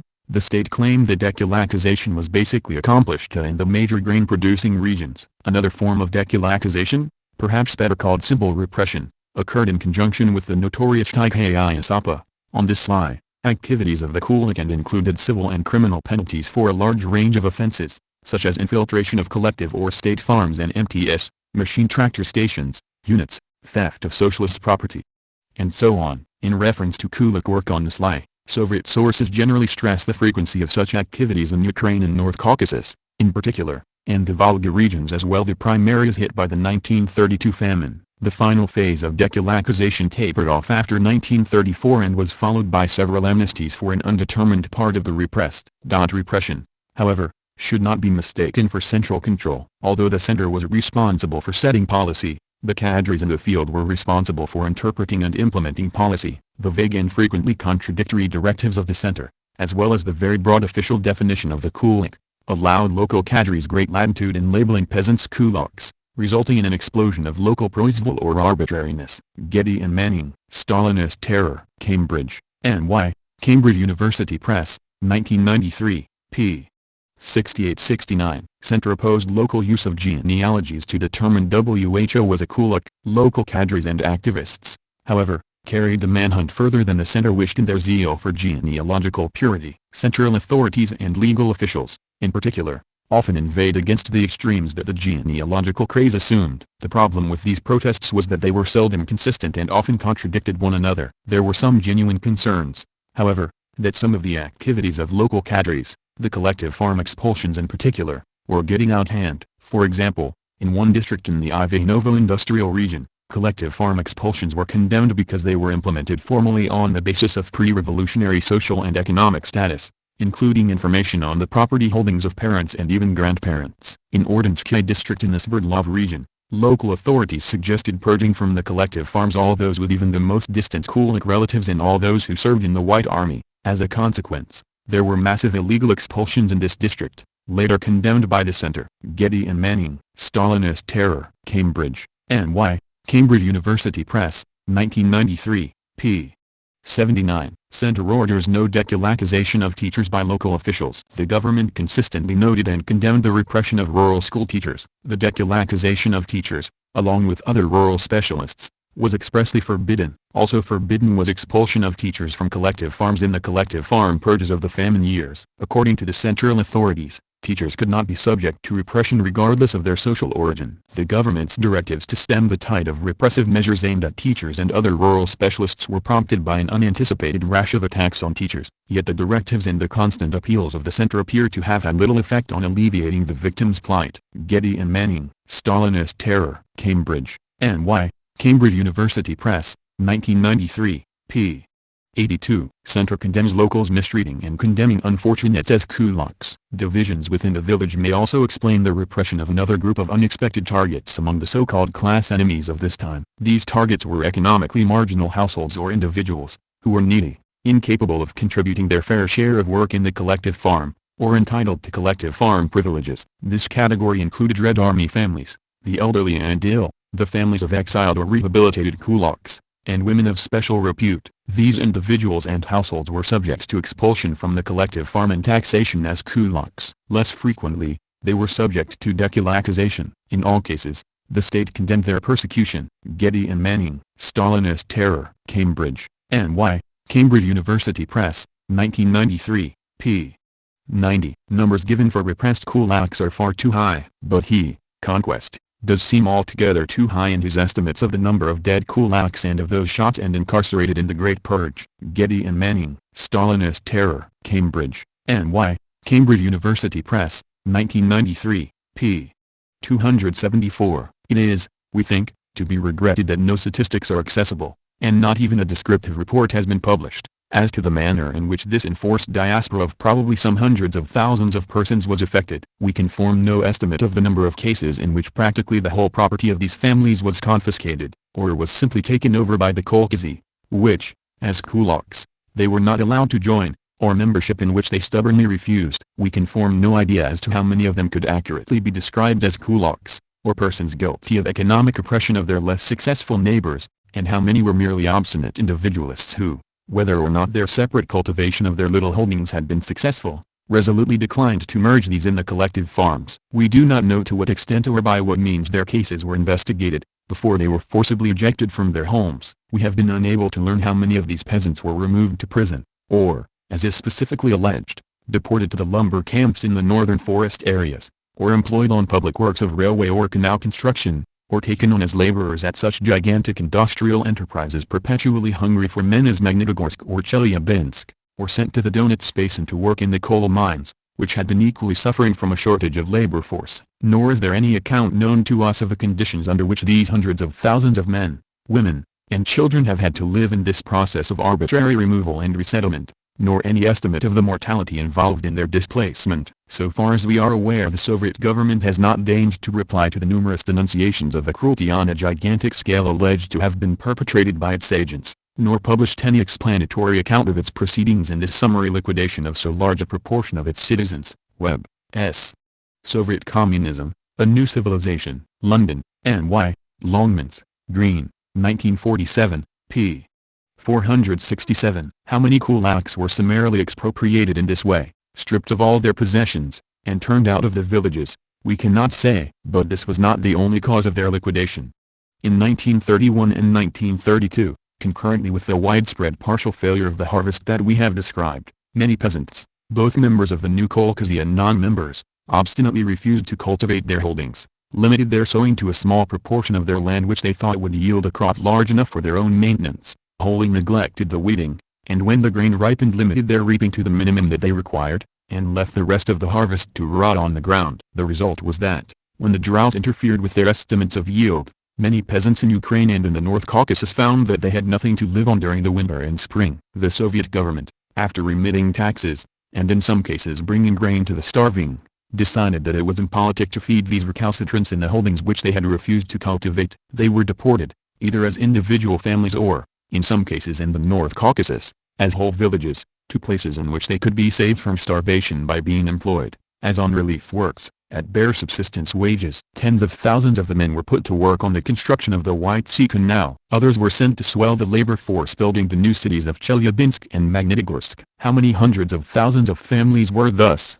between 1930 and 1934, forcibly torn from their holdings, losing all that they possessed, we are unable even to estimate. Webb, S.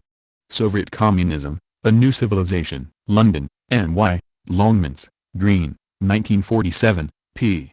470. Stalin denies being the only author of Dizzy with Success. For instance, he, Stalin, wrote to some collective farmers, "Some people think the article Dizzy with Success represents the result of Stalin's personal initiative. That's nonsense. Of course, it was the result of reconnaissance by the Central Committee." And further, it is hard to stop people when they are on a wild stampede towards the abyss, and to head them off onto the proper path in time. Volkogonov, Dmitry, Stalin, Triumph and Tragedy. New York, Grove Weidenfeld, 1991, p. 168. April 1930. There are some who think that the article Dizzy with Success was the result of Stalin's personal initiative. That, of course, is nonsense. It is not in order that personal initiative in a matter like this be taken by anyone, whoever he might be, that we have a Central Committee. Stalin, Joseph. Works. Moscow, Foreign Languages Pub. House, 1952, Volume 12, p.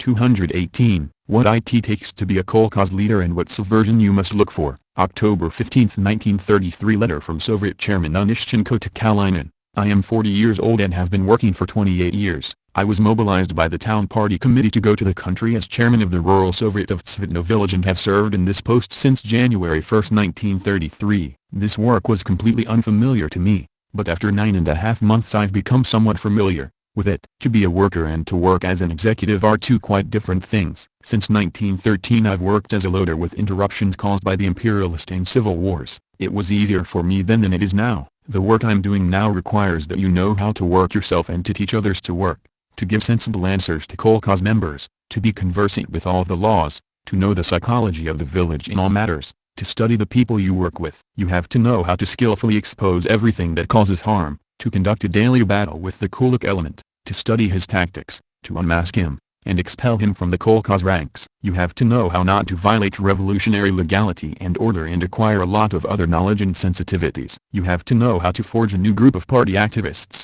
to learn to teach them how to work in a practical way to fulfill the general line of the party in the countryside. So, when I came there, everything, as they say, was in a complete shambles, and I have put it all back together solidly. On the rural Soviet's territory there is a fishing kolkhoz which numbers 774 households. The total population here is 3,740 persons. making it the largest rural Soviet in the rayon. Before the revolution, the residents had a substantial fishing industry and caught primarily sturgeon. During the Civil War, a quarter of them participated actively in the White Army and were infected to the core with acquisitive greed. C. Gelbaum and Sokolov, Stalinism as a Way of Life. New Haven, Connecticut, Yale University Press, c. 2000, p. 130. Upon entering Kolkhoz's kulaks often were just plain lazy. Excerpts from a secret report by an instructor named Gilo. Dated August 21, 1940 describes the everyday life of exiled Poles. Report on exiled Poles in Kostanay Oblast. On the demoralizing influence on Kolkhoz labor discipline of kulaks and bourgeois exiled from the former Poland to Kostanay Oblast in the Kazakh SSR. Exiled kulaks are put up in the homes of Kolkhoz farmers, often without the latter's consent. There have been cases in which one kolkhoz arranged such a cordial welcome for exiles that it gave them a day's milk yield from the dairy section, so that the kolkhoz farmers' children at the open-air kindergarten were left without milk. There have been cases in which certain kolkhoz chairmen have taken exiles into their apartments. Combine and tractor operators and other kolkhoz activists have married exiles. Exiles are credited with labor days and paid on an equal footing with kolkhoz farmers for their work on the kolkhoz. In the vast majority of cases, these bourgeois and kulaks don't do anything on the kolkhoz. Many of them arrived with enough money, clothing, and other belongings, and some of them receive money transfers of 2,000 to 3,000 rubles each, evidently from relatives. They buy foodstuffs from kolkhoz farmers, but they don't want to work and nobody makes them. 20 families of exiles, in Kyroblik Rayon, did not do anything, explaining that they were not used in the vocation. At a Magni MTS in the same rayon, a former officer arrived with his orderly, and the latter continued even here to make coffee for him and to polish and remove his boots. And when the NKVD transferred his former orderly to another kolkhoz, the officer did not take off his boots for a week, and when his feet became swollen, he took the boots off and has not put them on for 2 weeks. There are many exiles in Fyodorovka Rayon, in the Rayon center itself, who have also been placed in kolkhoz farmers' homes, who don't do anything, spend entire days sitting in a restaurant and strolling around a market and around offices. There are cases in the Oblast center itself, the city of Kostanay, when exiles are hired as office typists and clerks and are even hired to work in such organizations as the All-Union Bureau for Grain Procurement and Sales, where possible acts of sabotage by them are not out of the question. C. Gelbaum and Sokolov, Stalinism as a Way of Life. New Haven, Connecticut, Yale University Press, c. 2000, p. 264. Govt officials were attacked and killed for implementing collectivization. These were, we knew, serious accusations, for attached to them was Comrade Zeitlin's statement that the assaults on the officials took place while the latter were performing their official duties. The circumstances surrounding these events were not mentioned. Dolot, Miron, Execution by Hunger. New York, W. W. Norton, c. 1985, p. 59. Where are those cutthroats? Was a question one could often hear muttered, or exhortations like, let's get those damned cutthroats. Let's get our horses and cows back from that cursed collective farm. No one would have dared to utter such words before. Now they could be heard everywhere. The villagers were ready to fight and even kill if necessary. Indeed, a few days later, we saw 2 fires a distance away from the other end of the village. Later we learned that the headquarters of the 700 had burned to the ground. Then the news spread that the villagers were storming the homes of the activists and village officials. We also heard that somebody had attempted to burn down the building of the village Soviet, that windows had been smashed in the village club, the propaganda center, and that the telephone connection with the county center had been cut off. More than a kilometer of telephone wire was missing. Then one night, the first murder occurred. Someone ambushed Comrade Judas and beat him to death. Curious, as teenagers are, I ran to the place where his body had been discovered. It was still there. He was lying in a shallow gutter at the village main road. His priestly beard was singed, and his face was badly burned. The chasuble he always used to wear was missing. On a piece of newspaper attached to his chest, scrawled in slanting capitals, were the words, "Occurs death for occur." Dolot, Miron, Execution by Hunger. New York, W. W. Norton, c. 1985, p.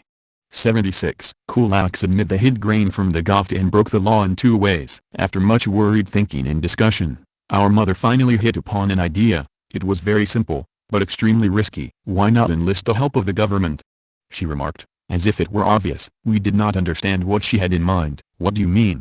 I asked, completely baffled. You mean to ask the government for help? You know that instead of helping us they have already taken everything we have.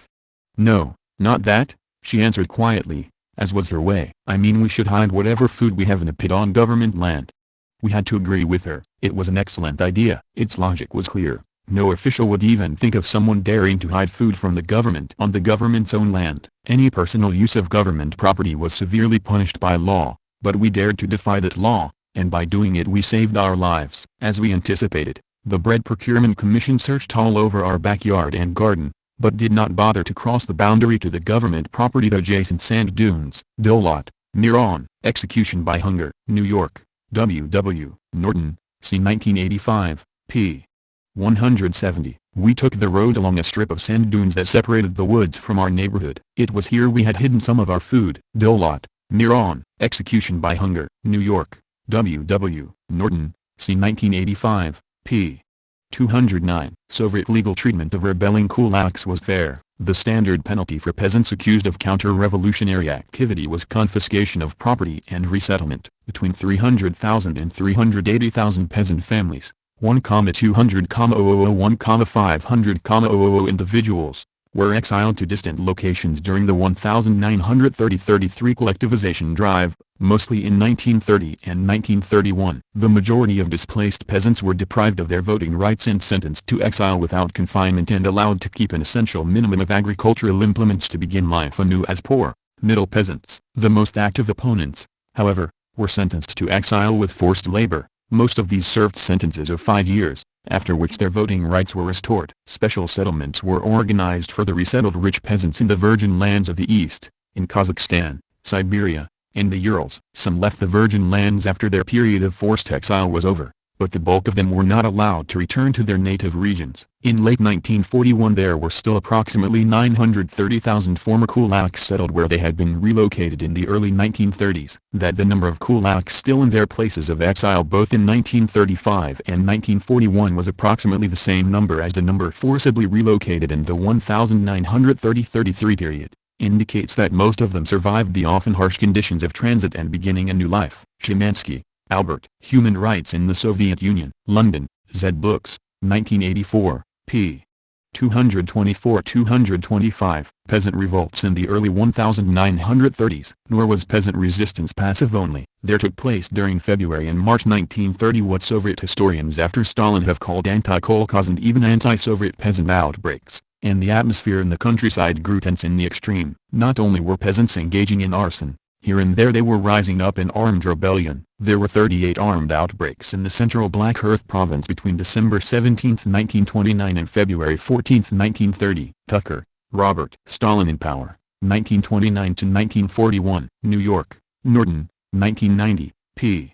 182. Peasants responded to forcible collectivization with a new wave of uprisings, and by murdering local leaders. Shabad, Stephen, trans. The Stalin-Kaganovich Correspondence, 1931-1936. New Haven, Yale University Press, c. 2003, p.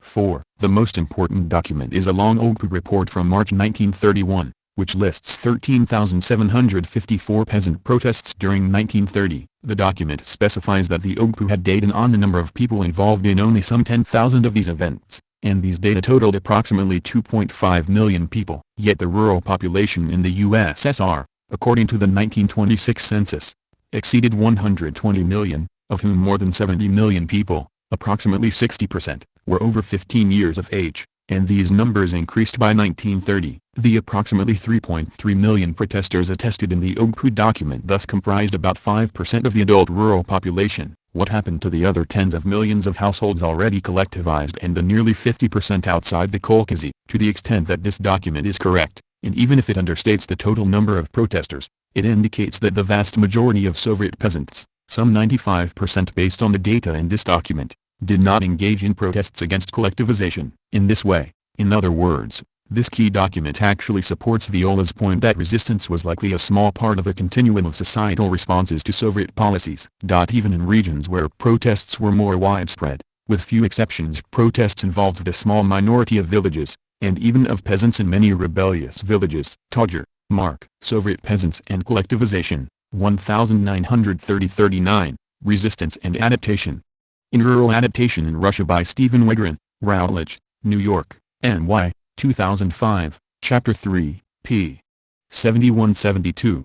As noted above, my argument is not to deny that resistance took place, but to deny that it was the only or even the main peasant response to circumstances in these years. Such resistance as did occur must be understood accurately and in context. Todger, Mark. Soviet Peasants and Collectivization, 1930-39, Resistance and Adaptation. In Rural Adaptation in Russia by Stephen Wigrin, Routledge, New York, N.Y., 2005, Chapter 3, p. 84. Stalin says son doesn't answer for the father with regard to kulaks and whites. Stalin again presented himself as a peasant's advocate when, during a Kremlin conference of combine drivers in December 1935, one of them complained that the local authorities hadn't wanted to send him to Moscow to attend the conference because he was the son of a kulak. That was when Stalin said, "The son doesn't answer for the father." Soon afterward, his Central Committee headquarters sternly on Pravda's front page overruled the refusal of a machine tractor station deputy director for political matters to permit a young collective farm woman to take a tractor driver's course on the ground that she was the daughter of a deported kulak. The accompanying editorial pointed out that following Stalin's just quoted statement, the government, on December 29, 1935, had repealed restrictions on entry into higher education or vocational schools on grounds of social origin or parents' deprivation of rights. All citizens, irrespective of social origin, had an equal right to education. Tucker, Robert. Stalin in Power, 1929-1941. New York, Norton, 1990, p. 329. Stalin wants tougher laws on stealing by kulaks. In a letter to Kaganovich and Molotov on July 20, 1932, Stalin stated, "Recently there has been an increase in the frequency, first of all, of thefts of freight on railroads. The thefts amount to tens of millions of rubles, and secondly, of thefts of property belonging to cooperatives and collective farms. The thefts are mostly organized by kulaks, dekulakized persons, and other antisocial elements who are trying to undermine our new system. Under the law these gentlemen are viewed as common thieves. They get 2 or 3 years in prison, nominally, but in reality they are amnestied 6 to 8 months later. This kind of procedure with regard to these gentlemen, which cannot be called socialist, merely encourages what is essentially their real counter-revolutionary work. It is unthinkable to continue tolerating this situation. I propose that we promulgate a law, while withdrawing or repealing current laws, that would a. Confer the same status on railroad freight, collective farm property and cooperative property as on state property. b. Make the theft, or stealing, of property in the above-mentioned categories punishable by a minimum of 10 years imprisonment, and as a rule, by death. c. Revoke the use of amnesty for criminals in such professions. Without these, and similar, draconian socialist measures, it is impossible to establish a new social discipline, and without such discipline, it is impossible to uphold and strengthen our new system. We must not delay, it seems to me, the promulgation of such a law. Shabad, Stephen, trans. The Stalin-Kaganovich Correspondence, 1931-1936. New Haven, Yale University Press, c. 2003, p.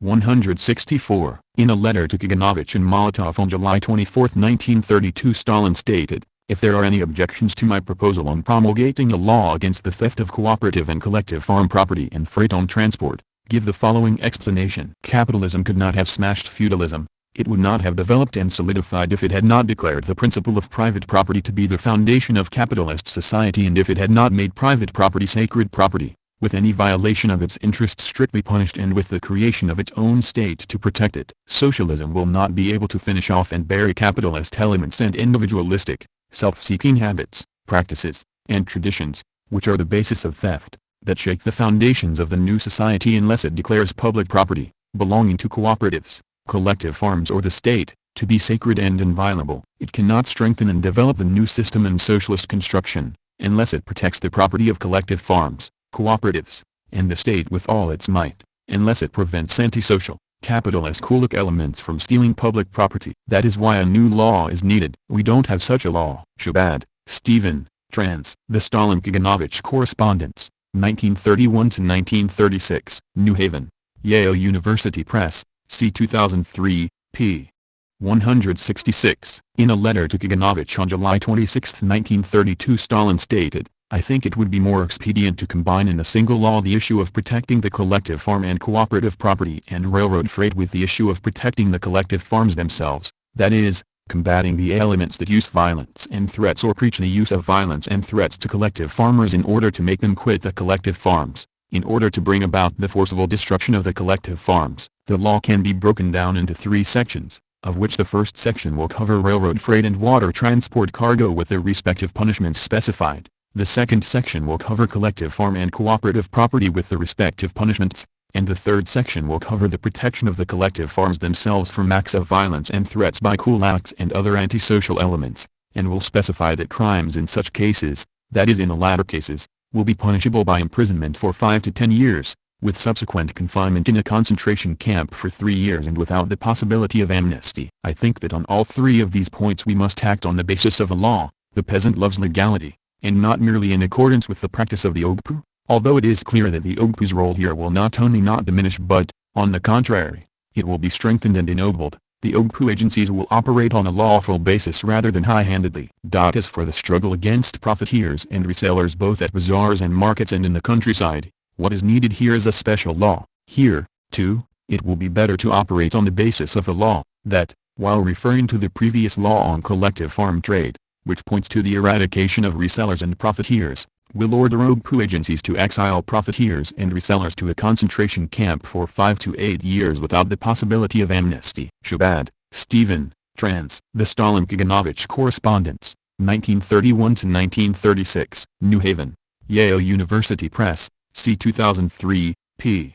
169. Collectives made many mistakes at first and had lots of kulaks sabotage, but the progress of the collective farm movement was so far to be measured in breadth rather than in depth. The collective farms were increasing in number and were spreading to district after district, but there was no commensurate improvement in the work of the collective farms or in the skill of their personnel. This was due to the fact that the growth of the leading cadres and trained personnel of the collective farms was not keeping pace with the numerical growth of the collective farms themselves. The consequence was that the work of the new collective farms was not always satisfactory, and the collective farms themselves were still weak. They were also held back by the shortage in the countryside of literate people indispensable to the collective farms, bookkeepers, stores managers, secretaries, etc., and by the inexperience of the peasants in the management of large-scale collective enterprises. The collective farmers were the individual peasants of yesterday. They had experience in farming small plots of land, but none in managing big, collective farms. This experience could not be acquired in a day. The first stages of collective farm work were consequently marred by serious defects. It was found that work was still badly organized in the collective farms.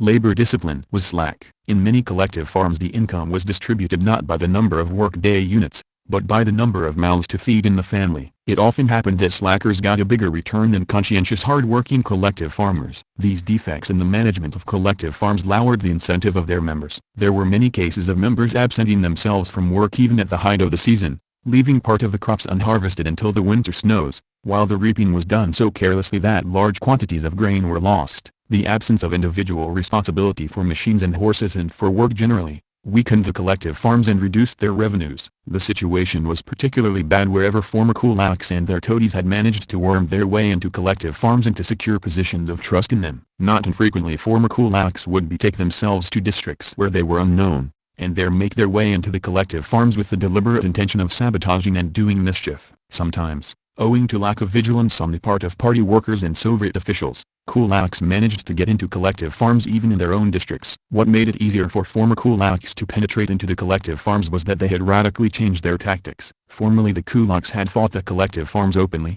had savagely persecuted collective farm leading cadres and foremost collective farmers, nefariously murdering them, burning down their houses and farms. By these methods they had thought to intimidate the peasantry and to deter them from joining the collective farms. Now that their open struggle against the collective farms had failed, they changed their tactics. They laid aside their sawn-off shotguns and posed as innocent, unoffending folk who would not hurt a fly. They pretended to be loyal Soviet supporters. Once inside the collective farms they stealthily carried on their sabotage. They strove to disorganize the collective farms from within, to undermine labor discipline and to muddle the harvest accounts and the records of work performed. It was part of their sinister scheme to destroy the horses of the collective farms by deliberately infecting them with glanders, mange and other diseases, or disabling them by neglect or other methods, in which they were often successful. They did damage to tractors and farm machinery. The kulaks were often able to deceive the collective farmers and commit sabotage with impunity because the collective farms were still weak and their personnel still inexperienced. Commission of the Central Committee of the CPSU, B. ed. History of the CPSU, Bolsheviks, Short Course, Moscow, FLPH, 1939, p. 315. Party leaders of collectives succumbed to bad kulak influence and do bad things. The Village Party and Young Communist Organization, declared Kaganovich in January 1933, including the groups in state farms and machine tractor stations, frequently lack revolutionary feeling and vigilance. In many places they not only do not oppose this anti-Soviet work of hostile elements with class alertness and an everyday Bolshevik drive to strengthen Soviet influence over the broad non-party masses of the collective farmers and state farm workers, but they themselves sometimes fall under the influence of these sabotaging elements, and some members of the party, who entered for careerist purposes, line up with the enemies of the collective and state farms and the Soviet government, and join with them in organizing thieving of seed at sowing time, grain at harvesting and threshing time, hiding grain in secret granaries, sabotaging state grain purchases, and really draw certain collective farms, groups of kolkhozniks and backward workers of state farms into the struggle against the Soviet power. It is particularly true of state farms, where frequently the directors, under the influence of anti-Soviet elements, undergo a bourgeois degeneration, sabotage the tasks set by the Soviet government, enter upon out-and-out treachery to the party and government, and attempt to dispose of state farm products as if they were their own personal property.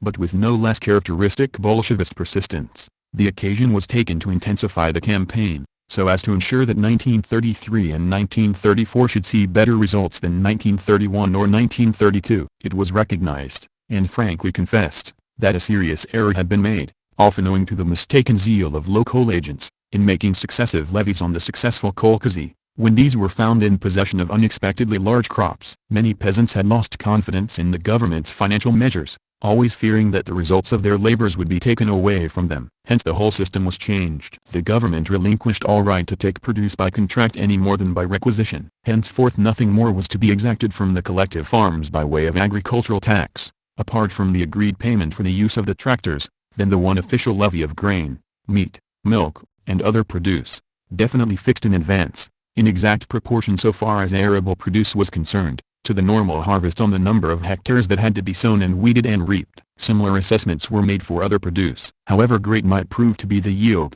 the government would claim no more. Even if a larger area were sown than had been required, the government pledged itself not to increase its demand upon the zealous kolkhozs. As soon as this definitely fixed levy had been paid for the whole district, each kolkhoz was to be free to sell the surplus to outsiders as it pleased, even to selling it, in the open market, to the highest bidder. At the same time the whole organization was drastically overhauled. Many hundreds of local officials were, during 1932, found guilty of gross neglect, or wanton mishandling of machinery, stores, and crops. These were severely reprimanded and in many cases dismissed from office. Hundreds of the worst offenders were sentenced to imprisonment, and at least several dozens to be shot. The members of the kolkhozy themselves, including the managers and accountants, were also faithfully dealt with. What was most difficult to cope with was the deplorable general sullenness, in which many, and sometimes most, of the peasants had ceased to care whether or not the normal harvest was reaped, where the plowing had been only feebly performed, the weeding left undone, and the scanty growing grain filched from the fields by night.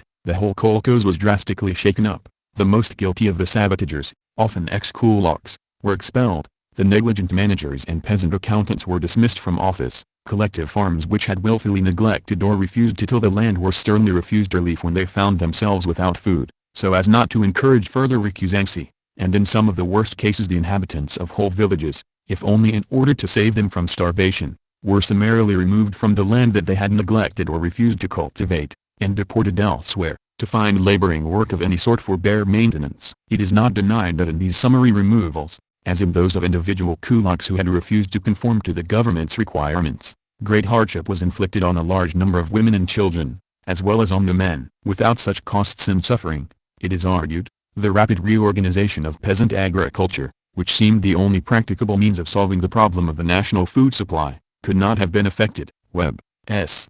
Soviet Communism, A New Civilization, London, N.Y., Longmans, Green, 1947, p.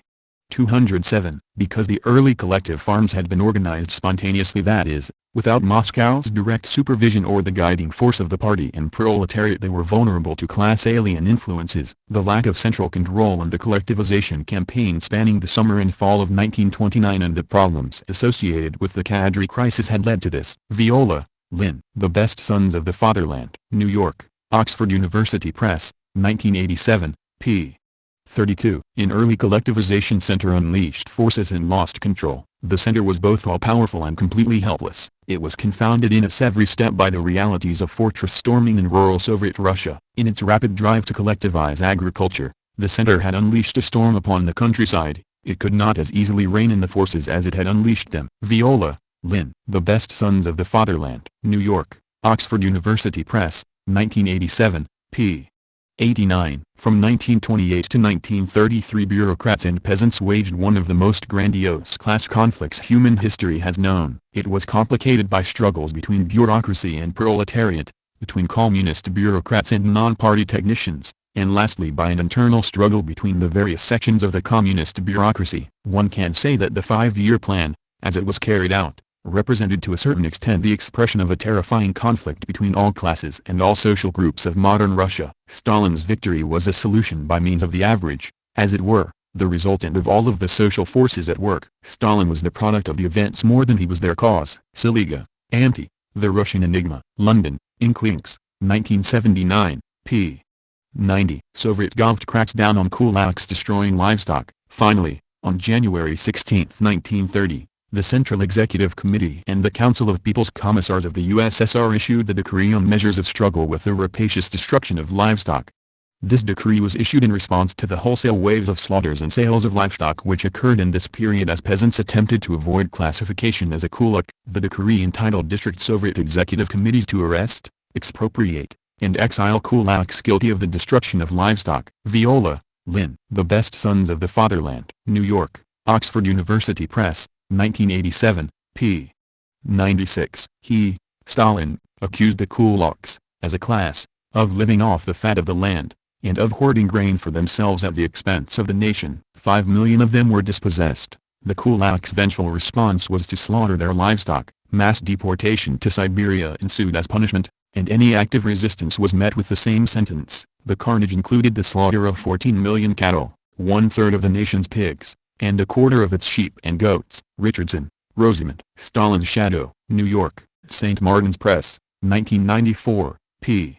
120. Appears local peasants rather than the Red Army crushed most kulak revolts. There is scant evidence with which to judge the degree of Red Army involvement in crushing anti-collective farm resistance, but it appears that in most cases the revolts were suppressed by local forces, including OGPA forces, or fizzled out on their own with the collapse of the collective farm. Viola, Lynn. The Best Sons of the Fatherland. New York, Oxford University Press, 1987, p.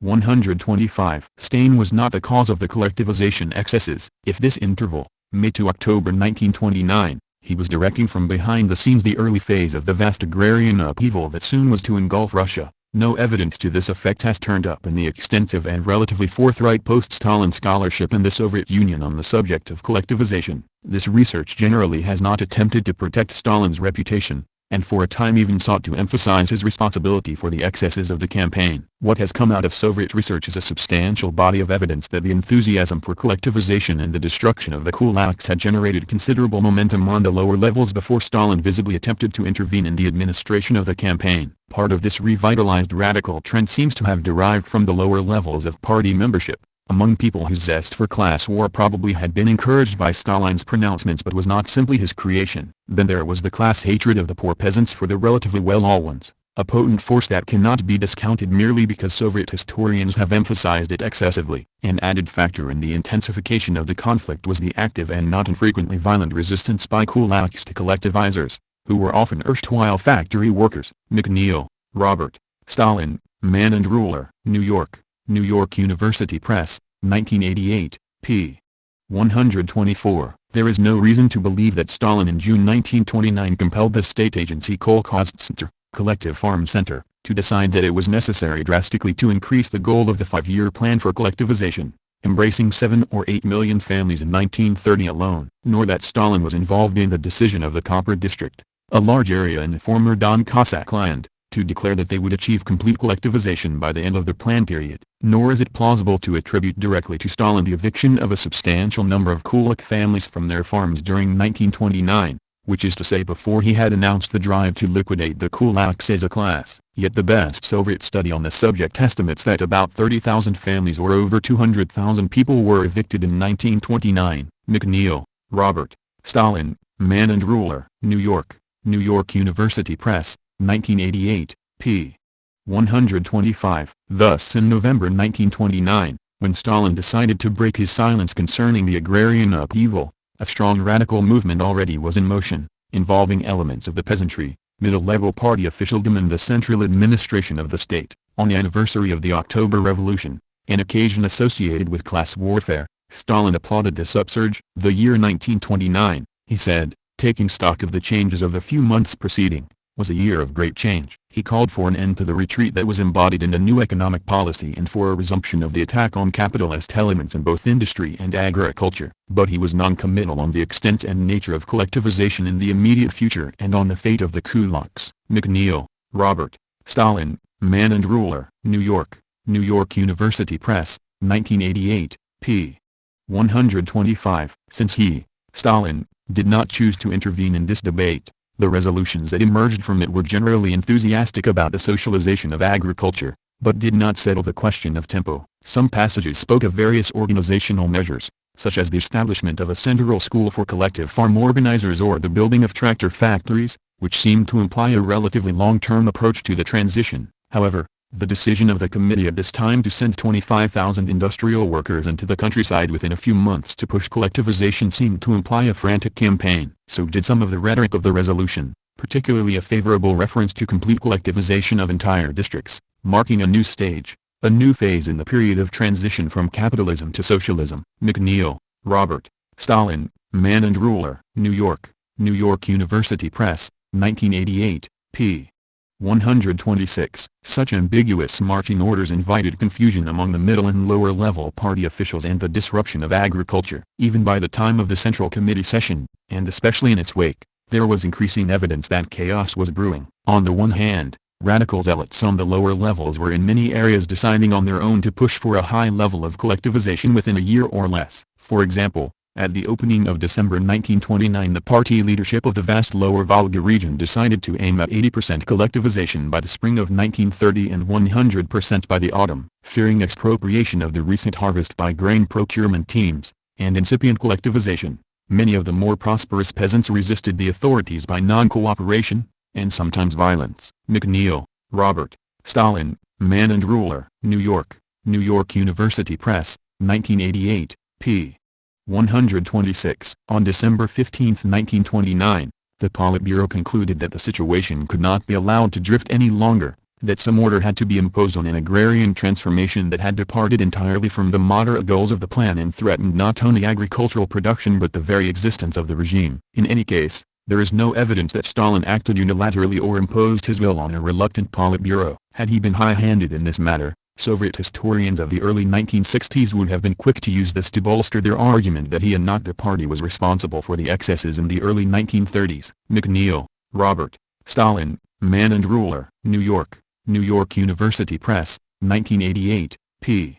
127. Soviet historians who were allowed to sift the archives to construct this narrative deserve credit for beginning the illumination of the vast suffering and economic dislocation engendered by the crash campaign of collectivization in 1929-30. But they were supposed to demonstrate that the wisdom and rectitude of the party was never tarnished, that the excesses were Stalin's responsibility. The distinction between the good ongoing institution and the fallible transitory leader is a familiar apologia in the history of many institutions in the world. But with respect to Stalin and the excesses of rapid collectivization it does not bear examination. Although the Soviet historians tried to saddle him with responsibility for making rash changes in the resolution of January 5, 1930, transforming a prudent and humane plan into a drastic and excessive one, the evidence that they present scarcely sustains this contention. True, Stalin revised the schedule for the collectivization of the overwhelming majority of collective farms, as provided by the Commission's draft, but his changes were slight, and not always in favor of higher goals. For example, the lower Volga region was to be collectivized by the autumn of 1930 according to the draft. Stalin changed this to read the autumn of 1930,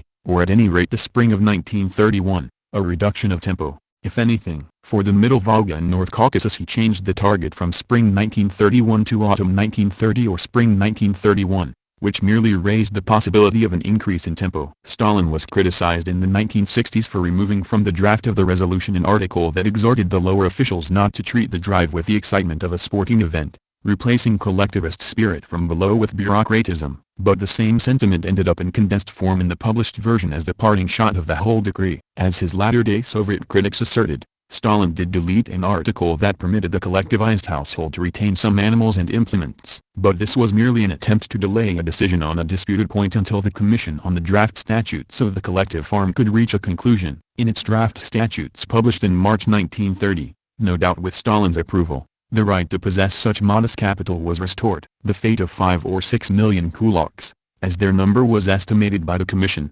raised such complexities that the Commission could not agree on any formulation. There were, however, no tender hearts among these committed Bolsheviks, and Stalin was well within the limits of Commission opinion when on 27 December he delivered his famous address on questions of agrarian policy in the USSR to a conference of some 300 Marxist students of the agrarian problem. The party, he announced, had passed from the policy of restricting the exploiting tendencies of the kulaks to the policy of eliminating the kulaks as a class. The same violent phrase appeared in the party decree of January 5, 1930, and this double authority of the General Secretary and Central Committee may well have accounted for much of the chaotic, destructive, sometimes deadly attack on peasant families deemed by somebody to be kulaks. Stalin did not add any detailed instructions on the handling of the elimination of kulaks, nor their disposition after they had been stripped of their possessions. In late December 1929 and early January 1930 he was aware that the Commission had been unable to reach agreement on this topic, and evidently he did not want to settle it on his own responsibility. But the matter could not wait, for there were widespread attacks on alleged kulaks. Thus on 15 January the Politburo appointed Molotov to head a new commission that included many of the members of the previous one. By the 26th, they had prepared a decree entitled On the Means for the Liquidation of Kulak Farms in Areas of Complete Collectivization, which the Politburo passed on the 30th. McNeil, Robert, Stalin, Man and Ruler. New York, New York University Press, 1988, p. 128. By the time the decree on the deportation of kulaks appeared at the end of January the Soviet countryside was in a state of calamitous and violent chaos as peasants, willing and unwilling, were enrolled in collective farms, real and fictitious. The most prosperous 15 to 20% were swept from their homes, their possessions transferred with great wastage to the new collectives. As early as 30th January Stalin showed some apprehension concerning excessive rates of collectivization, wiring orders to Central Asia to reject the request of local authorities for permission to complete the collectivization of 32 districts. This was mistaken, he said. His telegraphic order was to advance the cause of collectivization to the extent that masses really involved. In early February his office ordered the Moscow region to cease the deportation of kulaks. This measure had been ordered only for regions of complete collectivization, which did not include Moscow. By the opening of March he had concluded that some degree of order and relaxation was essential before the spring planting if crop failure were to be avoided in 1930. His relative moderation owed something to the fact that he was the person best placed to learn of the destruction and disorder that collectivization was inflicting on the Soviet countryside. Stalin received weekly reports from the information section of the Central Committee, based on regional offices, and about 50,000 letters from the populace in general, which his staff presumably summarized for him. On this basis, he concluded that a pause was necessary, and on 2nd March he published in Pravda, over his own name, the famous short article Dizzy with Success. While praising the great achievements of the campaign, he called for consolidation rather than expansion of collectivization and sharply criticized violations of the voluntary character of the process and such excesses as the socialization of poultry and the removal of church bells. McNeil, Robert, Stalin, Man and Ruler. New York, New York University Press, 1988, p.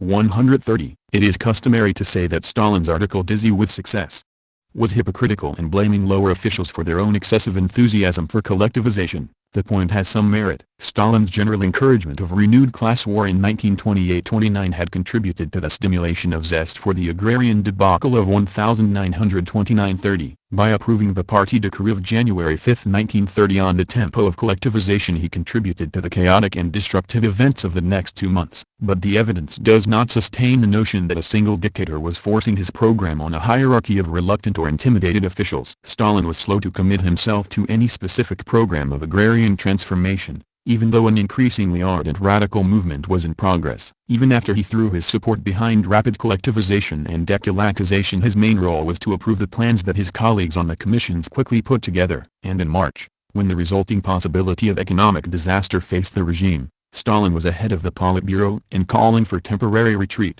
McNeil, Robert, Stalin, Man and Ruler. New York, New York University Press, 1988, p.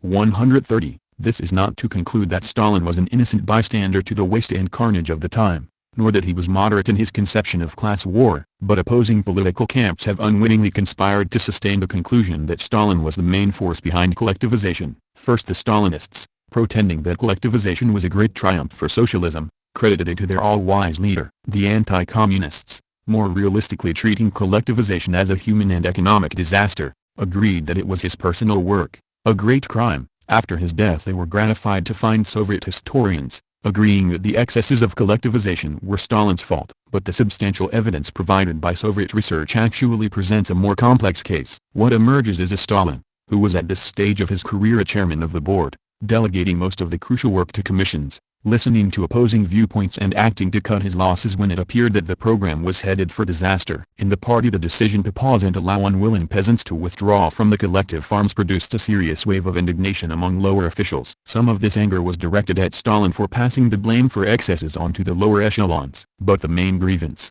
which was widespread, was simply that the leadership had interrupted and retarded the process of collectivization. In one district, for example, Stalin's article was treated as a retreat to capitalism, in another as a backward step in the rates and methodology of collective farm construction. Crawling to the policy of the right wing. This was the most persuasive of all evidence that Stalin had not invented and foisted on a passive or unwilling bureaucracy the policies of class war and collectivization. His article of 3rd of April, reply to the collective farm comrades, tried to placate some of the irate zealots. Stalin addressed 10 questions that, he said, had been raised in a number of inquiries addressed to him by practical workers, meaning organizers, in the collective farm movement. First, he asserted that the main error had been that the movement at some point began imperceptibly to slip from the path of struggle against the kulaks onto the path of struggle against the middle peasant. Then he went on to deny that the turn to moderation was a step backwards, a retreat, as some of his incoming mail, no doubt, said it was. This explanation, and other official publications, was not enough to eliminate the possibility that the 16th Party Congress,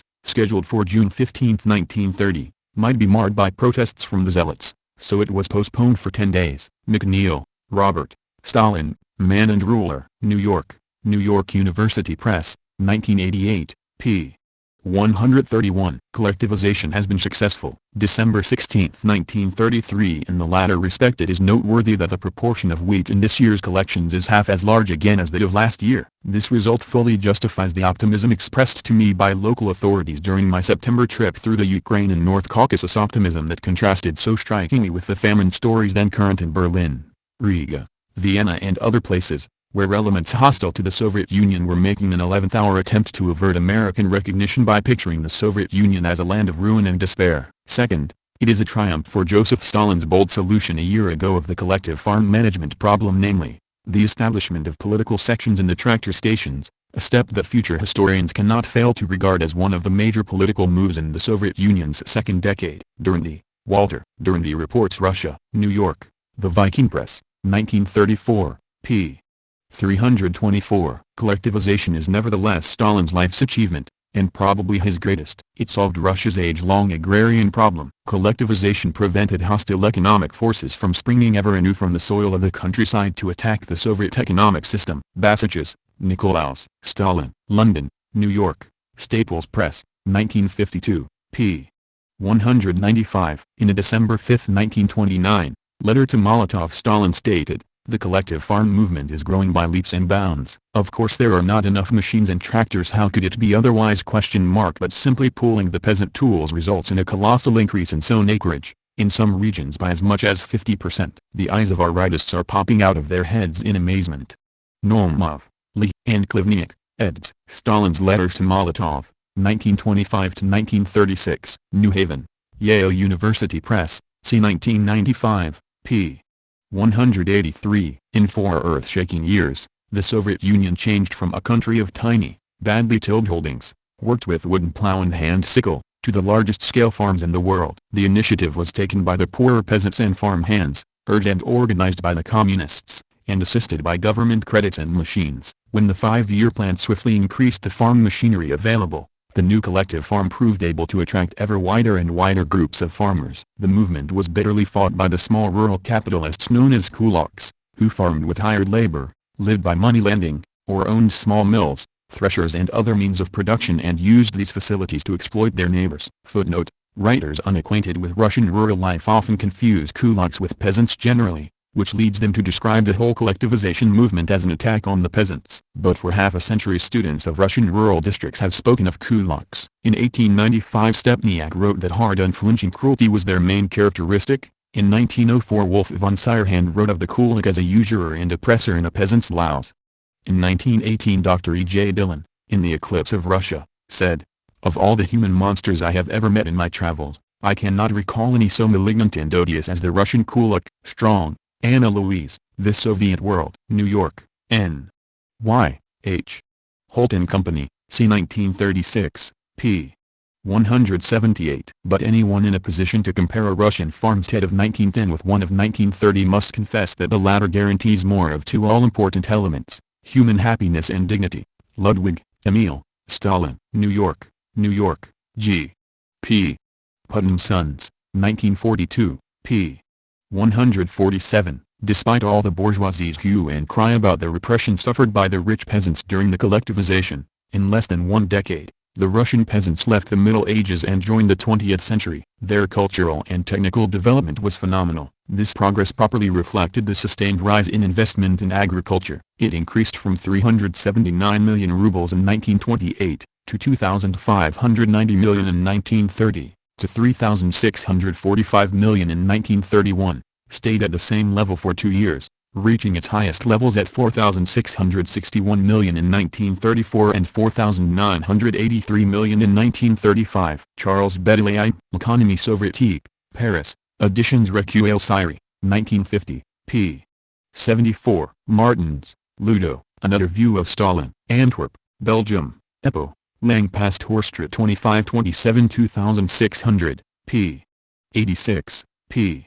77 on the net. After the success of the collectivization of 1932 to 1933, Bukharin's defeatist theories were completely discredited. Martins, Ludo, Another View of Stalin, Antwerp, Belgium, Epo, Lang Pastorstraat 2527 2600, p. 136, p.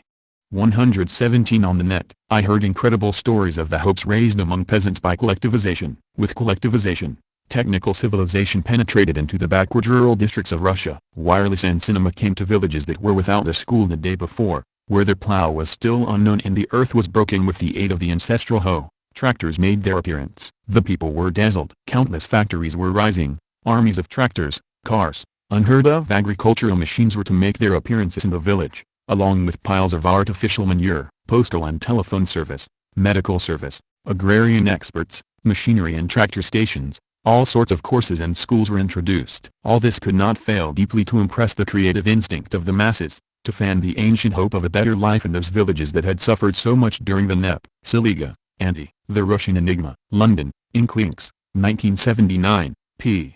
100. Collectivization and modernization were definitely needed. For, in 1928, the old-style Russian farming could not even feed the cities. It could never provide food for rapid industrialization or for expanding education and culture. Farming, along with industry, had to be modernized. Russian peasants, in 1928, farmed by methods of the Middle Ages, methods that even went back to Bible times. They lived in villages and walked long distances to fields. 1/4 of the peasants did not own a horse, less than half had a team of 2 horses or oxen. So plowing was seldom and shallow, often by homemade wooden plow, without a metal share. Sowing was by hand, the seed cast from an acorn to the earth, where birds and winds carried much away. Social life was equally medieval. The old man ruled the home. Sons married, brought their wives to the patriarchal homestead and worked the farm that their fathers still bossed. So farm practice remained old-fashioned, unchanged by young views. Much of it was determined by religion. Holy days fixed dates for sowing. Religious processions sprinkled fields with holy water to ensure fertility. Rain was sought by processions and prayers. The ultra-pious regarded tractors as devil machines. Priests actually led peasants to stone them. Any fight for modern farming thus became a fight against religion. By 1928, the farms had recovered from war devastation. The total crops equaled those before the war. Far less grain, however, was reaching the cities. Strong, Anna Louise. The Stalin Era. New York, Mainstream, 1956, p. 34. Life magazine said, March 29, 1943, in a special number, whatever the cost of farm collectivization. These large farm units made possible the use of machinery which doubled output. And, released millions of workers for industry. Without them, Russia could not have built the industry that turned out the munitions that stopped the German army. Strong, Anna Louise. The Stalin Era, New York, Mainstream, 1956, p. 46. They say Lenin would have accomplished collectivization with fewer victims. But how could it have been done any other way? I renounce none of it. We carried out collectivization relentlessly. Our measures were absolutely correct. Chuev, Felix. Molotov remembers. Chicago, I. R. D. 1993, p. 146. Chuev. Some writers now argue that Stalin and Molotov declared they would not rush ahead with collectivization, but as a matter of fact they, Molotov, we couldn't have delayed it any longer. Fascism was emerging. Soon it would have been too late. War was already looming on the horizon. Chuev, Felix. Molotov remembers. Chicago, I. R. D. 1993, p. 245. I believe our success in collectivization was more significant than victory in World War II. If we had not carried it through, we would not have won the war. By the start of the war we already had a mighty socialist state with its own economy, industry, and so forth. I personally designated districts where kulaks were to be removed. We exiled 400,000 kulaks. My commission did its job. Chuev, Felix. Molotov remembers. Chicago, I. R. D. 1993, p. 248. Molotov asserts that the members of the former employing and exploiting classes are still numerous, a fact that is indisputable when we remember that there were millions of rich peasants exploiting hired labor in the Soviet Union in 1928, in addition to millions of merchants and shopkeepers. Campbell, J. R. Soviet Policy and Its Critics. London, V. Gollancz, Limited, 1939, p. 139. This was a crisis in grain farming which was bound to be followed by a crisis in livestock farming. The only escape from the predicament was a change to large-scale farming which would permit the use of tractors and agricultural machines and secure a several-fold increase of the marketable surplus of grain. The country had the alternative, either to adopt large-scale capitalist farming, which would have meant the ruin of the peasant masses, destroyed the alliance between the working class and the peasantry, increased the strength of the kulaks, and led to the downfall of socialism in the countryside, or to take the course of amalgamating the small peasant holdings into large socialist farms, collective farms, which would be able to use tractors and other modern machines for a rapid advancement of grain farming and a rapid increase in the marketable surplus of grain. Commission of the Central Committee of the CPSU, B. ed. History of the CPSU, Bolsheviks, Short Course, Moscow, FLPH, 1939, p.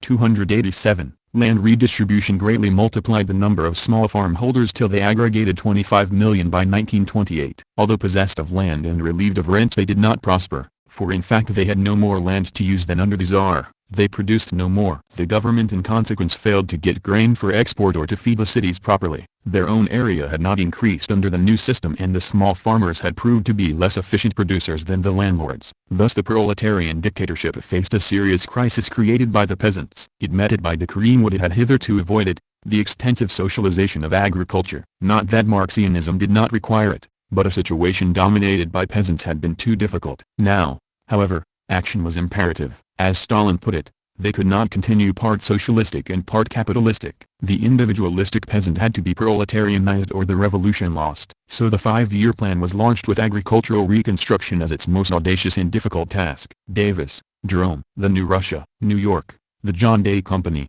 c. 1933, p. 54. We have no wish to minimize, still less to seek to justify, this ruthless expropriation and removal of the occupiers and cultivators who were stigmatized as kulaks, any more than we do the equally ruthless expulsion, little over a century ago, of the crofters from so much of the Scottish Highlands, or the economic ruin of so many smallholders that accompanied the statutory enclosure of the English commons. The policy of compulsorily substituting sheep runs and large farms for tiny holdings may have been economically sound in the one case as in the other. The Soviet government may well have been right in concluding that only by a widespread amalgamation of the independent peasants' holdings could any general mechanization of agriculture be made practicable, and that only by such mechanization could the aggregate production of foodstuffs be made equal to the nation's requirements. In fact, the partial failure of crops in 1931 and 1932, though, as we have already explained, far removed from anything to be properly called a famine, brought many thousands of small peasants within reach of actual starvation, and it may well have seemed that, in these cases at any rate, nothing but removal could save them from death at the next failure of crops, or even before the next harvest. It is, indeed, not so much the policy of removal that is open to criticism, as the manner in which it appears to have been carried out, and the unsatisfactory conditions of life into which the victims seem to have been, without judicial trial or any effective investigation, arbitrarily deported. Webb, S. Soviet Communism, A New Civilization, London, N.Y., Longmans, Green, 1947, p.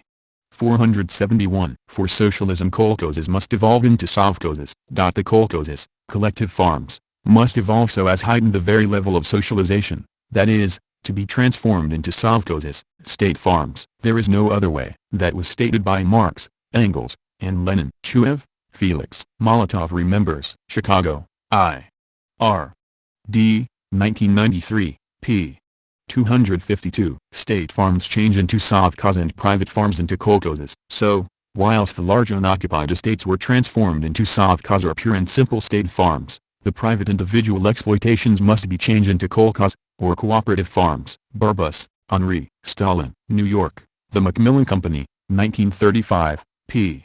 220. Stalin favors the art form of kolkhoz rather than the commune. There are two forms of kolkhoz, the commune and the art. In the commune, the kolkhozians own the entire concern in common, but that is all that they do possess, and they live in communities. In the art, each kolkhozian has his own house, his own farmyard and, if necessary, his own cow. He retains private ownership of a very small portion of the vast area whose cultivation he shares in other respects with the others. The art form is the one which Stalin very strongly recommends. Concessions. NEP. Abandonment of socialism.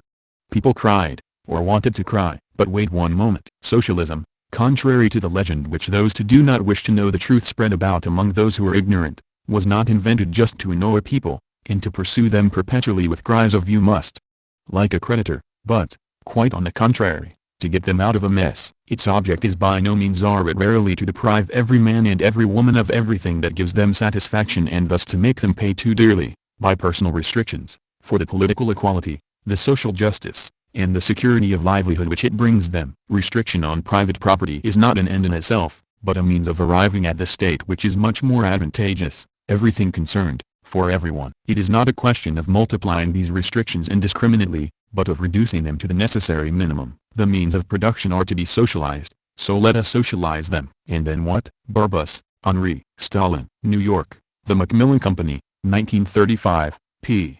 223-224. Stalin says the appearance of villages has been improved greatly. The appearance of the villages has also changed. Stalin has said, the old village, dominated by its church, and with the fine houses of the chief of police, the priest, and the kulak in the foreground, and its tumble-down mud huts in the background, is beginning to disappear. In its place the new village is springing up, with its public and economic service buildings, its clubs, its wireless station, its cinema, its schools, its libraries and its nurseries, with its tractors, its reaping machines, its threshing machines, and its motor cars. The old silhouettes of the notables, the slave-driving kulak, the blood-sucking usurer, the produce speculator, the little father, the chief of police have all disappeared. The notables, nowadays, are the men of the kolkhoz and of the sovkhoz, of the schools and the clubs, the foreman tractor and reaping machine drivers, the chiefs of the shock brigades for work in the fields and for breeding, the best brigadiers, male and female, of the kolkhozian village. Barbus, Henri. Stalin. New York, The Macmillan Company, 1935, p. 229. Farms given to millions of peasants in 1933. December 24, 1933 was suitably chosen for a lavish gift to millions of peasants. When their holdings were originally grouped into collective farms, the state had issued loans to the collective farmers which had since become a millstone around the farmers' necks. Now, all loans issued before 1933 and not yet repaid were simply wiped out. Such benevolence only Comrade Stalin has shown, said the papers. Such a step could only have been taken in the Soviet Union, where the workers are the ceaseless and supreme concern of the party and the government. Tokayev, Grigory. Betrayal of an Ideal. Bloomington, Indiana, Indiana University Press, 1955, p.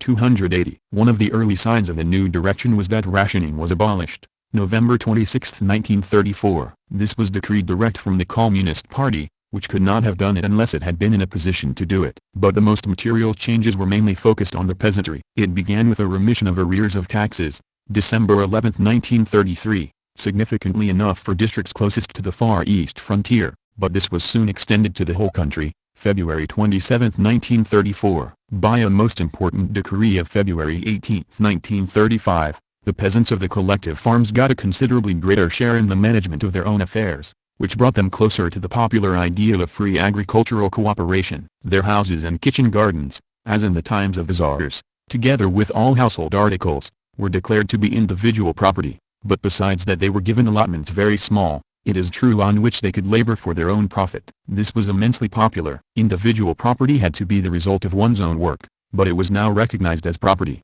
including all earnings, and was guaranteed by the state. Earnings could be invested in the national savings banks, which very soon were full, and could also be bequeathed. Horses were regarded as means of production and therefore remained nationalized, but in principle every family was to possess a cow, and a large household too, if possible. It was just in the immediately preceding period of harsh legislation that all cattle had been socialized. Pigs, poultry, bees could be personal property. One specially popular decree was that which declared that the limits of the domain of each collective farm could not be reduced. This the peasants regarded as satisfying their claim that the given holding belonged to these and to no other peasants, the principle which they had always maintained, and on which they had acted when they seized the squire's land in 1917. They looked upon it as their charter, and in many villages showed it with genuine pride to Sir John Russell. Paris, Bernard, Russia, Washington, New York, Infantry Journal, Penguin Books, 1944, p.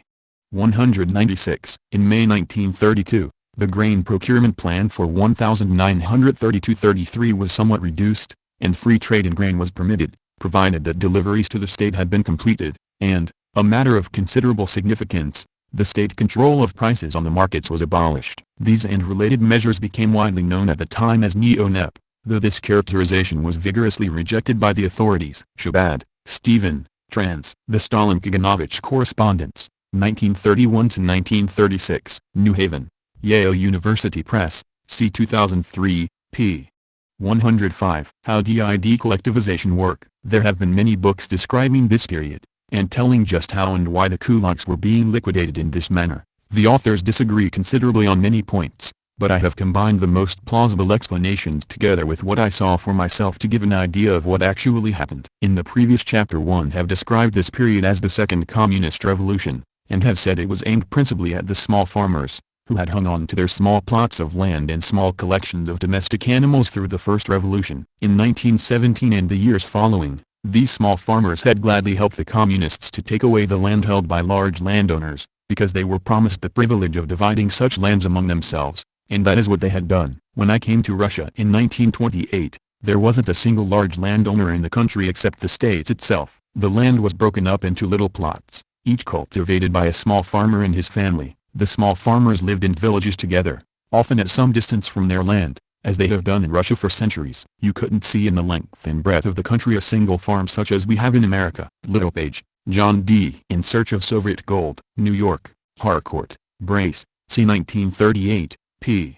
74. In 1929, 5 years after Lenin's death, Soviet Russia embarked upon her second revolution, which was directed solely and exclusively by Stalin. In its scope and immediate impact upon the life of some 160 million people, the second revolution was even more sweeping and radical than the first. It resulted in Russia's rapid industrialization. It compelled more than 100 million peasants to abandon their small, primitive holdings and to set up collective farms. It ruthlessly tore the primeval wooden plow from the hands of the muzhik and forced him to grasp the wheel of a modern tractor. It drove tens of millions of illiterate people to school and made them learn to read and write. Deutscher, Isaac, Stalin, A Political Biography, New York, Oxford University Press, 1967, p.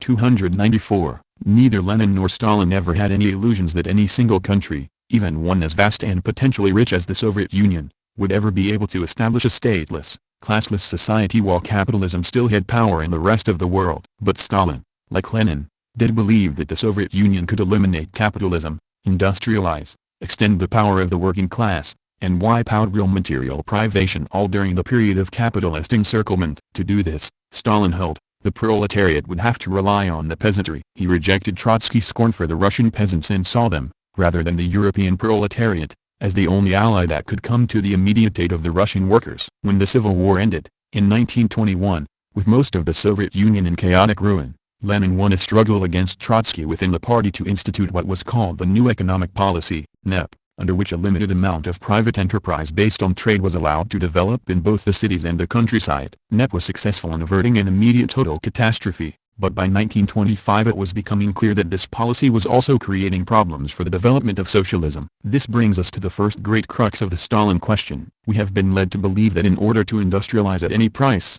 Stalin pursued a ruthless policy of forced collectivization, deliberately murdering several million peasants known as kulaks during the process. The truth is quite different. When the Bolsheviks seized power, one of their first acts was to allow the poor peasants to seize the huge landed estates. The slogan was "Land to the tiller." This, however, left most land in the form of tiny holdings, unsuited for large-scale agriculture, particularly the production of the vital grain crops. Under NEP, capitalism and a new form of landlordism began to flourish in the countryside. The class known as kulaks, literally tight fists, consisting of usurers and other small capitalists including village merchants and rich peasants, were cornering the market in the available grain, grabbing more and more small holdings of land, and, through their debt holdings, forcing peasants back into tenant farming and wage labor. Somehow, the small peasant holdings had to be consolidated so that modern agriculture could begin. There were basically two ways this could take place, either through capitalist accumulation, as the kulaks were then doing, or through the development of large-scale socialist farms. If the latter, there was then a further choice, a rapid forced collectivization, or a more gradual process in which cooperative farms would emerge first, followed by collectives, and both would be on a voluntary basis, winning out by example and persuasion. What did Stalin choose? Here, in his own words, is the policy he advocated and that was adopted at the 15th Party Congress, in 1927. What is the way out? The way out is to turn the small and scattered peasant farms into large united farms based on the cultivation of the land in common, to go over to collective cultivation of the land on the basis of a new and higher technique. The way out is to unite the small and dwarf peasant farms gradually but surely, not by pressure, but by example and persuasion, into large farms based on common, cooperative, collective cultivation of the land with the use of agricultural machines and tractors and scientific methods of intensive agriculture. There is no other way out. To implement this policy, the capitalist privileges allowed under NEP were revoked. This was known as the restriction of the kulaks. The kulaks, whose very existence as a class was thus menaced, struck back. They organized terrorist bands who attacked the cooperatives and collectives, burning down barns when they were filled with grain, devastating the fields, and even murdering communist peasant leaders. Even more serious than these raids, the kulaks held back their own large supplies of grain from the market in an effort to create hunger and chaos in the cities. The poor and middle peasants struck back. Virtual open civil war began to rage throughout the countryside. As a collective farm movement spread rapidly, pressure mounted among the poor and middle peasants to put an end to landlordism and usury in the countryside for good. In 1929 Stalin agreed that the time had come to eliminate the kulaks as a class. He led the fight to repeal the laws that allowed the renting of land and the hiring of labor, thus depriving the kulaks both of land and of hired workers. The ban on expropriation of the large private holdings was lifted, and the peasants promptly expropriated the kulak class. The expropriation of the rural capitalist in the late 1920s was just as decisive as the expropriation of the urban capitalist a decade earlier. Landlords and village usurers were eliminated as completely as private factory owners. It is undoubtedly true that in many areas there was needless violence and suffering. But this did not originate with Stalin. It was the hour of Russia's peasant masses, who had been degraded and brutalized for centuries and who had countless blood debts to settle with their oppressors. Stalin may have unleashed their fury, but he was not the one who had caused it to build up for centuries. In fact, it was Stalin who checked the excesses generated by the enthusiasm of the collective movement. In early 1930 he published In Pravda Dizzy with success, reiterating that the voluntary principle of the collective farm movement must under no circumstances be violated and that anybody who engages in forced collectivization objectively aids the enemies of socialism. Furthermore, he argues, the correct form for the present time is the cooperative, known as the artl, in which the household plots, small vegetable gardens, small orchards, the dwelling houses, a part of the dairy cattle, small livestock, poultry, etc., are not socialized. Again, overzealous attempts to push beyond this objectively aid the enemy. The movement must be based on the needs and desires of the masses of peasants. Stalin's decision about the kulaks perfectly exemplifies the limits under which he operated. He could decide, as he did, to end the kulaks as a class by allowing the poor and middle peasants to expropriate their land, or he could decide to let the kulaks continue withholding their grain from the starving peasants and workers, with whatever result. He might have continued bribing the kulaks, but it is highly doubtful, to say the least, that he had the option of persuading the kulaks into becoming good socialists. There can be no question that, whatever may be said about its cost, Stalin's policy in the countryside resulted in a vast, modern agricultural system, capable, for the first time in history, of feeding all the peoples of the Soviet lands. Gone were the famines that seemed as inevitable and were as vicious as those of China before the revolution or of India today. Meanwhile, Stalin's policy of massive industrialization was going full speed ahead. His great plan for a modern, highly industrialized Soviet Union has been so overwhelmingly successful that we forget that it was adopted only over the bitter opposition of most of the party leaders, who thought it a utopian and therefore a suicidal dream. Having overcome this opposition on both the right and the left, Stalin in 1929 instituted the first five-year plan in the history of the world. It was quickly overfulfilled. By the early 1930s the Soviet Union had clearly become both the inspiration and the main material base area for the world revolution, and it was soon to prove much more than a match for the next military onslaught from the capitalist powers, which Stalin had predicted and armed against. Franklin, Bruce, ed. The Essential Stalin, Major Theoretical Writings, Garden City, New York, Anchor Books, 1972, p. 1619. This was a profound revolution, a leap from an old qualitative state of society to a new qualitative state, equivalent in its consequences to the Revolution of October 1917. The distinguishing feature of this revolution is that it was accomplished from above, on the initiative of the state, and directly supported from below by the millions of peasants, who were fighting to throw off kulak bondage and to live in freedom in the collective farms. Commission of the Central Committee of the CPSU, B. ed. History of the CPSU, Bolsheviks, Short Course, Moscow, FLPH, 1939, p.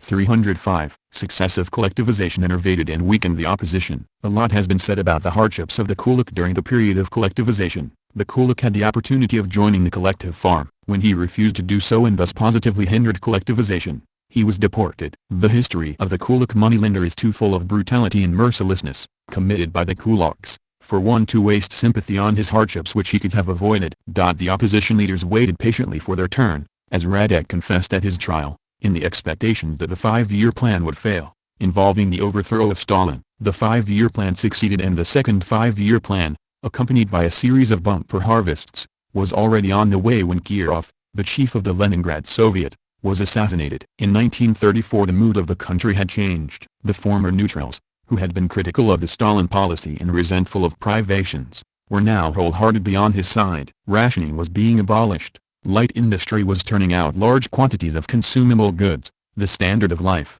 in short, had risen, and with it the popularity of Stalin himself. The assassination of Kirov seemed a desperate stroke aimed at a member of the Politburo which had been responsible for the country's success. His assassin, Nikolaev, had been influenced by the social revolutionaries, but there were threads leading from his practice to the theories of the opposition leaders. The strategic position was now reversed. Whereas, during the difficult years of the first five-year plan, the opposition had been waiting as a nucleus to seize on mass dissatisfaction as an opportunity for action. Now that there was no discontent, they were leaders without even a potential following. This is extremely significant when one asks why at the Moscow trials Zinoviev and Kamenev did not make a bold stand and invoke the support of the masses or send a message to them by declamation to the press of the world. Aitoman, Morris. GPU, Justice, London, G. Allen and Unwin, Limited, 1938, p. 214. The former political opposition had changed to organized violence, having been defeated in the party referendum about the political line of the party, whereby the opposition got less than 1% of the votes. The accused saw violence and a coup d'état as the only possibility for grabbing the political power in the Soviet Union. The fantastic production results from the first five-year plan and the collective farms had even more squeezed out those accused. The production results did not leave space anymore for a political platform against the government. Sousa, Mario. The class struggle during the 30s in the Soviet Union, 2001. Collectivization was the second revolution as important as the first. The country was undergoing a second economic, social, and political revolution, via collectivization, the first five-year plan, and industrialization. Lacour, Walter, Stalin, The Glasnost Revelations. New York, Scribners, c. 1990, p.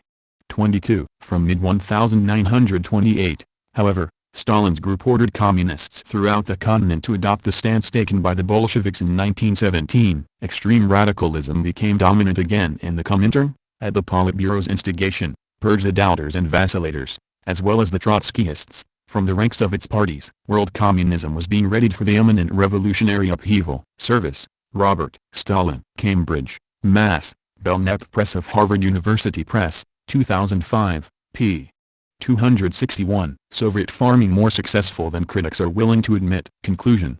The diversity of rural responses to collectivization. The resistance interpretation has dominated recent literature on peasants. These studies have made a valuable contribution by presenting and analyzing new evidence of some of the peasants' responses to collectivization and related policies. According to the studies, the peasants resisted and tried to undermine the collective farm system, and the result was famine and failure. Yet these studies minimize or ignore the actual harvest data, the environmental factors that caused low harvests, the repeated recovery from the famine and crop failures, the large harvests of the 1930s, the mechanization of Soviet farms in these years, Soviet population growth, and the long-term increases in food production and consumption over the Soviet period. It is an overstatement to describe the Soviet agricultural system as a failure. Todger, Mark. Soviet Peasants and Collectivization, 1930-39, Resistance and Adaptation. In Rural Adaptation in Russia by Stephen Wegrin, Routledge, New York, N.Y., 2005, Chapter 3, p. 87. Soviets did not intentionally produce bogus harvest statistics. This paper employs new archival sources to examine the origins of the biological yield system of harvest estimates, considered one of the most notorious examples of Soviet statistical falsification. In light of harvest statistics in the United States and Germany in the early 20th century, it also argues that the Soviet Union's shift to the biological system took place in the midst of a crisis analogous to crises in the United States and German harvest statistics a few decades earlier. The Soviet regime introduced this new system, I argue, not in order to falsify harvest information, but rather to respond to problems similar to those faced by United States and German statistical agencies. In particular, Soviet statisticians sought to overcome what they perceived as the persistent falsification of harvest projections by farmers and local officials, a pattern dating back to the beginning of the Soviet regime, if not earlier, and also to end disputes between state agencies over the harvest. The regime resorted to the biological harvest because statisticians saw it as a more accurate method of harvest projection on the basis of pre-revolutionary Russian precedents. Todger, Mark. Statistical Falsification in the Soviet Union, a Comparative Case Study of Projections, Biases, and Trust. The Henry M. Jackson School of International Studies, University of Washington, 2001, p. 8. I argued below that in introducing the biological method in 1933, Soviet statisticians did not intend to create a system of falsification, but rather to overcome what they considered inherent inaccuracies and uncertainties in their pre-existing systems of harvest projections. These uncertainties derived from the fact that Soviet statisticians from 1918 onward had to rely on the peasants for their basic data on crop conditions and harvests. The statisticians assumed, in part on the basis of concrete evidence, that the peasants substantially understated their actual production because they feared that the estimates derived from their statements would serve as the basis for requisitions and, during the new economic policy, taxation. This distrust culminated in a series of efforts to transfer responsibility for estimating harvests from the farmers to the government in the early 1930s. Todger, Mark. Statistical Falsification in the Soviet Union, a Comparative Case Study of Projections, Biases, and Trust. The Henry M. Jackson School of International Studies, University of Washington, 2001, p. 15. Soviet Gov aided the Ukraine in its time of need in 1928-29. In the end, grain procurements in Ukraine in 1928-29 greatly declined from previous years, totaling 1.59 million tons. Only about one-tenth of this, 171,389 tons, was sent outside of Ukraine. Ukraine received from other republics more than 320,000 tons of grain, in other words, nearly twice as much as the republic exported, and was authorized to use, from both internal and imported sources, some 520,000 tons of grain as seed, about two-thirds of total seed loans for the entire Soviet Union. Todger, Mark. Grain crisis or famine? In Provincial Landscapes, Local Dimensions of Roli, Don. Soviet Power, 1917-1953, University of Pittsburgh Press, Pittsburgh, Pennsylvania, 2001, Chapter 7, p. 157. The Ukrainian famine of 1928-29 resulted from a genuine decline in food availability and was not an entitlement famine due exclusively to market forces. Second, the regime undertook a concerted relief effort to feed several hundred thousand peasants. By reaching fewer than 20% of the overall population in the crop failure regions, it obviously did not include all those who needed food, evidenced by efforts of local personnel to stretch resources to aid more people than planned. Bureaucratic delays, unanticipated interventions by central Soviet authorities, and of course the crop failure itself all obstructed relief efforts, Yet agencies and officials at all levels did respond rapidly and in an organized manner, and did do a reasonable job of setting targets they could meet and meeting targets they set. Among these targets were measures to increase farm production, which were frustrated not by peasant resistance in the form of reduced sowings as noted. Peasants actually sowed substantially larger areas in fall 1928 and spring 1929 than previously, but again by extreme weather conditions. Third. As already noted,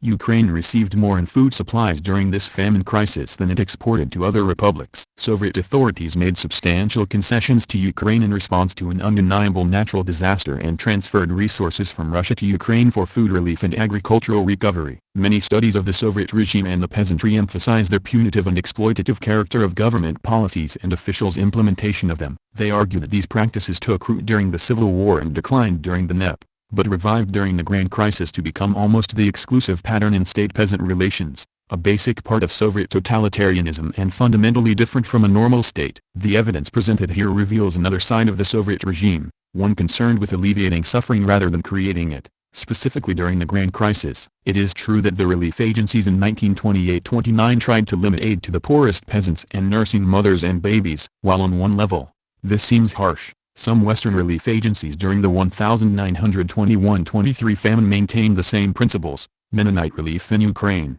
for example, refused to aid anyone who had even such assets as a horse. Such policies reflected the food shortages that relief agencies faced too, and that prevailed in the country as a whole. In both periods, governments today employ various means to test what the Soviets called balances, before allowing people access to welfare and other benefits for the poor. The criteria employed comparison of income and assets with established statistical norms such as the poverty line resemble, for example, the standards of the Ryadkom employed to determine whether a region qualified for relief. Todger, Mark. Grain crisis or famine? In provincial landscapes, local dimensions of Soviet power, 1917-1953 by Don Rowley, University of Pittsburgh Press, Pittsburgh, Pennsylvania, 2001, Chapter 7, p. 169. The agencies involved in relief in 1928-29 functioned like bureaucracies in normal states in other ways as well. They had certain conflicting goals and interests, and they demonstrated patterns of bureaucratic rigidity, but similar examples can be found in any country, including United States, in both the public and private sectors. Despite these problems, these agencies also had common goals of providing aid, and they achieved a substantial portion of these goals. It seems clear from the sources that their efforts saved many lives. In this context, the extraordinary measures that the regime carried out during the grain crisis take on a different meaning. They created food shortages in some regions and for some peasants, but they also substantially alleviated a genuine famine in a large region of Ukraine, to say nothing of the rest of the country. Certainly, the results of these efforts, including the extraordinary measures, were superior to what would have happened had nothing been done and the regime simply relied on the market. The situation in that case would have resembled, for example, the Indian famines in which millions died of starvation and related epidemics, in some cases,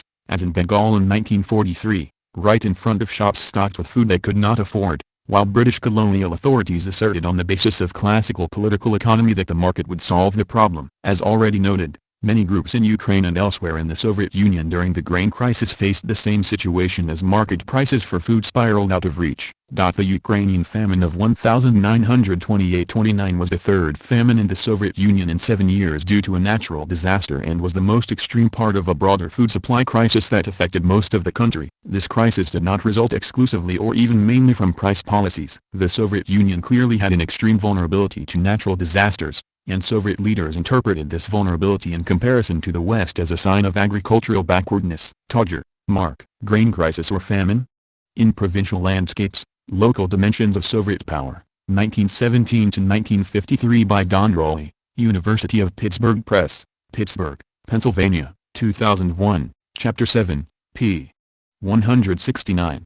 Kolkhozes had good living conditions. I had visited, in 1934, a number of kolkhozes around Moscow with foreigners' excursions as well as with my school, and they were positively model establishments. The kolkhoz peasants lived in passably good rooms. One could find no fault with the tools. The sanitary conditions and social welfare as a whole were amazingly well organized. My visits left me with the impression that, while not everything in Russia was perhaps so well off, conditions nevertheless were bearable and assuredly much better than before. Chuomanin, Arvo, The Bells of the Kremlin, Hanover, University Press of New England, 1983, p. 105. Personal property rights of those in collectives. The political privilege is guaranteed by the Constitution. Every household in a collective has a plot of land, including house, livestock, poultry, and tools, as its private property for family use. Article 7. Alongside the socialist system of economy, every citizen has the right to carry on personal labor, precluding the exploitation of the labor of others. Article 9. He likewise has a right to inherit personal property and is entitled, Art. 10. To personal ownership of income from work, savings, homes, furniture, and articles of personal use and convenience. Soviet citizens have as much right as people of other lands to cultivate the joy, pride, and responsibility which are commonly supposed to attend individual ownership of apartments, homes, and gardens. Schumann, Frederick L. Soviet Politics, New York, A.A. Knopf, 1946, p. 335-36.